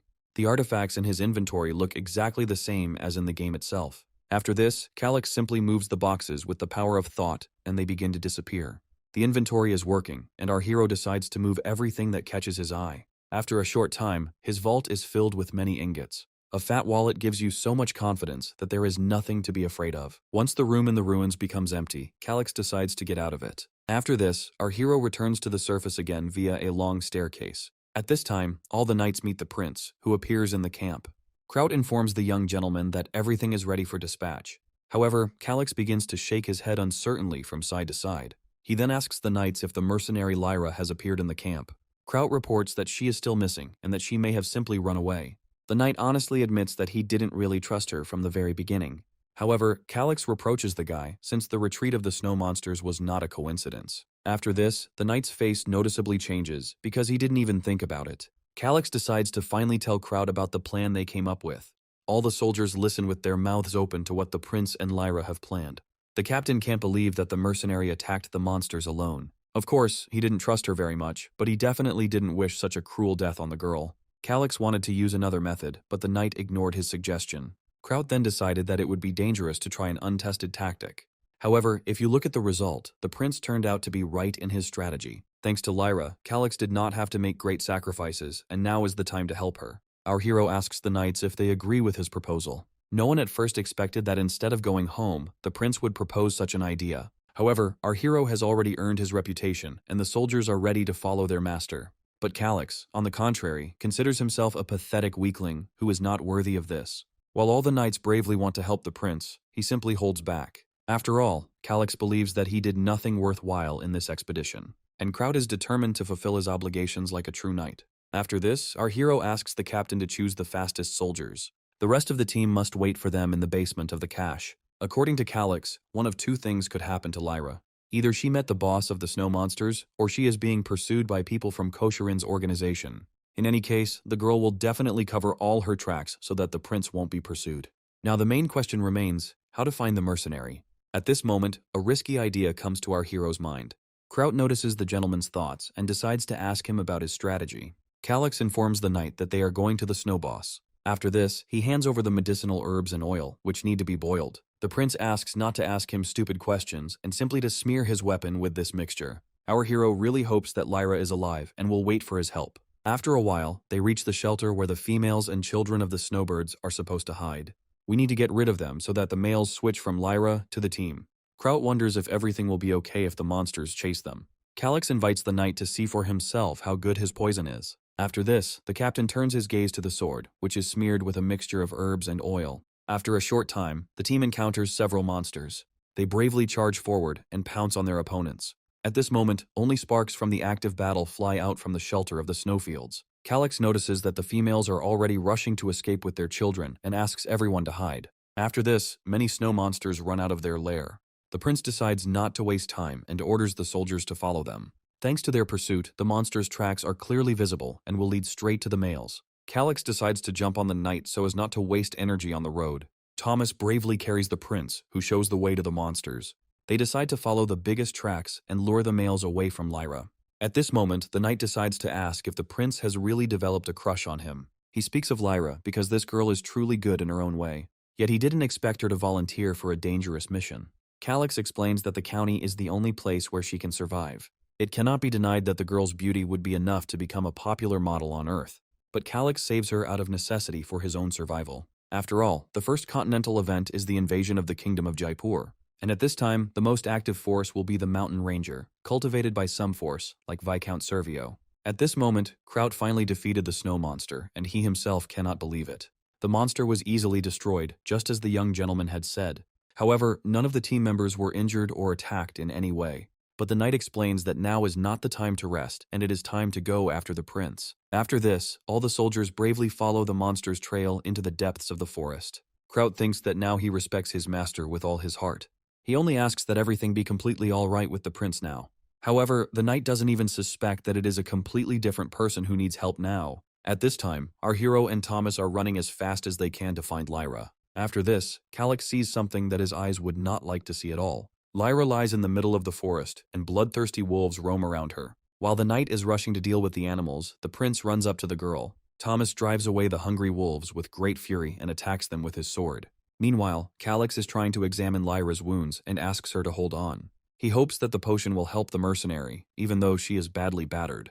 Calix pours his potion onto the girl's wounds, and it begins to work. Lyra makes barely audible sounds that indicate that she is still alive. The wound is gradually healing, but the prince will have to give her another potion. At this moment, Thomas drives away the creatures, and Calix asks for help turning the Lyra over. The knight fulfills the master's request, and our hero pours the potion into the girl. After this, he notices a blush appearing on Lyra's pale skin. Together with Thomas, they hope that the potion will work and help the girl. At this moment, Kraut catches up with them, joyfully shouting to his master. Calix informs the captain that they have succeeded and achieved their goal. A week later, events unfold in Count Shaken's castle itself. One day, Calix had to sweat a lot for the sake of his body. To stop being weak and get in shape, our hero decided to take up training. Now he is at level 18, and for his age this is already a good result. But our hero decides not to stop there and continues to increase his endurance. Russell notes that only a little time has passed since the start of training, but the young man's strength already impresses him. Kraut suggests that his body is not so simple, as if he secretly ate something after the hike.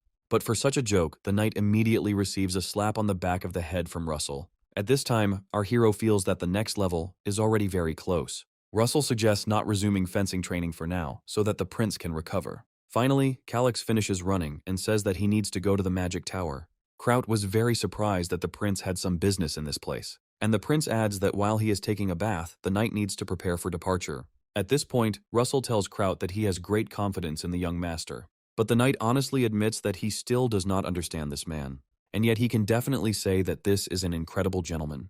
In other words, the prince cares about the people who serve his family. Russell replies that before he had to take care of the young man, but now everything has changed. Kraut notes that the prince still needs a teacher, and his authority is still small. The count understands this, but soon Calix will have to face the coming-of-age ceremony and move to the 4th grade. When Count Colin died, Russell was concerned about the gathering clouds over the area, but he didn't expect that someone so suitable to replace him would appear so soon. After some time, our hero goes to the magic tower in the Shaken territory. Inside, this place has a huge spiral staircase and a large number of books. The doors of the magic tower open, and Calix and the knight are warmly welcomed. However, the woman was a little surprised by the arrival of the prince himself. After this, she begins to smile sweetly and rejoice at the most handsome and strong man. The girl seats her guests and says that she is always glad to see handsome men. Calix expected this from a magician who didn't care at all about a person's status. After this, the girl waves her hand and offers the guests some tea. At the same second, the tea set flies into the air and begins to move. Our hero and his knight are very surprised by such a magical performance. The mugs are placed right in front of them, and the girl begins to pour tea into them. Before doing this, she decides to carefully run her hand over the teapot itself. After this, steam starts coming out of it, and the water boils in a matter of seconds. Calix is surprised to see a 5th-class mage in such a shabby place. Our hero wastes no time and immediately studies the information about the character. Still, he is very impressed by the tower leader's characteristics. The girl notices the young man's delight and asks what surprises him so much. Calix explains that he did not expect to see such a highly qualified specialist in such a remote place. Our hero communicated with the woman so skillfully that even Kraut was surprised to hear it. And the prince adds that if the girl easily heated the kettle, then she has a class of at least 5th. He significantly underestimates the woman's age to 20 years and is amazed at her talents. After this, the lady begins to drown in compliments, which even make her feel awkward. The knight decides to correct the prince and say that the girl is much older, and Calix is pinching him. The woman explains that she is about 30 years old and is the tower master's apprentice. Our hero decides to find out the secret of why the lady doesn't look her age. While Calix showers the woman with compliments, Kraut tries to keep quiet. Meanwhile, the conversation had already dragged on, and the cups of tea had long since been empty. After this, the girl decides to inquire about the fates that visited her today. Kraut had been waiting for this moment for a long time, and finally these compliments ended. And Calix reports that he actually came to buy the explosion scroll. The woman was very surprised by the young boy's desire. She admires the fact that the prince is not only a good conversationalist, but also an excellent client. The woman promises to give a discount and says that 30 scrolls cost 500 gold. Calix is glad that a pretty face can actually be useful. The girl adds that the tower's appearance does not in any way reflect on the leader's authority. Then our hero decides to announce that he has one more request. Calix begins the conversation cautiously and explains that it is difficult for him to ask for this, but he really needs the girl to lend him some of her money. The woman was very surprised when she heard such a request. After this, she asks what specific amount is being discussed. Calix asks her for 60,000 gold pieces, and the girl even spits out her tea. She was clearly not prepared for a request for such a huge sum today, and the prince explains that he, for his part, will put up gold bars as collateral. Moreover, while they rent money, they are also obligated to pay interest. but the woman does not understand what benefit comes from this. If you pay off Gerard's debt using his gold bars, the theft will become obvious. Our hero won't be able to borrow such a sum anywhere else, and he really needs this woman. However, the girl says that she is sorry and that it will be difficult to do. Calix begins to worry that he lacked sympathy and that he was hasty, and the girl adds that her master would not allow this to be done, but there is one way. It turns out that the tower's leader isn't particularly interested in this place, and it would be better if they kept it a secret between themselves. If Calix repays the debt within 6 months, there will be no problems. But after this period, she will sell all the gold bars that remain as collateral. The prince is glad that everything is going according to plan, since such a magician always needs money for research. Kraut even got goosebumps from how coolly the prince handled it. Now our hero will pay off Gerard's debt and wipe his nose with these gold coins. At this time, the merchant is furious and demands that the servants bring him a map of the area. He had already been informed that all his valuables had been stolen. A whole group of scouts guarded the safe, but everything still disappeared. After this, Gerard examines the map, which should contain traces of the missing group. It takes at least 10 days to follow the trail to the entrance to the secret vault. However, 1 day would be enough for this if you just go in a straight line. After realizing this fact, an even stronger rage awakens in the merchant. He clenches his fist in anger and begins to shake terribly from the realization of what is happening. After this, he demands that the servants prepare everything for dispatch to the Gorda Plateau. After some time, the merchant's group finds itself in the vicinity of the place he needs. However, a challenge appears before his people in the form of a huge golem. Gerard's soldiers don't even know how he can defeat such a big monster. But one of the warriors asks everyone to calm down, as the golems are slow and predictable. Therefore, you just need to keep your distance and attack the monster. A serious battle ensues between the people and the monster, which the soldiers find difficult to cope with. As a result, the warriors were unable to dodge the golem's blow and were attacked by it. Having received serious injuries, the soldiers realized that this was definitely the end. The remaining knights begin to feel fear after such a sight. They don't even have time to realize how the shadow of a huge golem looms over them. After this, the monster suddenly steps on one of the soldiers and he turns into a pancake. The knight standing next to him has no choice but to experience true horror. However, at this moment, one of the warriors asks his comrades to be strong.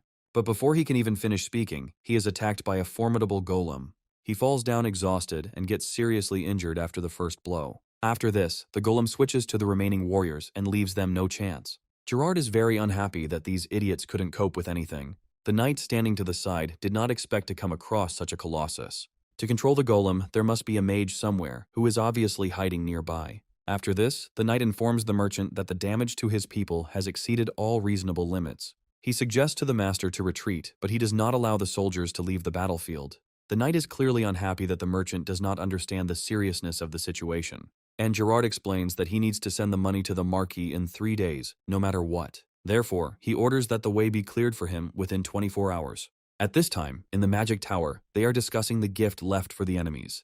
The first thing a woman thinks about is that this gift could be from a lover. Lyra hears this conversation from outside and at first hesitates to go inside, and the woman continues to insist that she can't wait to get something from the prince. The girl was shocked by the topics this magician was discussing with Calix. She feels bad that this fox is inviting the prince somewhere. After this, Lyra and Kraut finally get inside the tower. The knight informs our hero that he has moved everything to the warehouse of this building. Meanwhile, the mercenary continues to be indignant with jealousy towards Calix. Our hero smiles sweetly and thanks Kraut for the work he has done. After this, the knight hands the prince the box he asked to bring. Calix demands that everyone wait outside and is left alone with the tower's leader. Lyra wonders why the prince suddenly decided to flatter this magician. Kraut decides to remain silent so as not to tell the girl anything unnecessary. Meanwhile, the tower's leader admires the gift the prince has prepared. She can't believe that Calix is actually giving her this beautiful necklace. Our hero explains that this is gratitude for the woman's kindness. The girl once again asks the prince to remain silent and not to reveal their secret to anyone. An official request would require a ton of documents and would hardly be approved. After this, Calix says goodbye to the woman, and she hopes for future cooperation. In the meantime, she becomes curious about where the prince is going to use these explosive scrolls. The woman begins to doubt that the prince has decided to start a real war. It was clearly not for nothing that this lady was given the position of head of the magic tower, given her curiosity. But Calix explains that he needs the scrolls to excavate the mine, and the girl is very surprised by this. After all, the purchase is too expensive to use them on an empty gold spring. At this moment, the prince realizes that he needs to leave immediately, and promises to tell everything later. The tower's leader is already looking forward to receiving this valuable information. After this, Calix goes out into the street, where Lyra and the knight are waiting for him. 100 scrolls worth 600 gold coins had already appeared in his inventory. Now the county's huge debt will be cleared, but there is one problem. The prince is interested in how Gerard will react to the theft of money from the hiding place. For Viscount Servio, our hero is just an unwanted weed in the garden. Therefore, nothing prevented him from giving the order to kill the prince. Since the young man was attacked, he has no choice but to take revenge. Calix is not yet finished with his revenge, and many interesting things await these people ahead. At this time, Gerard's knights are trying to deal with the golem by any means possible. They prepared chains with which they are trying to defeat the monster. But the golem's power turns out to be so great that it is ready to tear a huge stake out of the ground. The knights continue to refuse to give up and reach the very core of the monster. The soldiers see the core, which they manage to open with the help of hooks. After this, the warriors pounce on the golem, exposing its vulnerable spot. One of the soldiers jumps onto the cannonball and tries to stay on it. After this, he takes out his sword and pierces the core of the stone. At this moment, a bright flash occurs from the resulting explosion.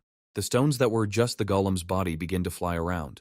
Then the dust gradually begins to clear and complete silence sets in. However, this last battle was not without heavy losses for the knights. Many of them fell after the explosion and falling rocks. For these brave knights, this battle was the last in their lives. Although the team captain was happy about the victory over the golem, the price was too high. However, Gerard is not at all concerned about the deaths of others, and he demands that the stone gates be opened. Gerard then demands that he be given the magic key that will open the vault. One of his assistants brings a ball, and the merchant demands that he move it. After this, he takes the magic key and inserts it into a special niche. The key returns an error and states that the interception procedure is starting due to unauthorized access. The system asks people to stay away from the entrance and starts a countdown. Gerard decides to try again and inserts the key into the special compartment again. However, the system again detects an invalid user and unauthorized login. The merchant is already starting to get angry and kicks the closed door with all his might. The assistant asks the gentleman to take care of his own safety and then sort out the situation. The countdown gradually approaches 0, and Gerard retreats from his vault. After some time, the system reports that the activation of the first stage of interception has begun. Now Gerard's face shows genuine horror as the security system is activated. After all, its first stage is the summoning of all monsters within the specified radius. At this time, our hero is calmly riding in a carriage and is completely safe. He and Lyra discuss the moment she saw the prince showing his charm to Rosanna. Calix explains that he didn't intend to make the mercenary his partner just to break her heart later. However, there are more important things on the agenda now, and the prince decides to consult. Soon, Gerard will betray Viscount Servio, and he is interested in what the guys think will happen then. Lyra is surprised by the prince's train of thought and wonders why the merchant would betray the Viscount. Calix explains that Servio is not so magnanimous as to forgive the mistakes of a subordinate. The mercenary agrees and adds that this man will never forgive a mistake. But Gerard would never agree to obediently accept death at the Viscount's request. When a merchant finds out that his money has been stolen, he will try to survive at any cost. After this, Lyra reports that Gerard would not betray the Viscount unless absolutely necessary. At this moment, Calix thinks and realizes that he cannot be defeated. In this situation, he begins to feel like he is missing something important in this matter. Our hero does not understand what exactly his discomfort is and what the merchant is planning. He has a distinct feeling that he is not seeing the whole picture in these circumstances. Meanwhile, on the Gorda Plateau, a temporary complete calm seems to have set in. Somehow, Gerard's knights managed to kill all the monsters, but his army was completely destroyed. However, the merchant does not even think about the losses and demands that the vault door be opened. There is only one way to do this, using scrolls of magic explosion. After this, the door will be useless, but the merchant has no other choice. The entrance to the vault is completely destroyed, and Gerard goes inside. All this time, he has been having a damn bad feeling about his jewelry. When the merchant enters the storage room, he finds it empty. He cannot believe what he sees and demands the knights to find his money. The warriors immediately rush to search all the premises, frightened by the owner's scream. After some time, they discover strange objects on the ground. The knights decide to open these scrolls, and at that moment, they are activated. At first, the knights cannot understand why these objects begin to glow so brightly. Then this light falls in a huge flash on all the people in the room. Even Gerard was surprised when he saw bright beams coming from the far sector of the storage facility. At this moment, horror appears on his face, since such light does not bode well. In a matter of seconds, a powerful explosion occurs, destroying everything in its path. The shockwave causes the merchant to fall to the ground and try to understand what is happening. The mine is collapsed after a magical trap was triggered and an explosion occurred. This caused a collapse, and Gerard understands that this is definitely the end for him. At this rate, Viscount Servio will finish him off and won't even want to listen. Thus, in one instant, Gerard lost all his wealth and influential support. Now he has no choice but to switch to Plan B in this situation. At this point, the merchant's assistant begins to suspect that his master is up to something bad. Gerard slowly approaches the other knight and tells him that he is immensely grateful to him. After this, his subordinate draws his sword and points it at the poor knight. The man didn't even have time to think before his chest was pierced by a sharp blade. While the knight is still alive, Gerard explains that he is not guilty of anything and that this is how circumstances turned out. After all, there is simply no other option for him to keep everything a secret. The knight's killer reports that Cave certainly wouldn't have been able to keep his mouth shut. He is confident that they will notice something strange in the cave when they begin to explore it. Gerard explains that the die has already been cast and Plan B exists just for such an eventuality. The assistant has no choice but to simply agree with his master. Meanwhile, the action takes place on the estate of Viscount Servio himself. Gerard went to him straight from the Gorda Plateau to resolve the situation. The Viscount himself at this moment sits with his back to him and does not say a word. Gerard also does not dare to start a conversation without his master's permission. After some time, Servio finally announces that he is ready to listen to the merchant. The man then falls prostrate before the Viscount and says that he is very sorry, but Servio asks him to spare him from regrets and to provide only the result. Gerard explains that all the money is missing and that grave robbers could have done it. It looks like they were digging a regular tunnel and accidentally activated the security system at that moment. Now it will take some time to clear the blocked path. Seeing the gentleman starting to get angry, Gerard adds that most of the ingots remained in place. He asks the Viscount not to worry and explains that the robbers would not have been able to take everything with them. Besides, they have already sent a shadow squad to comb through all the areas. He had also already secretly offered rewards to traders who bought precious metals. At the same time, Gerard will set up an ambush since heavy silver coins cannot be carried away in one go. Therefore, these people will definitely return to take the rest with them. After this, Servio gets up from his seat and orders the merchant to catch these robbers. Gerard breathes a sigh of relief and promises the Viscount to punish the grave robbers thoroughly.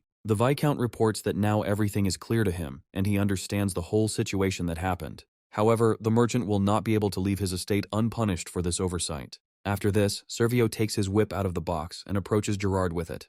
The merchant has no choice but to accept the situation and wait for it to finally end. At this moment, the Viscount raises his hand and prepares to hit his subordinate. A powerful blow hits Gerard's back, sending blood flying in all directions. The merchant tries to endure terrible pain and listens to insults addressed to him. The Viscount continues to beat the subordinate who has screwed up so badly, and Gerard asks himself to be patient since he has no other way to survive in this world. Servio adds that he knows about his dislike for Captain Cave of the Shadow Squad, but because of the merchant, this squad, on which so much time had been spent, was completely destroyed. After this, the Viscount says that he does not care about their skirmishes or disagreements. But if all this affects the rest of the group, then that's a different story. After this, Servio hits Gerard even harder and asks the merchant to stop considering himself a smart guy. And if he needs any help, he should just ask for it.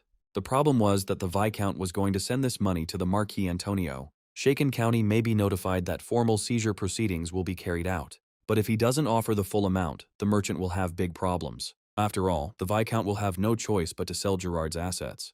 The merchant agrees and feels sorry for his wealth, which he earned with blood and sweat. After this, the Viscount releases Gerard and demands that he find his silver. The merchant must understand well what will happen to him if he does not find the jewels. Even though Gerard was lucky today, the Viscount is not going to forgive him so easily. But now his torture is over and he can return home alive. Seeing his master in such a state, Gerard's assistant rushes to his rescue. The man takes out a special potion from his supply and gives it to the merchant. Gerard immediately drinks the potion to recover from the lashes, and the assistant covers his scars with a robe and suggests applying the potion to his back as well. After this, the man reports that yesterday he got rid of the useless Jacob, but recently he found a child in the desert named Tar, who has brown hair and emerald eyes. This child looks very much like Calyx, although the desert is usually populated only by dark-skinned people. Gerard decides to agree to something he doesn't like, since he just needs to hold out a little longer. After this, the merchant asks how the preparations for his plan are going. The subordinate explains that they need 3 more days, but due to pursuit it will be difficult for them to escape. Gerard is sure that more than half of the squad died, and the rest are scattered in search of the kidnappers. Therefore, now is the best time to escape without any danger to them. The merchant thinks that this time everything worked out well for him, despite the circumstances. And now they are heading to the Shaken estate to collect their money. However, his assistant is not so sure of this, because the prince was able to very quickly sort out the issue of succession to the throne. A few days later, Kraut decides to interrupt the master's business and turns to Master Russell. He reports that Gerard Milkus has arrived in the county and is going to collect his debt. Calyx warned Russell about this matter, and the man asks to accompany the prince, but Kraut is very surprised that the count's deputy will not go with them. Russell explains that Calix has enough ability to lead the family, and if he so brazenly interferes in this meeting, he will undermine the prince's authority. Meanwhile, Gerard can't wait to see Calix. As the prince enters the room, the merchant reports that he looks better than last time. However, Calix asks to spare him these speeches and quickly get down to business. Gerard doesn't want to seem rude, so he just decides to tell it like it is. Formal proceedings to collect the county's large debt will soon begin, and he can't think of a single way in which the Shaken family would be able to pay 60,000 gold. Therefore, the merchant plans to take all items that can be used as collateral. And if the prince refuses, then Gerard will appoint people to prevent the prince from escaping. As a result, Calix will be under constant control and will not be able to take even a single step freely. At this point, Kraut can no longer stand it and decides to pounce on the impudent fellow. But the merchant says that violence is unacceptable and that such behavior will only make the situation worse. In this case, Calix decides to ask for a deferment of repayment for a valid reason. Gerard replies that there is such an option, but for this, it is necessary to show sincerity. Our hero assumes that he will continue to lose gold if he pays off his debt to the merchant. Calix understands that the merchant came to him before the maturity date and urgently needed money. It seems that Gerard noticed the loss and now wants to beat everything out of our hero. Therefore, the prince announces that he has managed to collect the entire sum and he does not need to show his sincerity. The merchant was very surprised that the prince had prepared such a large amount of money. After this, Calix provides him with bearer bonds issued by the Royal Chamber of Commerce. The prince invites the man to check their authenticity, and Gerard realizes that they are not fake. But how could the county prepare 60,000 in such a short time? It will be even easier for Gerard to move around with bonds than with coins. Besides, the easiest way to escape persecution is to have a lot of money and live in a foreign country. After this, Calix takes out another object and places it on the table. The prince provides a silver bar and offers to verify its authenticity. There were 32 such ingots per box, and there were only 13 boxes. Gerard turned pale because his theft of silver bars had been exposed, and the prince could tell the Viscount about it. But the merchant cannot believe that a mere child could understand his plan. In any case, if Viscount Servio finds out about everything, he will not survive. Gerard understands that his circumstances now leave him no choice. At this point, Calix decides to ask what will happen to the man who secretly ran away with Servio's dirty money. Gerard must be fully aware of the whole situation and its consequences. The prince offers the man the use of 2 chairs on which to sit. The first is to reveal everything and be punished, and the second is to betray the Viscount and escape. Realizing that his plan has been completely exposed, Gerard begins to get angry. Now the merchant is cornered, and it's time to offer a little hope. Calix offers to help the man escape and survive in a difficult situation. Kraut begins to sense that the prince is up to something very strange, and Gerard explains that in his case, simply running away won't be enough. But the prince is confident that if he prepares a solid foundation, no one will be able to touch him. However, this means that the merchant will be working on the beginning of Calix. In this case, Gerard needs more powerful support than Servio has. After this, Calix asks the merchant to sign the document, and then he will tell him what needs to be done. This is a receipt for a full refund and a bond provided by the royal family. Gerard begins to smile and feels like his life is getting better again. Perhaps he really will succeed, and he agrees to sign the document. For the future, he decides to remember not to cross this man's path. As soon as the documents are signed, Calix expresses his joy. Meanwhile, Gerard realizes that he definitely can't handle this guy. After this, the merchant asks what he needs to do next. Even Kraut is becoming interested in what the prince is going to do. Our hero tells the merchant that he needs to go to the capital. After this, Gerard and his subordinate say goodbye to the prince and get into the carriage. And the knight wonders what will happen next with the county. Calix replies that they only need support, and the most powerful is the king's first son. But Kraut suggests they have abandoned support they could rely on. The prince explains that receiving 60,000 gold pieces for good information is more than enough. Now this is the thing that can no longer completely disappear from life. Kraut apparently doesn't understand this yet, but he will soon get it. Meanwhile, Chamberlain bursts into the Viscount's office with an urgent message, but the man doesn't pay any attention to him and continues to go about his business. Servio calmly reads a book and has no idea what is happening behind his back. Chamberlain explains that all the executives of the Milkus Company have disappeared and the assets have been put up for auction. At that moment, another man bursts in and reports that debt collectors are causing a ruckus at Milkus's. At the same time, a large number of shadow troops simply fled, and that's not all. Some instructors working in the fortress on the Gorda Plateau have gone missing. Also today, a body was discovered that had clearly been assisted in its death. After this, the entire office falls silent and the Viscount puts the book down. His subordinates are very scared of the master's reaction, and this kind of work is already boring. At this moment, the captain of the knights appears, who explains that those dissatisfied with the situation simply ran away. Servio begins to crumple the pages of the book and asks where Gerard was last seen. The captain reports that it was in Shaken County, and a week ago, the Count's guard raided his group. The knights locked them all in an underground prison and conducted a secret investigation. After this, it was confirmed that Gerard was no longer in that area. The captain tried to follow his tracks, but there are restrictions in Shaken County. The Viscount is very surprised that Gerard decided to escape to this area. He can't be such a complete fool as to try to slip away through the county. However, after thinking for a bit, Servio realizes that the merchant did it after all. A wild and unpleasant laughter begins to echo throughout the office. After this, the Viscount turns to Chamberlain, who is almost speechless from fear. He asks the man to take someone with him and go to the Gorda Plateau to inspect the safe. The Viscount also adds that the boxes containing silver bars need to be checked. However, Chamberlain heard that the mine had collapsed and was filled with sand.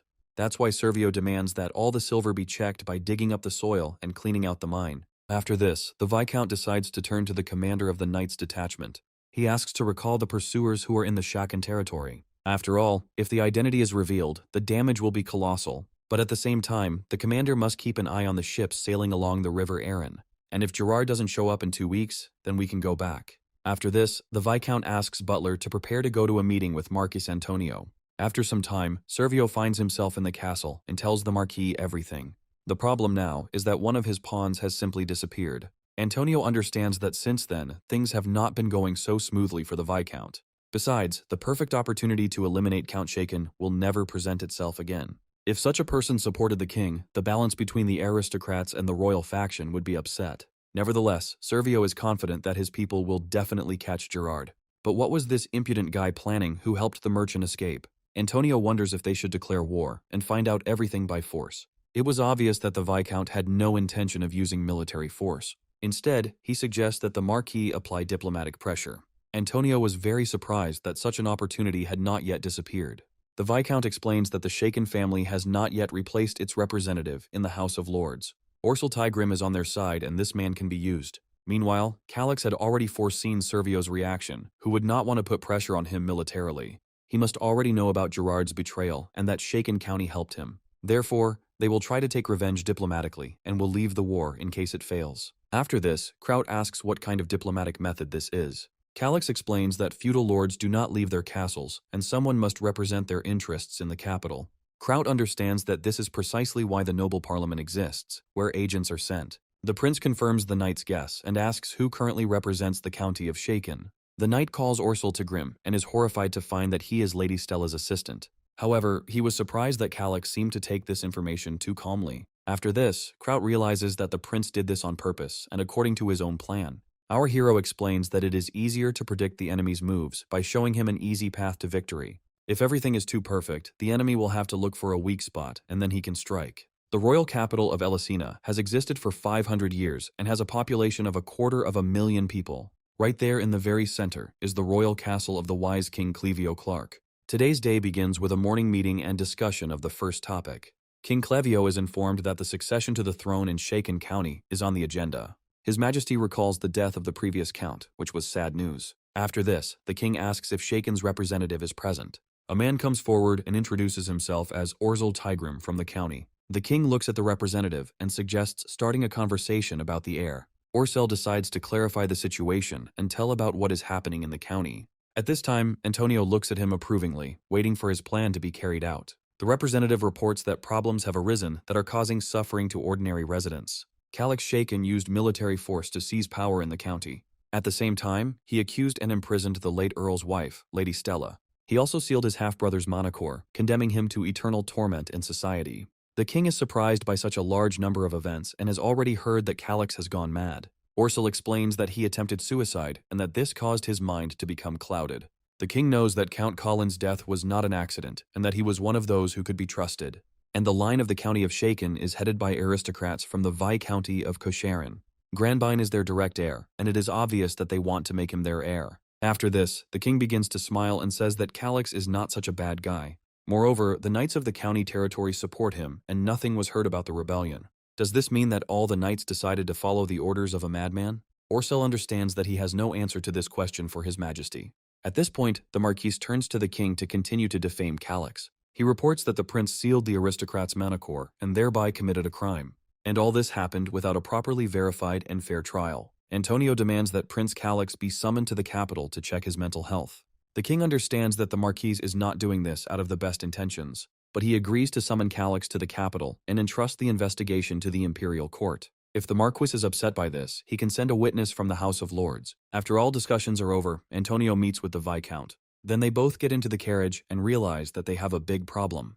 The king is clearly trying to protect Calix so that the county's territory does not fall into their hands. But Servio doesn't think that this is an unsolvable problem in his case with the Marquis. After this, Antonio decides to ask if the Viscount really has a plan. The man says that the best option would be to become the keeper of the country. Antonio is shocked when he is offered to marry his daughter to an aging old man. He is obviously hinting that the time has not yet come for such a strong trump card. Servio explains that he does not mean the current king, but the events of the coming years. After all, no one knows what might change after such a long time.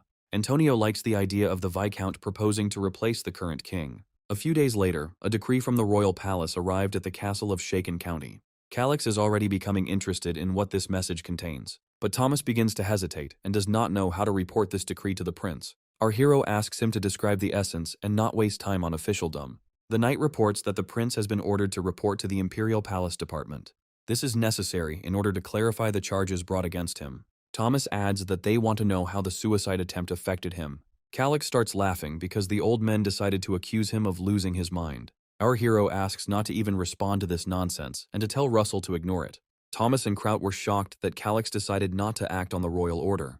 The knight even decides to clarify whether the prince really wants to go against the imperial palace. But Calix has no intention of galloping to the capital after the king's order. Doesn't Viscount Servio look forward to the prince carrying out his majesty's orders? Our hero is sure that he just wants to separate his head from his body. Although Granbean is now broken, he is alive and can be useful. But the knights are shocked that someone would try to kill a direct descendant of the great Shaken family. Calix is pleased with the reaction of his defenders, but it is still too early for him to go to the next world.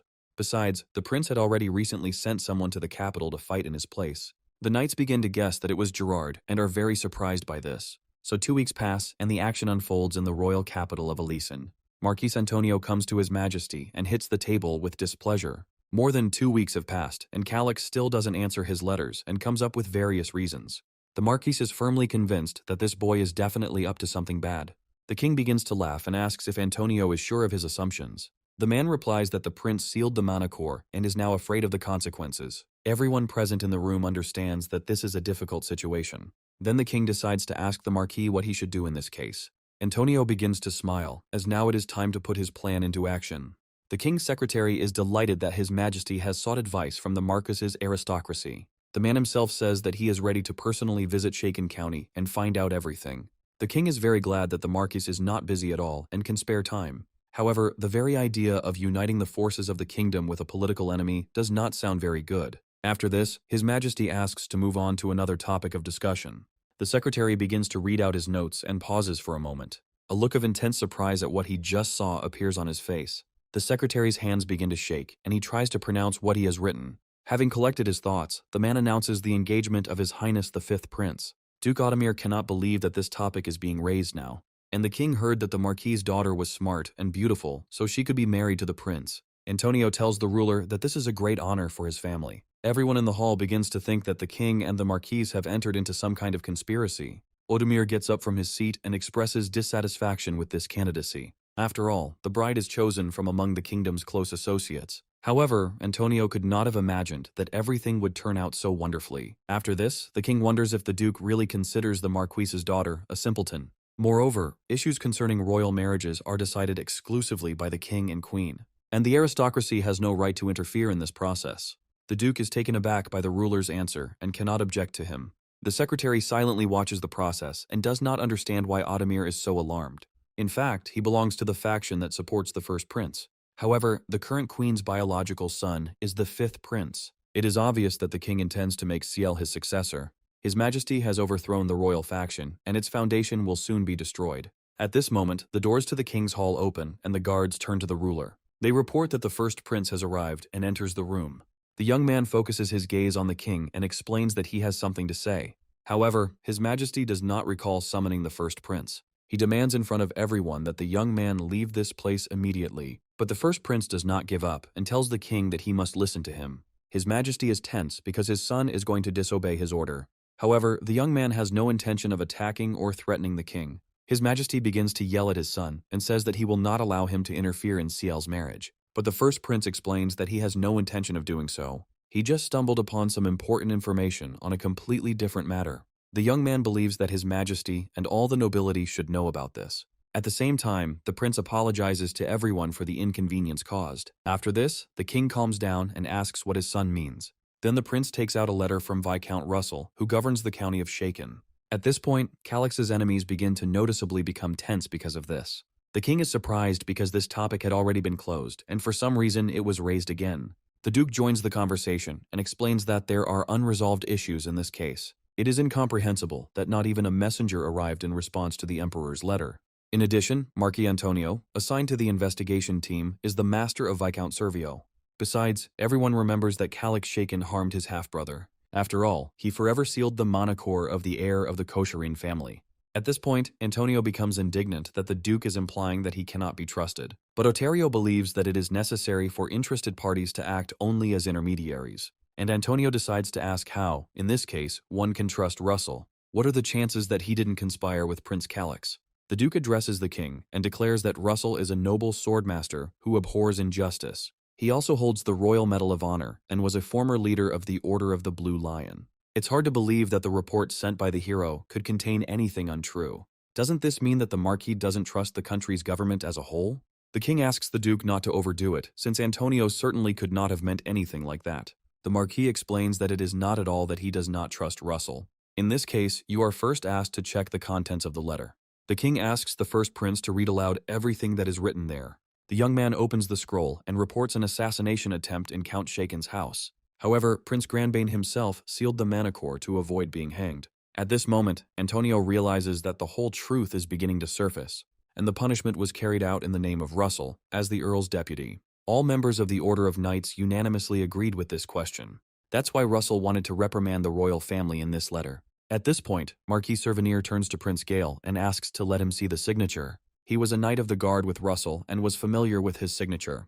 The Marquis is known as the Sword of the Kingdom, and Russell is one of the few he acknowledges. He is proud of his skills and has no need to be at odds with him on political grounds. After examining it, Servner reports that this signature undoubtedly belongs to Russell. Antonio made a terrible mistake, and now even the Marquis is on Calix's side. The enemy's initial goal was to destroy the royal faction, which had lost its leader, Colin. But at the most opportune moment of all, the first prince appeared, and now he is the center of attention. The new power map is ready, and the real battle for the throne between the two factions begins. In any case, the Marquis will have to quickly deal with the problematic territory of Shaken.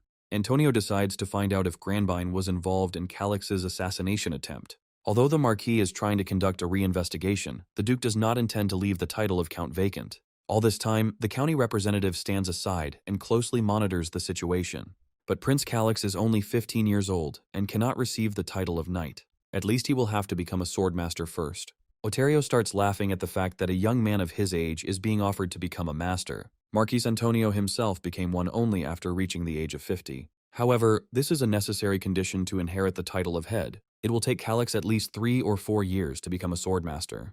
But doesn't this mean that a territorial war will not happen within this time frame? Most likely, the king will now be busy with the wedding and will want to postpone this issue. After hearing the arguments, His Majesty announces that he has already made a decision. The House of Lords will form a special inquiry team to continue the investigation. This restriction will remain in effect until Calix reaches master level. If he confirms the 4th class, the investigation team will be disbanded. Antonio is satisfied with the king's decision and considers it the right one.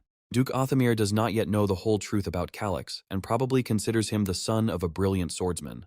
But Antonio considers the prince to be an ordinary idiot who is incapable of anything. At first glance, the king's decision seems fair, but in reality, it only benefits Shaken's enemies. Soon, Duke Othomir will realize his mistake and will be unable to do anything. In any case, the Shaken Marquis always considered the family an eyesore. Therefore, he intends to punish them somehow, so that they don't dare stick their necks out anymore. That same evening, Antonio returns to his castle and addresses the servants.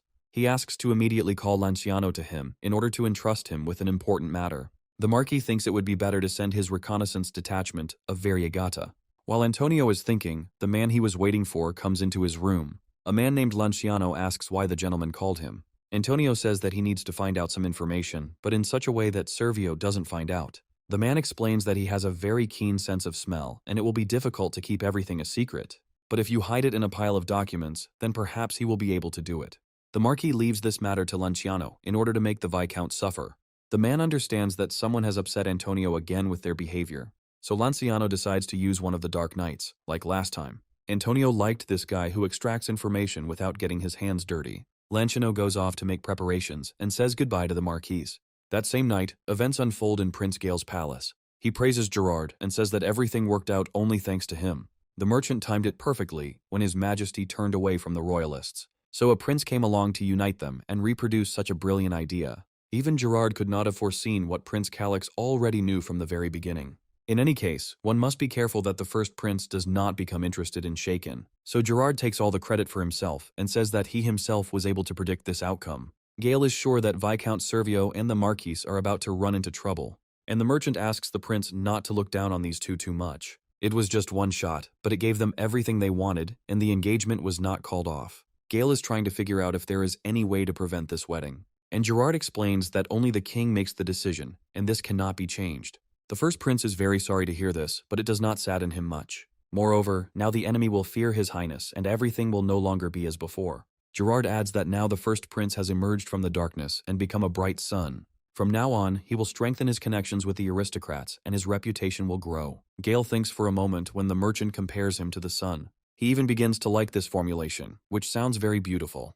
However, he would like to take advantage of this opportunity and add Shaken County to the faction. At first, Gerard replies that it is not a bad idea, given the letter he passed on from Russell. However, the merchant suggests not to feed the caught fish in the form of Shaken County. Gale was very surprised to hear such an objection from Gerard. After all, he was personally entrusted with a letter from the great Lord Russell, and his relationship with him must be deeper. But Gerard explains that in exchange for paying off part of the debt, he was only given assistance in escaping. It was just a good deal with Shaken County and nothing more. After these words, Gerard notices that the atmosphere around him has become gloomy. He sees the look in the first prince's eyes and realizes that it is not at all like Calix's. It's like Gale can look right into a person's soul. And the prince says that in any case, he will take advantage of his opportunity and go to the county. He will try to personally get them to officially acknowledge his support. Gale won't even mind if he's rejected, but he'll be satisfied with his attempt. Gerard planned to increase his value and force His Highness to put it on him. But for some reason, he is still very much interested only in the Shaken territory. Everything went wrong, and not at all as the merchant would have liked in his opinion. A few days later, the action takes place in Calix's house. Russell asks the prince if he has heard the latest news yet. The letter states that he will not take up the inheritance until he reaches the 4th class of mastery. Calix reports that he has everything under control and has an idea about it. But Russell ominously explains that the quickest way to get stronger is through training, not dungeon crawling. Moreover, the Viscount himself is ready to make our hero a 4th class user. After this, Russell takes the prince in his arms and lifts him to his height. The man then begins to shake our hero and motivates him to move forward. From that moment on, the training began, which even the knights were shocked by. They watched in horror as the prince was forced to move faster. At one point, Calix comes face to face with the sword of his simulated opponent. Our hero lost this fight and was allowed to catch his breath a little. Calix's body is still shaking from the strain, and he really doesn't want to die like this. The next day, as dawn approaches, all the birds begin to sing softly. However, after a loud cry towards the prince, they scatter in fear. It is obvious that this calm morning does not bode well for our hero. Russell bursts into the prince's room and gets him out of bed so he can do more. Calix tries to explain that he still doesn't have enough talent, but the Viscount is confident that talent is not necessary to become a master swordsman. If the prince trains, he can easily reach the 5th grade. Calix is worried that excessive training is harmful to the body and that his body is already beaten up. Russell suggests healing with a potion, but our hero reminds them that they are saving them. However, thanks to the young man, the county became excessively rich in every respect. After this, the Viscount reports that the prince has been resting in his bed for a long time. It's time for intensive training, and he needs to go with Russell. No matter how hard Calix tries to avoid stress, he can't do it. Eventually, he picks up his training sword again and learns fencing. Russell personally confronts our hero to teach him the technique. After this, the Count's deputy begins to attack the prince with his sword. Calix focuses his gaze on the weapon and cannot believe what he sees. Then his eyes go dark, and then the blue sky appears. Calix received a huge bump on the head and lost this sparring match again. But now is not the time to enjoy the sky, and we need to come up with something so as not to die. He goes through all the options that could help him in this situation. Then the young man remembers a girl who was a supporter of the first prince. After this, Calix opens his eyes and realizes that he has an idea. This girl is a wonderful genius in everything that concerns money and large sums. Moreover, at this time she is not yet acquainted with Gale and is not under his influence. If our hero succeeds, he will even be able to steal this valuable character. While Calix imagines his way out of the grueling training, Russell is already starting to push him. After all, the break is already over, and the prince is still lying on the ground and relaxing. But our hero asks him to wait a little, as he has urgent business. Russell suggests asking a few questions, or increasing the training time tenfold. The county now has silver bars that are just sitting in a warehouse and not being used in any way, and it will be difficult to avoid public attention when melting down such a quantity. Calix says that this is precisely why he needs an assistant who will falsify the origin of the wealth. Russell realizes that the prince is trying to escape training and asks to wait at least a couple of hours. But our hero explains that every day without the debt for the bullion is useless. Moreover, the Viscount must remember very well how the prince resolved the county's financial crisis. Russell can't help but agree and wonders how long it will take. Calix reports that it is necessary to go to the capital and that it will take about 3 months. Our hero is seriously considering this period to take a break from grueling training, and Russell feels that somewhere they are definitely trying to deceive him with such a long sentence. He offers to instruct Kraut on his tasks, but Calix asks not to go that far. However, Russell makes it clear that this topic is not even up for discussion. The next day, Kraut informs the master that the first prince has already arrived in the county. Calix is very surprised and does not understand what this man is doing on his territory. The knight only learned today that a war of succession between two princes had begun. Most likely they are going to seize the territory of Shaken for their own assets. After this news, our hero very quickly begins to collect the scrolls in the chest. Kraut is very surprised by the prince's behavior and wonders what came over him. Calix reports that this is an emergency and they must leave immediately on horseback without a carriage. A knight does not understand how his master will ride a horse if he has never learned how to do so. The prince replies that sooner or later he will learn anyway if he rides. He asks Kraut to prepare everything quickly, otherwise the knight will have to trudge behind. But the soldier tries to understand why the prince is so reluctant to see Gale. Calix has played Hero's Fate for thousands of hours, and it would be strange not to know about the first prince. After all, this black-haired handsome man is one of the main characters. Gale is famous for collecting very talented people around him. If Calix does meet him, he will be forced to obey him. Therefore, our hero does not intend to work for Gale until his death and asks Kraut to talk less. Calix even begins to threaten the knight that he will be left here if he does not move. And Kraut imagines how much he will get in trouble with Russell for leaving the prince alone. After this, the knight immediately gets ready and asks the young master to wait for him. 2 hours later, our hero is already beginning to languish in anticipation of Kraut. He also warned the knight that he had to get ready on an accelerated schedule. After this, Calix looks away and cannot believe his eyes. He sees a mercenary next to the convoy and doesn't understand what she's doing there. Lyra explains that thanks to the prince, her pursuers are not particularly worried about her yet. The Shadow Squad disbanded, and a bunch of guys from there simply fled in an unknown direction. Calix wonders where the girl has decided to go, but she herself does not know the answer to this question. Lyra just wanted freedom, and when she got it, her mind went blank. The mercenary hopes that while she is on the road, she will finally decide where to go. Calix decides to approach the girl to help her choose a place. If she still can't come up with anything, then he has one option. Lyra can go to the Sacred Empire of Granda, where it will be very useful for her to be. The prince explains that there, she will find artifacts and a mana-breathing technique for girls. He doesn't need this place anyway, and Lyra can choose for herself whether to believe him or not. The girl is very happy with this offer and thanks her master. After this, she says that perhaps their paths will cross again. Calix is sorry that he will not be able to make further use of the valuable mercenary. Although Lyra turned out to be a mediocre servant, and her abilities were not outstanding. The girl sits down on her wagon with things and says goodbye to the young master. In response, our hero wishes her luck in her new place and lets the mercenary go. After this, the prince simply watches as Lyra sets off on her journey. But as the girl said, they will definitely meet again someday. Then Calix decides not to waste time and goes to the cemetery. There he finds the tomb of Alba, who died with greater honor than anyone living. Our hero even catches himself thinking that he thinks about this knight too often. This young soldier gave his life for him when he was on an expedition to the Gorda Plateau. However, Calix did not stop Lyra because her level in the character window is very low. Apparently, our hero thinks of these people as simple characters in the game. The next time they meet, the prince intends to be more humane. After this, our hero leaves the knight's grave, leaving a flower there as a sign of respect. He then returns to the gathering place, where a team of knights has already lined up.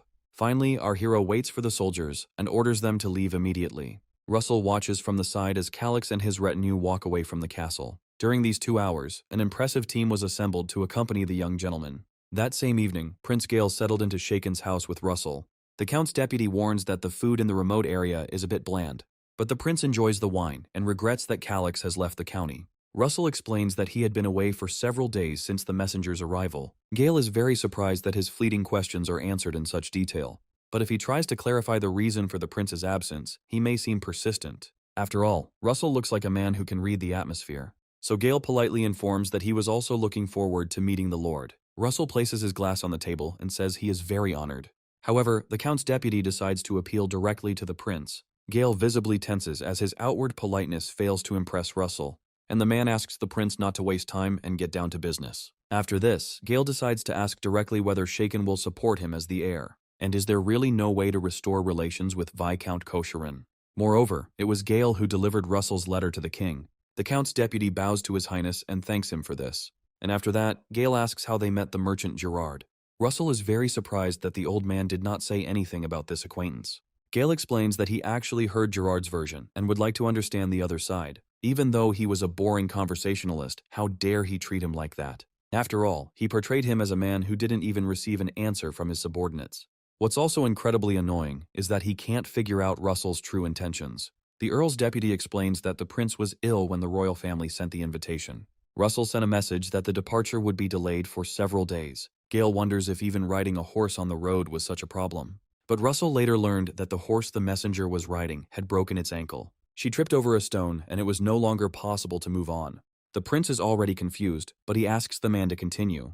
Russell says he thought long and hard about how to explain it all.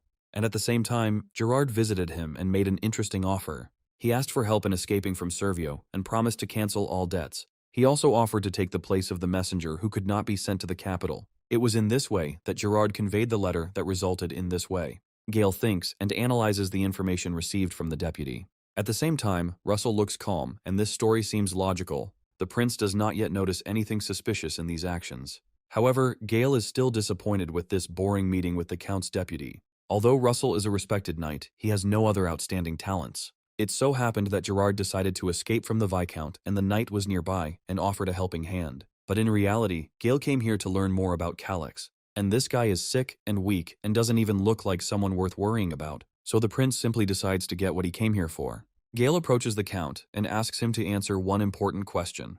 He needs to understand whether Shaken County will support him as the heir. The atmosphere around becomes tense, and Russell prepares to give his answer. The man expresses sincere words of gratitude to His Highness Gale, and Russell is very flattered that the prince has placed his trust in their family in the fight for the throne. Gale is pleased with this answer and thinks that he can now relax. However, there is one caveat, as Prince Calix has a small request. Gale focuses her gaze and wonders what it is. 3 days ago, Calix informed Russell that the prince would ask for support. At the same time, their family cannot take the side of the 5th Prince Ciel. Marquis Antonio is his father-in-law and will then take care of him in every possible way. Even if the county supported the first prince, they would not gain much from it. But Shaken doesn't have much choice, and Gale will want unconditional support. And Calix wants to ask that state-owned trading companies in the territory be exempted from paying road tolls. Russell is surprised because they don't have any such trading companies at the moment. The prince knows that they broke up due to financial difficulties, but things can't be left as they are. And now that the entire country is divided into 2 factions, the first prince has more influence over them.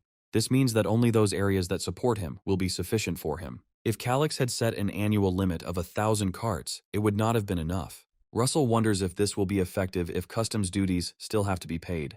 But Calix is completely confident in his decision and asks to do as he says. Russell accepts the prince's words and hopes that he has a good plan. Remembering this conversation, the Count's deputy still cannot inform Gale of the request, and the prince is still waiting for Russell to tell him everything in detail. At this moment, the man realizes that everything is going exactly as Calix said. The next day, our hero is ready to die from the grueling journey. Kraut asks the gentleman to be patient, since in an hour they will already be in the settlement. The prince's buttocks hurt terribly, and the knight explains that it is due to lack of riding lessons. Calix begins to get angry and asks the knight to simply not talk to him. But Kraut understands that the prince is only 15 years old and will outgrow his difficult character. But our hero is angry at the real owner of this weak body and even wants to hit him. At this time, Kraut wonders why the prince decided to go to Poznev. Calix explains that they can meet Gale on the direct road to the capital. The knight thinks that the master is afraid of the first knight, and this makes our hero furious. After all, he doesn't intend to be afraid of some poop, and Kraut asks him to refrain from such expressions. Then the prince explains that he originally wanted to stop in Poznevo on his way back. But now he decided to change the plan slightly and had no intention of running away anywhere. While Kraut is touched by the prince's behavior, he is angry that he is being treated like a child. He needs to get to level 4 as soon as possible, but the training would take a very long time. That is why our hero came up with a different way out of this situation. In order to increase his level, Calix first went to Poznev. If you manage to clear the dungeon near the city, a C-rank skill will appear. It's rare to find a dungeon with good rewards, but with a body like that, Calix won't even be able to enter it himself. But if you organize a large expedition, then rumors will spread about the robbery of another county. However, in Poznevo, the aristocracy cannot interfere in the affairs of the people. Therefore, it is an ideal place to look for mercenaries and a large expedition. At this point, Kraut points forward and says that a city is visible ahead. Poznev is located on the banks of a wide river and has stunning landscapes around it. Knights at the entrance to the city ask people to line up in one line, and in front of the gate, they give our hero a form to fill out. Calix is very glad that they have finally arrived and can spend the evening in peace. All horses are kept in warm paddocks with ample food. The prince praises the expedition for its excellent efforts and suggests they rest before the next expedition. But first, he asks the knights where there are good places to relax. All the soldiers admire the master's decision and fully support it. However, Kraut does not want to let the young master into dangerous places. Then Calix asks the soldiers to take their comrade with them, since he is also tired. After this, the warriors find themselves on the street where people are enjoying beer. There are so many different snacks around that it's mouth-watering. Thomas is delighted with this and wants a similar place in the county. At this moment, a stranger approaches the knights and greets them. Calix turns his head and is surprised to suddenly be talking to someone else.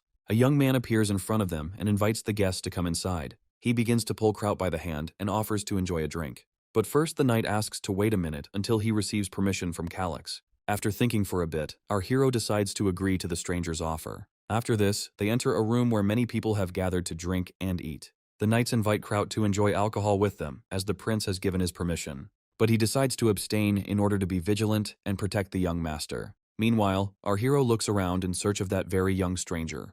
At some point, the boy catches his eye, and Calix decides to call him. Then our hero confidently walks towards this young man. The young man is very surprised and freezes in place, waiting to talk with the visitor. As Calix comes closer, he wonders what exactly happened, and our hero asks the young man if he knows some quiet place. The stranger explains that he will get into trouble if he takes the customer to another bar. But Calix promises that his knights will stay here, and he will take only one man with him. The prince then takes out a gold coin and explains that he really needs to get to a quiet place. Our hero throws a coin into the air and promises to give it to the stranger. Seeing the gold flying through the air, the young man's eyes lit up. But he feels even more delight when money falls right into his hands. The stranger decides to help our hero with his request and asks the rest of the knights to stay here. After this, Calix calls Kraut to him, who quickly follows him. The young man turns to the visitors and asks them to follow him further. Then all three go outside, and the boy points his finger in the right direction. At first, Calix and Kraut silently follow their new acquaintance. After this, our hero decides to find out how long the young man has been living in Poznevo. The boy says that he is about 10 years old, but Calix replies that he does not look his age. The young man is angry because he is already 14, and Kraut is only glad that the prince has met someone with the same character. After this, our hero has to apologize, and they continue on their way. At this point, Calix decides to ask the boy one more question about this area. He is interested in who is the strongest man in this city. The young man replies that everyone is talking about the leader of the Steel Shield mercenary group, named Lord Omar. He is the strongest in battle, but the guy hasn't even seen other groups, and these could be rumors. Calix decides to clarify what kind of groups these are, and the guy is very surprised that his interlocutor has not heard about them. Red Wolf, Black Wings, and Steel Shield are called a united group of mercenaries. After this, our hero inquires about the monster attack and learns that the damage was not that great. But adults are worried about the approaching full moon, which does not bode well. Then the young men continue their casual conversation and even praise each other for their intelligence. After this, the stranger turns his head to the side and says that they are there. A large house with bright lights and closed gates appears before Calix. At this moment, the door of the building opens, and a person greets visitors. A woman comes out to our hero and realizes that these people did not make a reservation. After this, she asks how she can help the guests who have arrived. Calix reports that they were brought by this guy, who for some reason is hiding behind the knight's back. The woman is unhappy that Urin has taken up his ways again and is misleading people. She apologizes to the customers and explains that the establishment is closed today. After this, the woman focuses her gaze on our hero. At this moment, she tries to understand where this man is looking so intently. The woman tries to follow Calix's gaze and looks down. Meanwhile, our hero looks at the stranger's ring and can't believe it. He then asks the boy to return the money, as he turned out to be a bad guide. The guy starts to get indignant and is sure that he honestly earned the coin for the excursion. After all, the knight doesn't need a woman, but information, and it cannot be returned. At that moment, the boy hears a menacing voice calling him by name. The woman looks at the guy with a terrifying gaze, and only he makes her feel uneasy. He begins to shake with fear and cannot utter any justification. At this moment, Calix looks closely at the boy and smiles. After this, information about this person and his characteristics is revealed to him. Our hero joyfully realizes that he has finally found what he was looking for. After all, right now in front of him is that very dark witch, Celestina Urin.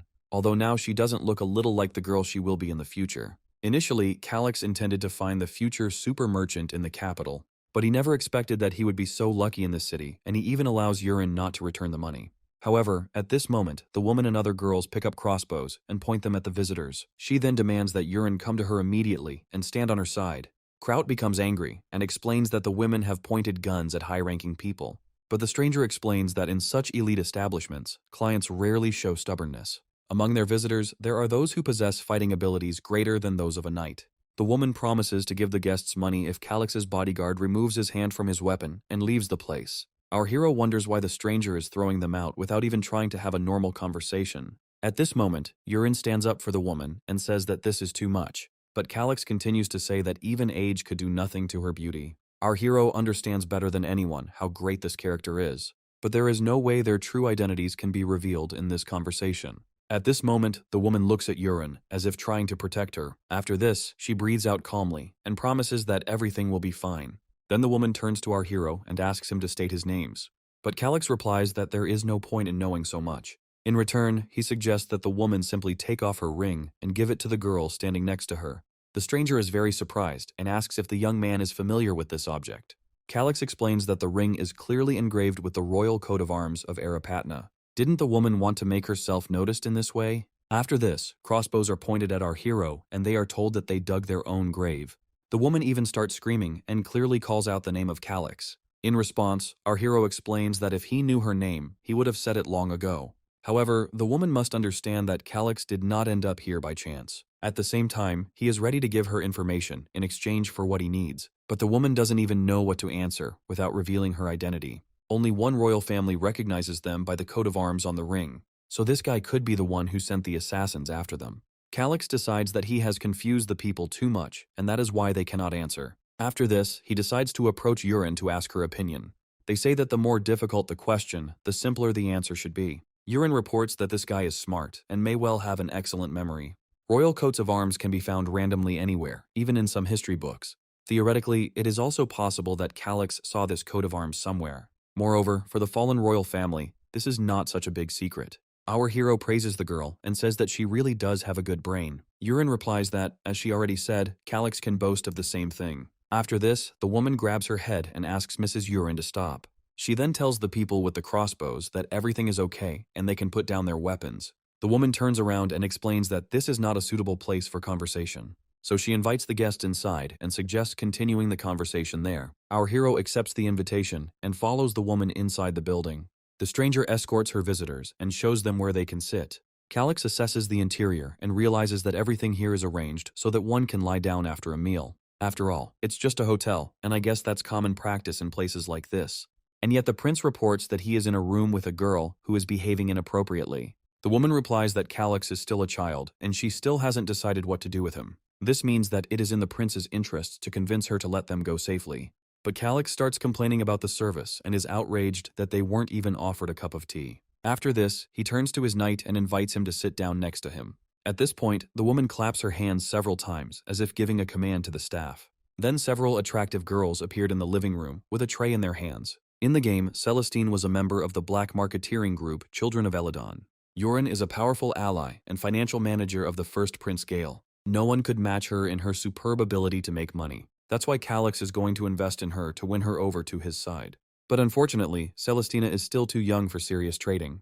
Therefore, our hero decides to wait a little until the girl grows up. Moreover, he has a unique opportunity to raise this Urin personally. While our hero calmly drinks tea, the stranger does not take her eyes off him. She watches intently as Calix swallows the drink without any suspicion. Finally, the woman decides to ask the prince if he is afraid that the tea is poisoned.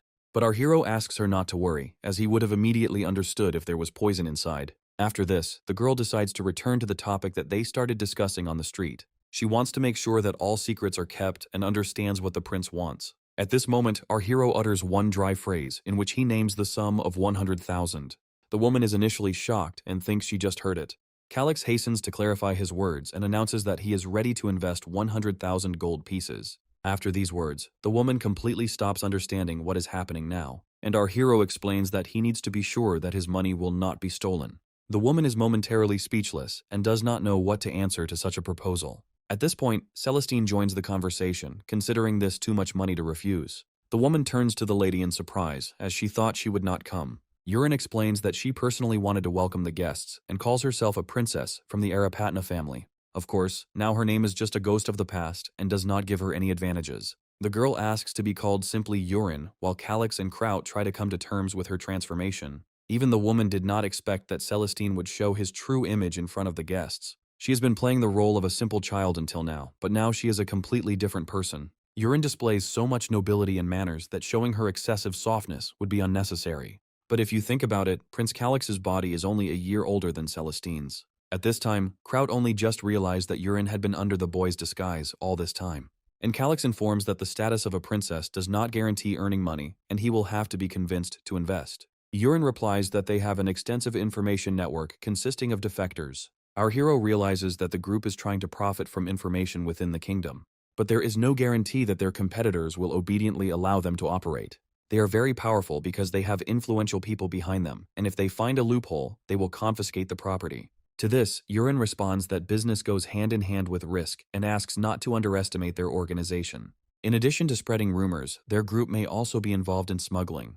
Calix categorically refuses this and explains that he does not intend to break the law. Moreover, it will be difficult to prove the origin of his money, and the main task is to whiten it. After this, Yurin decides to ask point-blank whether this money was really stolen. Calix replies that it would be more correct to say that they were taken as moral compensation. Moreover, what is important now is not the origin of the money, but the guarantee that the group will not run away with it. Celestine begins to smile confidently and says that it's as easy as pie. She is ready to become a hostage, which will serve as that very guarantee. The woman experiences great horror after hearing such things from her mistress.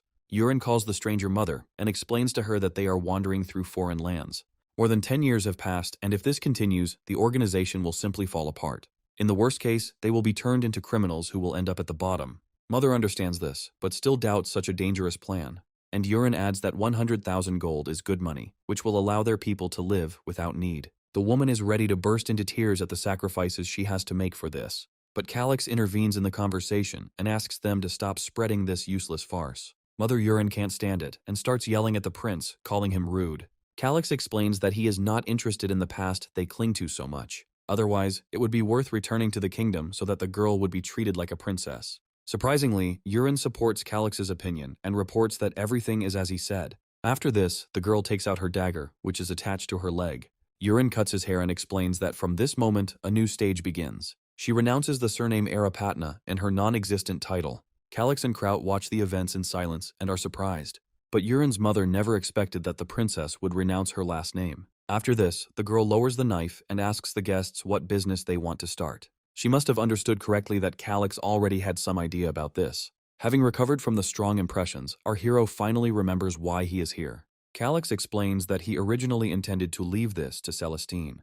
But now he is too young for such trust, and it would be better to build a strong relationship first. Yurin is surprised and answers the prince that this will be a very wise decision. She then inquires about Calix's age, which is not much different from hers. Our hero understands that Yurin is not going to address him as an adult, so he drops the subject of age and replies that he just needs to clear the illegally obtained money. As for his age, the difference between him and Yurin is not that big. Celestine decides to close this topic and wants to ask Calix about his plan of action. But our hero firmly makes it clear to the girl that it is still too early for this. At the moment, he only wants useful information from Celestine.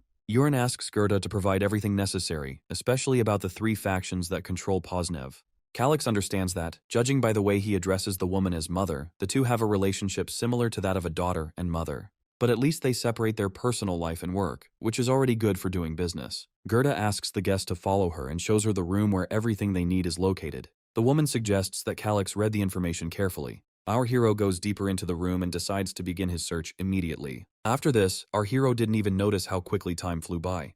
Until the very morning, our hero was busy searching for the information he needed. As dawn approaches, Calyx gradually begins to wake up. Now there will soon be no need to worry about money, since Urine must sort it out. The dungeon problem remains, which has two possible solutions. You can go there with the knights who came with our hero, or you can hire mercenaries to do all the dirty work. If you hire too many people, there is a high probability that his secrets will be revealed. Therefore, Calyx wants to go only with his people and hire a magician.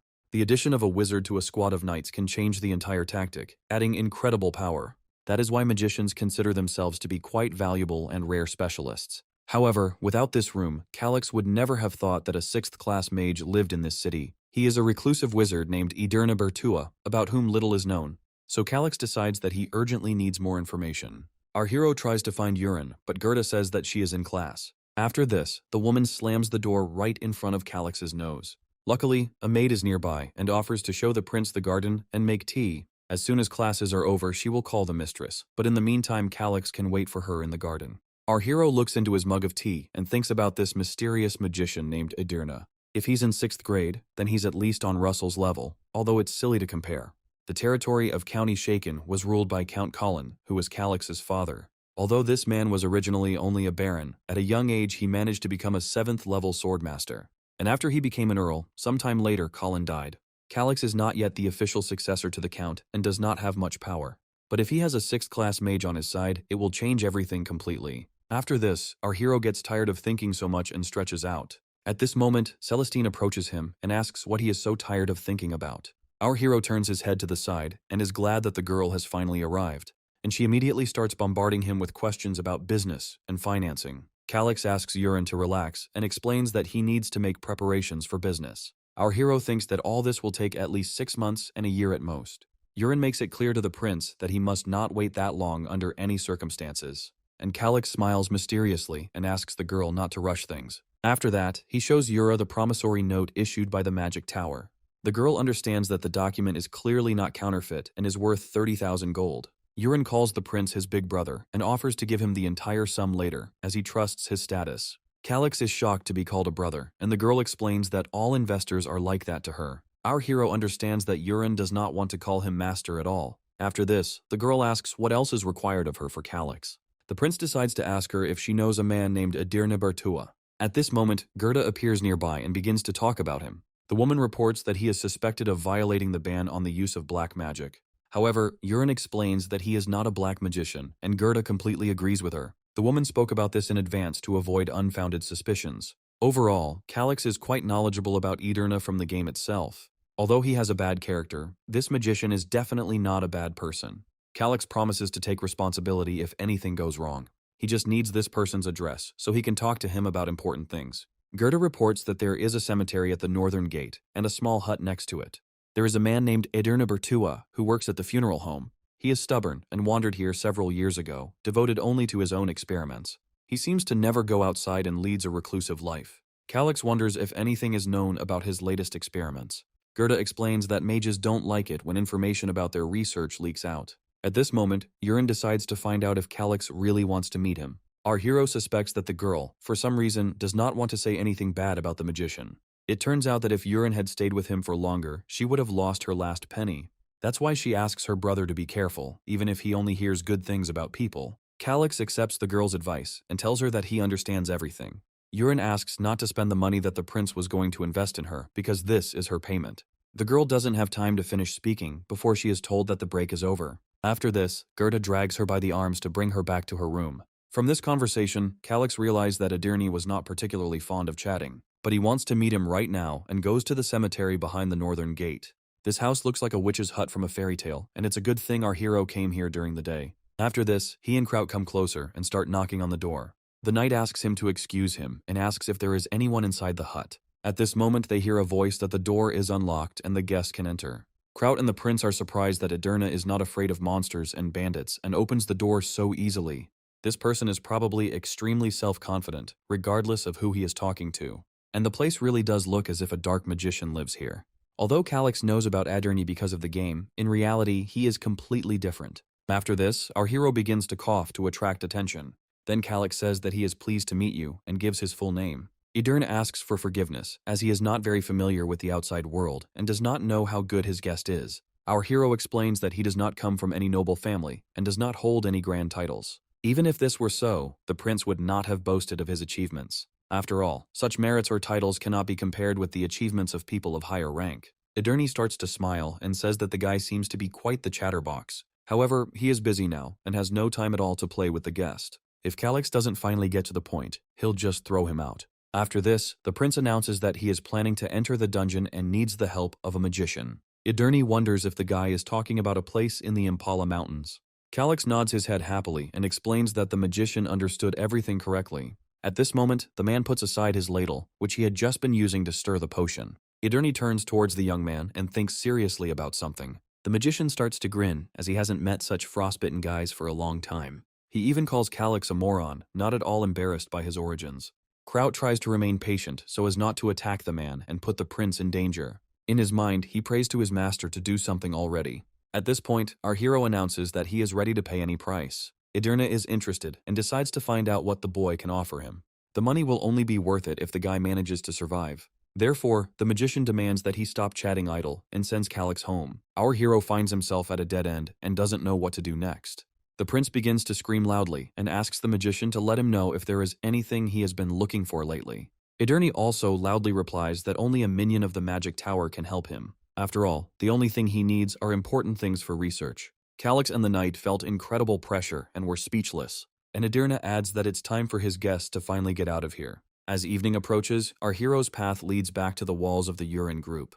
Calix is depressed by his situation, and the girl even begins to think that he has lost his money. But the prince only mutters about how he needs to find something he can offer the man.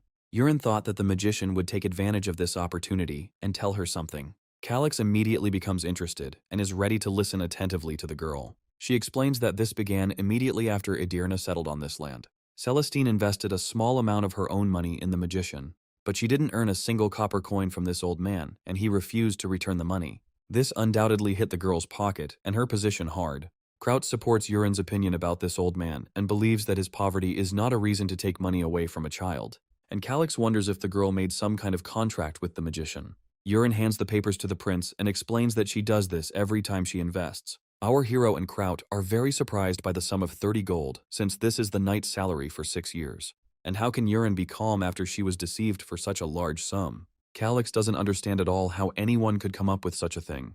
Meanwhile, the girl is trying to contain her anger over the loss of 30 gold coins. After this, she starts yelling at Kraut and calls him an old man who is spending her money. The knight never thought that Urin would decide to vent his anger on him. At this moment, Calix calms Kraut down and says that he can take the contract upon himself. Urin refuses, as she wants to return the money herself and make the magician work hard. But our hero explains that she gave the money not to an ordinary commoner, but to a 6th-level mage. The girl wonders if she will never be able to get her money back. And Calix explains that he did not lend money to anyone, but simply shared the profits.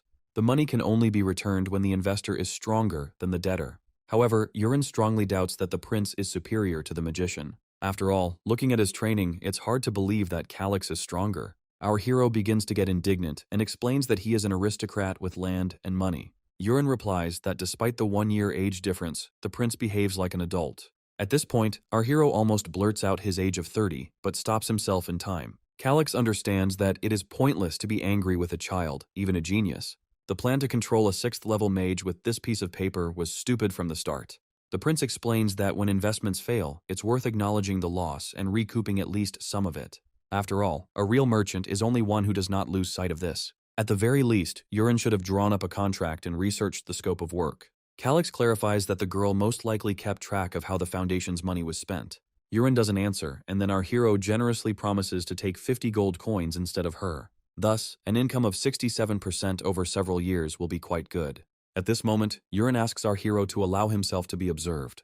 Calix replies that he cannot forbid it and understands that his plan worked. After this, the girl prepares a large number of books and documents for the prince. Hearing noise and bright light coming from one office, Gerda decides to check it out. She approaches the half-open door and cautiously peers inside. After this, the woman sees the princess there and wonders what she is doing there. Urin turns towards his mother and doesn't know what to answer her. She somehow needs to explain what she is doing with Calix behind closed doors. While Urin is coming up with an excuse, Gerda looks around. She notices a stack of books and a lot of different information on the table. After this, the woman sternly says that she asked the princess not to make deals behind her back. Kraut and Calix just stand there silently, as if she had nothing to do with it. And Yurin replies that she did this because Goethe will always find a reason to refuse. At this moment, the mother takes the girl by the hands and begins to drag her to her room. Goethe promises that today's lesson will be better than the previous ones. When Kraut and the prince are alone, the young gentleman suggests getting down to business. Calix sits down at the table, and together with the knight, they begin to study the information. Even when Kraut falls asleep after a long time, our hero reads the documents with concentration. Calix understands that Edirne will be difficult to convince, and that other people will have to be invited into the dungeon. At this point, the prince turns to Kraut, who is already bubbling and drooling from deep sleep. Our hero wakes up his knight and tells him that it is time for them to leave. Kraut decides to ask where they are heading this time. Calix replies with indignation in his voice that they need to hire mercenaries. After this, our hero has to walk through streets full of danger. The strangers are clearly interested in this young man and are counting on profiting from him. Meanwhile, our hero finds himself near the building of the mercenary guild. Calix and the knight enter the room where everyone is chatting animatedly. But as soon as the guild doors open, the entire room falls silent. People sitting at the table focus their attention on strangers. The receptionist at the counter feels uneasy at the arrival of a high-ranking aristocrat. At this moment, Calix approaches him and says that he needs a squad of mercenaries. The man asks to wait a minute and is worried that he won't be able to cope with it. Kraut decides that the administrator went to call the person in charge. After this, another person actually comes into the room and greets the clients. The knight immediately stands in front of the prince to protect him from danger. But Calix explains to Kraut that this man is not as simple as he seems. At this point, the man asks the visitors to go to a secluded place. The prince follows him silently and ponders his observations of this place. Calix had heard that 4th-level mercenaries were extremely rare. And the man replies that, having reached the user stage, one can easily earn a living as a knight in the village. Only Kraut doesn't understand why he said this, and who he wanted to touch with it. The man continues and explains that there are many people who love a free lifestyle, and he was very surprised that the aristocrat came to this place in person and did not send a representative. Calix replies that if he did so, the man would hardly agree. Even though the owner smiles at our hero, it's still clear that he's an old fox. After this, the man sits down and asks the prince to tell him in detail about his request. The young man names a risk level of A, a payment of 2.5 times the average, and a contract for a month. If a C-rank mercenary becomes captain, the prince will leave the formation of the expedition to him. At most, he needs 120 fighters, as well as 80 people in reserve. After such demands, the man understands that he shouldn't have underestimated the client just because he's a child. But he did not disclose the purpose of the request, and instead only clearly outlined the terms of the deal. On the one hand, for a man this is a wonderful offer from an aristocrat. However, this is still not enough to make it easy to accept. The guild owner explains that finding mercenaries will take a long time. The customer could have provided some additional information to make people more willing to agree to his terms. Calix hints at a reduced payment for unnecessary information, as he does not intend to follow the merchant's lead. He has spent tens of thousands of hours playing games and will not satisfy anyone's curiosity. The owner has to agree to Calix's terms or he will lose the money. Therefore, the man extends his hand to him as a sign of his readiness to conclude a deal. After this, the merchant says that this is the first time he has met a nobleman like him. Then they, together with our hero, make a contract with each other and shake hands. The man asks the prince to be more careful and return the mercenaries alive. Calix promises the merchant to do everything in his power on this expedition. After this, the owner asks which hotel the nobleman is staying at. He needs this information so that the mercenary captain can visit them. It is with him that our hero will be able to discuss the nuances of the task in more detail. Then the merchant says goodbye to his customers and wishes them a good day. Calix breathes a sigh of relief after this meeting and feels much better. He thought that he would be refused this order and therefore felt relieved. Kraut explains that the young gentleman was skilled in negotiations. Our hero cannot tell the knight that in his past life he was a sales manager, so he decides to drop the subject of his talent and offers Kraut a drink. At the same time, the prince does not even suspect that he is being watched. Such a request is not uncommon for mercenaries, but why would a nobleman and his guards need it? The mysterious man finds this strange and decides to check everything out by following Calix's trail. Poznev is the only free city in the kingdom, called Rock. It is not under anyone's control and is also known as a city of mercenaries. By joining such a detachment in the city of Poznev, all records about the person will be erased. Instead of personalities, mercenaries are tasked with preventing a giant wave of monsters. The annual massacre occurs during the autumn period, where monsters are killed by mercenaries. Otherwise, the monsters fill their stomachs with corpses before retreating. However, from the very beginning, this dirty work was not done by mercenaries. It all started with a prison block, organized for a specific purpose. To avoid paying compensation to the families of those killed while repelling the attacks, a cunning move was made. After the current defense system was established in Poznevo, this corps became the Black Wing Mercenary Guild. Thus, this group came to rule the red light district and the criminal underworld. Meanwhile, in the Black Wing Mercenaries' office, underworld boss Walter sits in his reception area. At this moment, Corvus enters the room and the boss does not understand how he dares to come here. The man says that, given their past grievances, he would prefer to cut off Walter's head. But he left his past behind when he became the Dark Knight and tells the boss to calm down. Walter is still very angry at the man, especially since he was the one who received the request in the first place. At the same time, he is left with a strange feeling of strong pressure from the Dark Knight.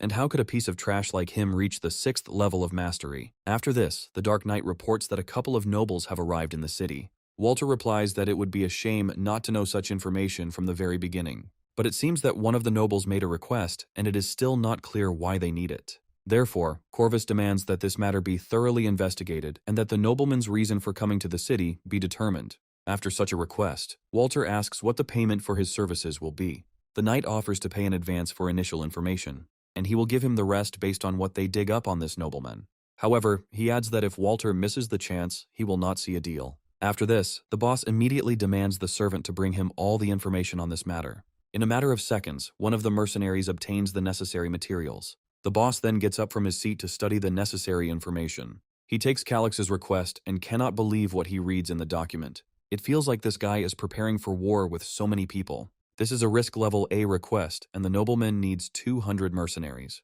There is definitely no reason for war, because Poznev does not border any enemy state. The quest simply involves clearing a couple of high-level dungeons. The mercenary is confident that no nobleman will go to war, knowing that it will lead to losses. Therefore, he does not rule out that in this situation, a treasure hunt is also possible. After this, Walter smiles mysteriously and suggests simply wiping out the prince's entire team. However, the mercenary has doubts before agreeing to this idea. He explains that there is always someone next to the aristocrat. Usually, it is a senior knight of at least the 5th class who keeps an eye on him. Even if the mercenary is level 6, eliminating such an enemy will always leave a trace. It will be unpleasant if during this time he also uses the scroll of return. The mercenary decides not to worry about it and says that he is simply waiting for the perfect opportunity. For now, they will assume that the prince's goal is the dungeon. Once you enter it, you will no longer be able to use the scroll. Walter realizes that in this case, he will need to deal with the other mercenaries, because there will be big problems if the information suddenly leaks. But the boss demands extra payment for this, since at least 100 fighters are with Calix. Even if they are simpletons, such a number cannot be ignored. The mercenary promises Walter that he will pay him as much as he wants. The person who turned to him for help has more than enough money. There are 3 large mercenary groups operating in the city of Poznevo.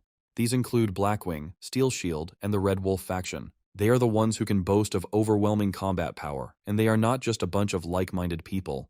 Blackwing mercenaries are descended from prisoners thrown to be eaten by monsters, and the Steel Shield mercenaries came from the guards who were watching them and suppressing riots. Until now, it has been possible to avoid direct conflict between them due to fears of the Red Wolf. The forces of these 3 mercenary detachments were approximately equal, and thanks to this, it was possible to maintain a balance in Poznevo. Every movement of the enemy is constantly monitored.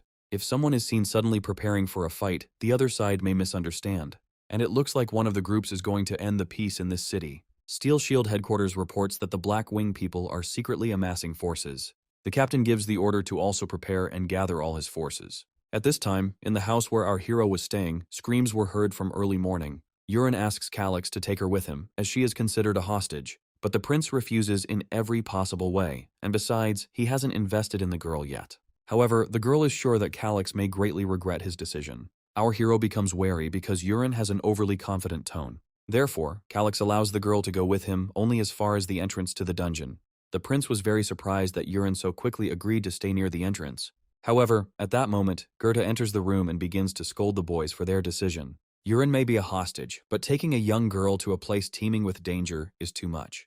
Calix explains that she is not yet a hostage and has volunteered to go with him. Gerda asks not to indulge the child's whims, but the prince himself has not yet reached adulthood. However, the woman says that she is against this idea, and Calix is glad that at least he is no longer to blame for the refusal. Maybe Gerda is so wary of him because of a bad first impression. And yet, I wonder if there is anyone nearby who would go to Gerda. Her affection for Urin does not cancel out her good beauty, and perhaps with a reliable support in life, things will get a little better. All this time, our hero did not even suspect that he was being watched. A mercenary in a black robe watches our hero even from a tree and does not let him out of sight for a second. Meanwhile, people in Poznevo continue to enjoy drinking and eating in pubs. At one of the tables, mercenaries discuss the campaign of Calix and Lady Urine. One of them regrets that he didn't kick this frivolous aristocrat in the ass last time. After this, they hand the coins to the person monitoring and ask him to continue surveillance. And the mercenaries are sure that the prince persuaded the lady and deceived her with sweet words. From the very beginning, our hero was not liked by these jealous mercenaries. Now, the question of what to do in such a situation remains unresolved on the agenda. The mercenaries' interlocutor explains that they need to be careful not to end up in prison. The dungeon is not a place where everything can be decided by the number of troops in the army. Moreover, there is an uneasy atmosphere in the city, and soon the Steel Shield and the Black Wing may clash. In this case, the man suggests using the excuse of keeping a distance and being observers. Later, the mercenary will return, pretending to know nothing, and will get rid of the boy or negotiate with him. At this time, Calix and Kraut are distracted from their work when they hear a knock on the door. Our hero allows the visitor to enter, and a stranger appears on the threshold. The man apologizes and explains that he came here on the recommendation of the guild. His name is Trias, and you can contact him with any questions about the mercenary squad. At the same time, he shows Calix a certificate that confirms the C-class. The mercenary then asks for permission to begin forming the main composition of the combat team. Calix tenses for a moment and begins to glare at Trias. At this time, the mercenary silently awaits the customer's decision and does not understand what is happening. Our hero simply didn't think that this person would appear so soon. After this, the young man asks Trias to select and bring 10 people to him. The mercenary decides that the client wants to personally see and select people. However, he will not be able to return the contract money paid to those who are not selected. Calix is satisfied with these conditions and decides to make another request. Our hero gives the mercenary the paper and asks him to prepare everything that is written there. This is a list of items needed for the dungeon, and each person should be assigned to buy one of them. It will also be sufficient for only the group captain to know the entire list. After this, Calix lets the mercenary go, but he has a question. The man is very interested in how the young man found out about this place. Our hero didn't even expect that he would have to face such a question. Calix pauses for a moment, and Trias decides to make his guess. He thinks that the gentleman may have a beloved woman who helped him. The prince doesn't even understand why this man is asking about such things. But it seems there is no need to introduce Hertha to him in this case.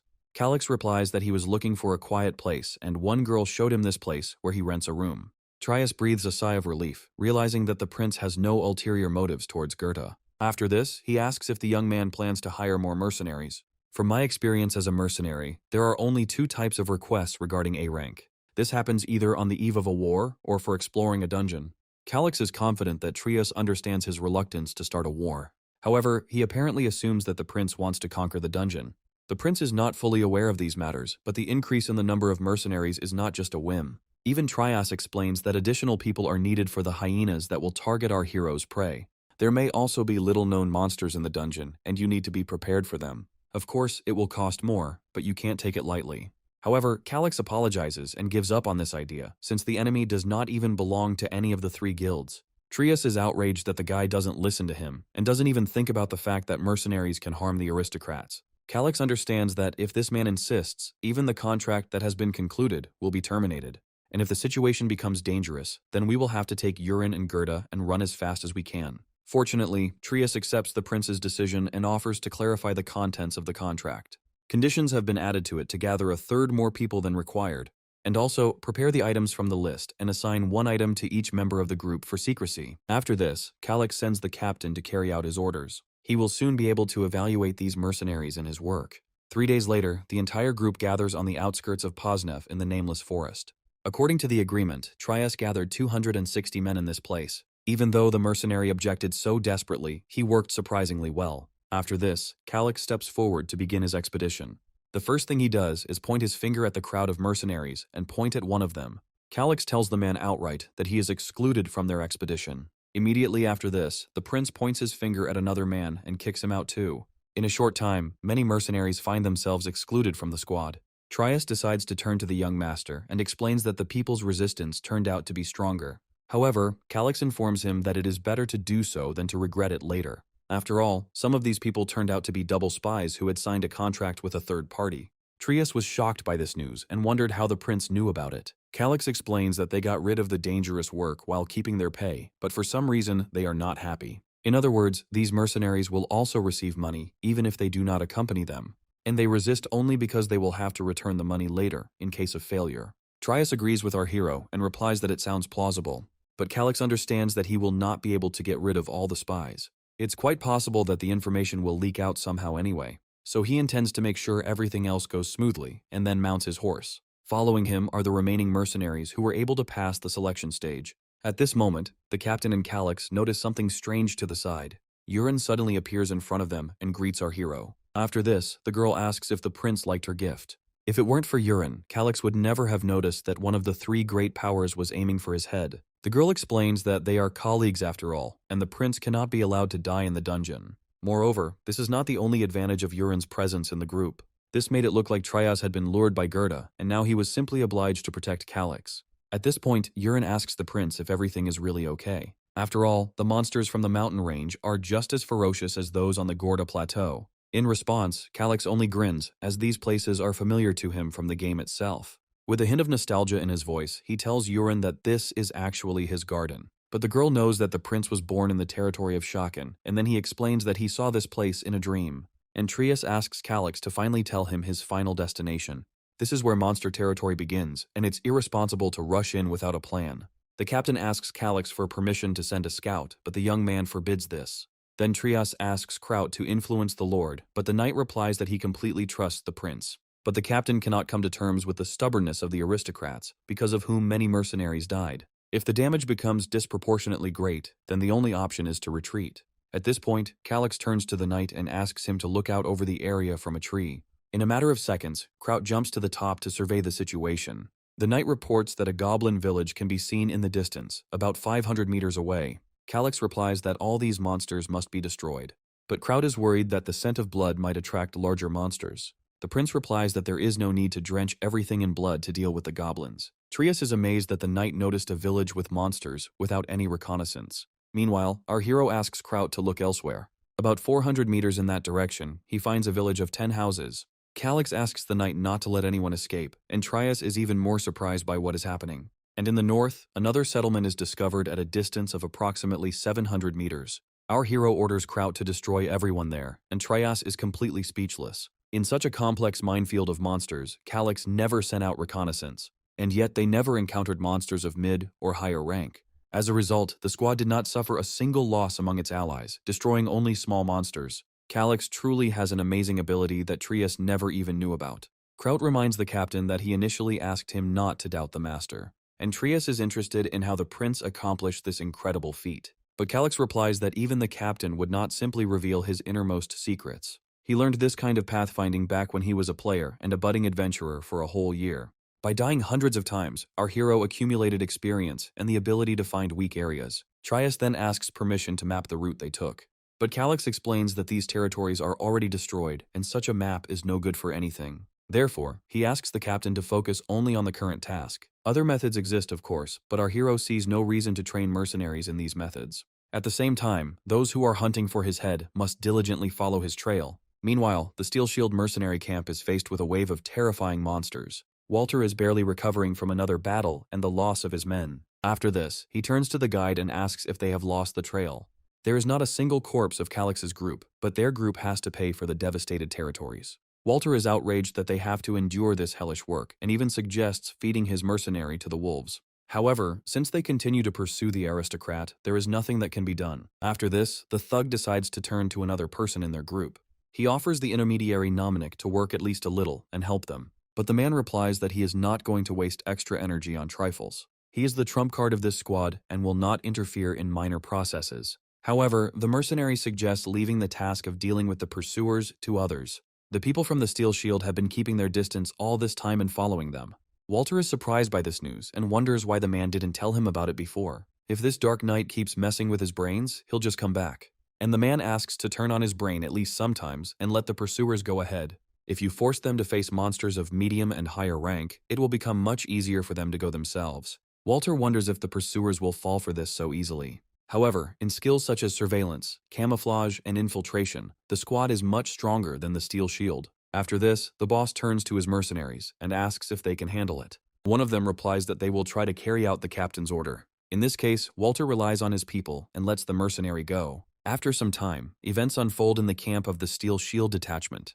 The captain is surprised that they are closing the distance, but the tracks remain the same. Suddenly, the entire group begins to clearly hear a wild roar. At that moment, a huge herd of monsters attacks them from the forest.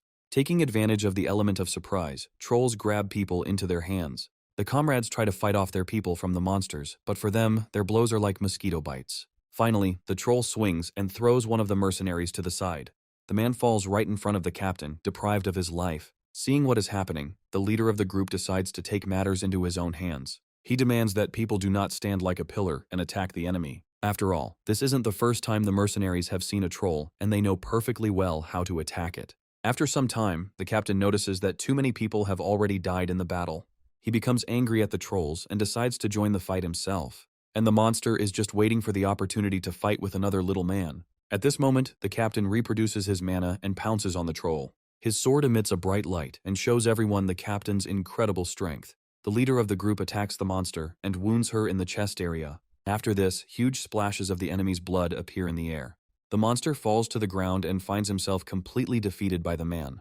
The entire Steel Shield squad rejoices after their absolute victory over the trolls. And the captain is surprised that so many of his men died because of them in this battle. They were clearly mistaken, and these tracks do not belong to Blackwing mercenaries.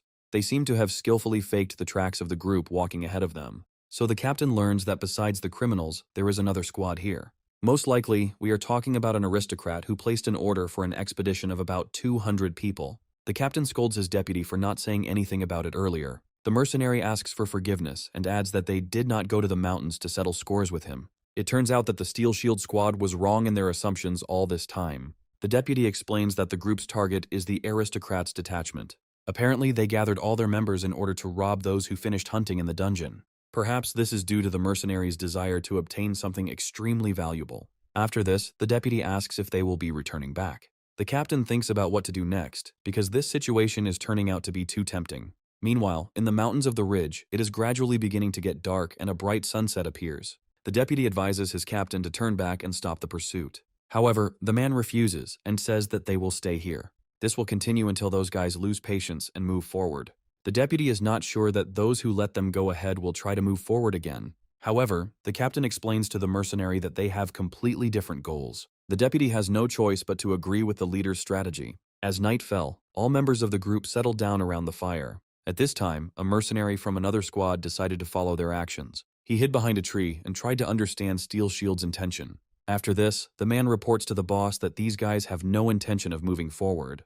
The group's mediator starts laughing and says that these people turned out to be smarter than he thought. Walter then suggests eliminating them and moving on, but this turns out to be a bad idea. After the fight with the Steel Shield, they won't have the strength left to deal with Calyx. The mercenary asks to remember their goal to capture the aristocrat alive or kill him. Until then, you need to avoid fighting as much as possible and conserve your strength. Walter is confident that their strength will still decrease even if they fight mid-level monsters. At this point, the intermediary covers the captain's face with his hand and asks about the decoration on his shoulders. At first, Walter can't even understand why the man suddenly started talking about this. He explains that Steel Shield is unaware of their group's true purpose, so Walter must make them believe that they want to find untold treasures. To do this, it is necessary to offer the mercenary a truce until Calyx's group is found. In the current generation, there is no one left among them who harbors personal malice towards the Steel Shield. The captain agrees with the mercenary's opinion, but still has doubts. Then the man explains that the Red Wolf is always leading them by the nose because Walter doesn't think with his brain. After this argument, the boss realizes that he should still listen to this advice. Meanwhile, the Steel Shield mercenaries continue to remain in their camp. The night is getting deeper, and many people go to their tents to rest. The people remaining on guard at this time begin to hear some strange movements. Something starts to move in the bushes, and someone's footsteps can be clearly heard. At this moment, an enemy appears in front of the squad members and greets them. Walter holds a white flag in his hands, with which he thanks people for their good work. All mercenaries experience terrible anxiety from the appearance of a person from a hostile detachment. The captain's deputy goes to his tent to report the incident. The man explains that the Black Wing squad has just entered their camp. After this, the commander immediately goes to the place where everything happened. Unaware of his opponent's intentions, he slowly walks towards him. Walter waits with bated breath to see what his opponent will do next. Thus, two captains of warring factions meet face to face. Both of them don't know how to start a conversation and what to expect from each other. It only becomes clear that hostility under these conditions will be unnecessary. But it remains to be seen whether Walter will succeed in carrying out his plan and concluding a truce. The conversation between the two groups turned out to be quite long. As dawn broke, the mercenaries were finally able to discuss what each side needed. The two captains of the warring sides made a truce and shook hands. Walter told the Steel Shield commander that they were simply waiting for the noblemen to find the treasure. After this, the temporary allies say goodbye and return to their positions. Walter gives the order to his men that they can now set out. Then the captain and his group leave the Steel Shield camp. At this time, the Dark Knight observes all the actions of both sides. He is very pleased that a ceasefire agreement was finally reached and everyone is dancing to his tune. Meanwhile, our hero scratches his ear from the feeling that someone is remembering him. Luckily, there was only a short distance left to go to the dungeon. Calix asks the knight to gather a council of command before moving on. Crowd is surprised that the prince spent so many hours staring at the walls and suddenly decided to call a meeting.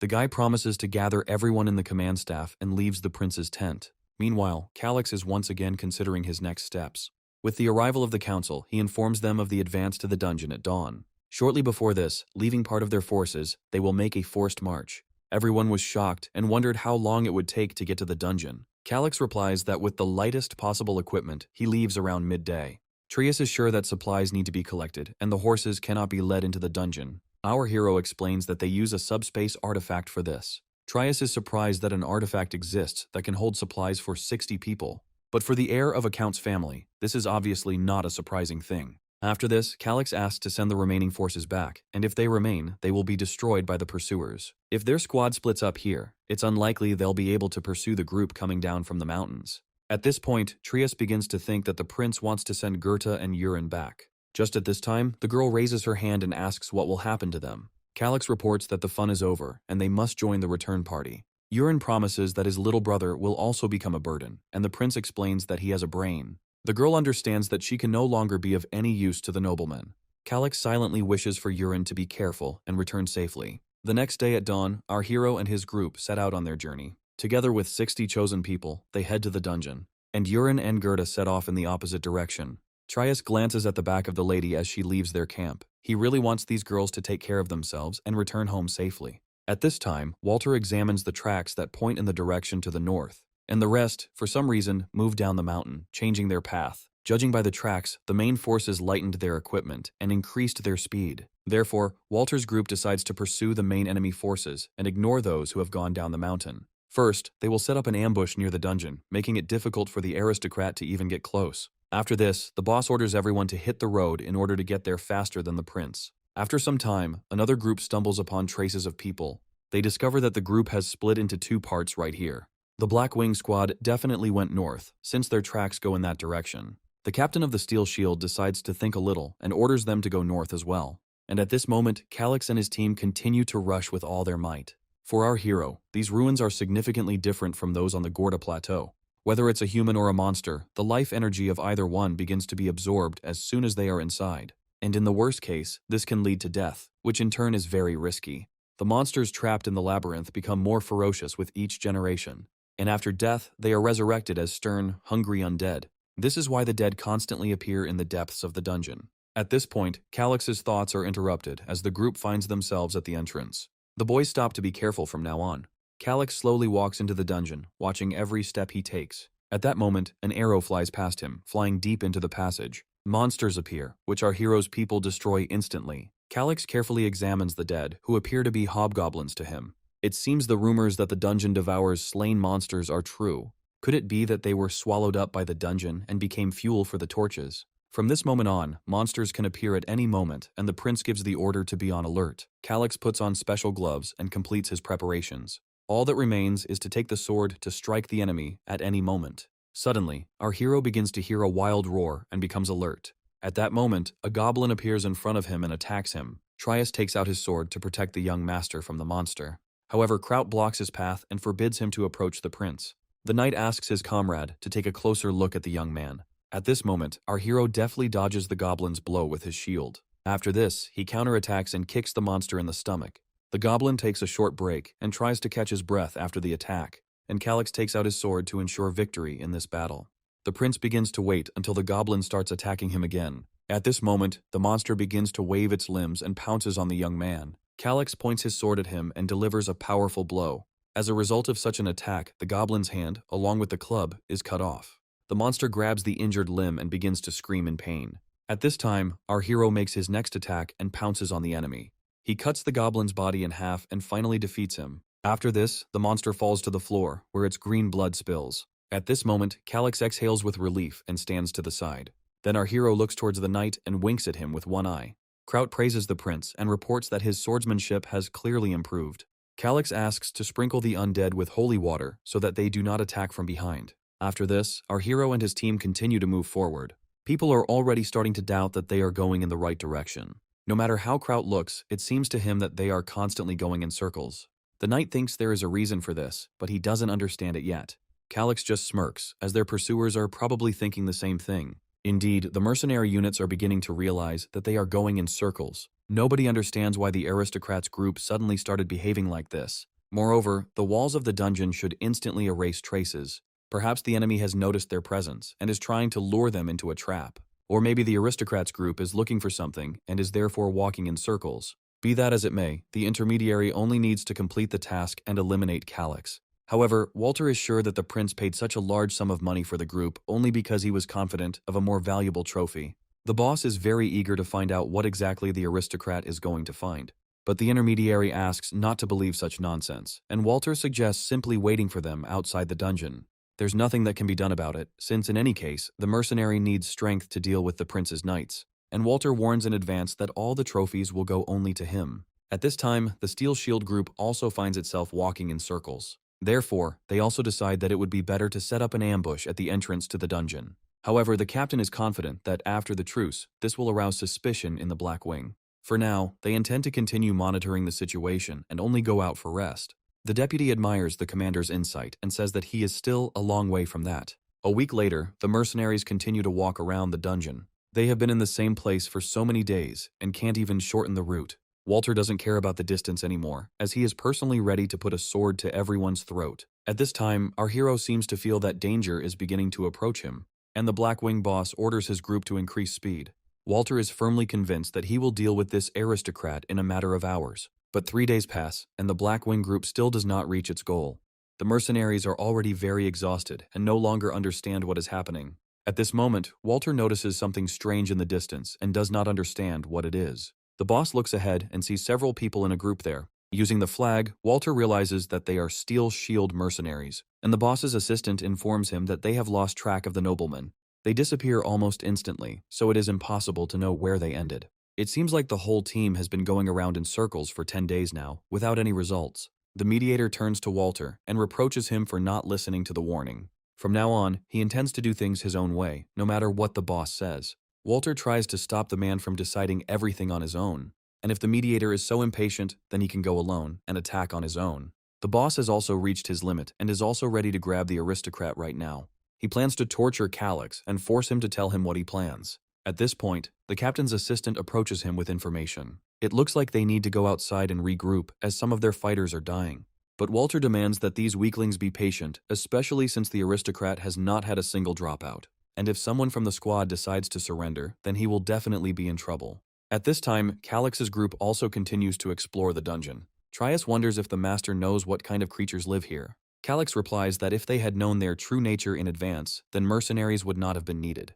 Meanwhile, they have been in the dungeon for 10 days already, and still no one has lost strength. Even soldiers without mana feel fine, although the dungeon absorbs life energy. Trias is truly surprised and wonders how this is even possible. Calyx explains that if they focus on fighting in 4 shifts, everything will be fine. And in order to have the opportunity to rest, a large number of people were required. Now the commander understands why the aristocrat hired so many people. In that case, magicians really aren't needed, but right now Trias is more interested in the bright blue light. At this moment, the team finds itself near a glowing underground reservoir. The squad leader becomes curious about what kind of monsters live here. Calyx replies that a water elemental, the spirit of primordial water, is located here.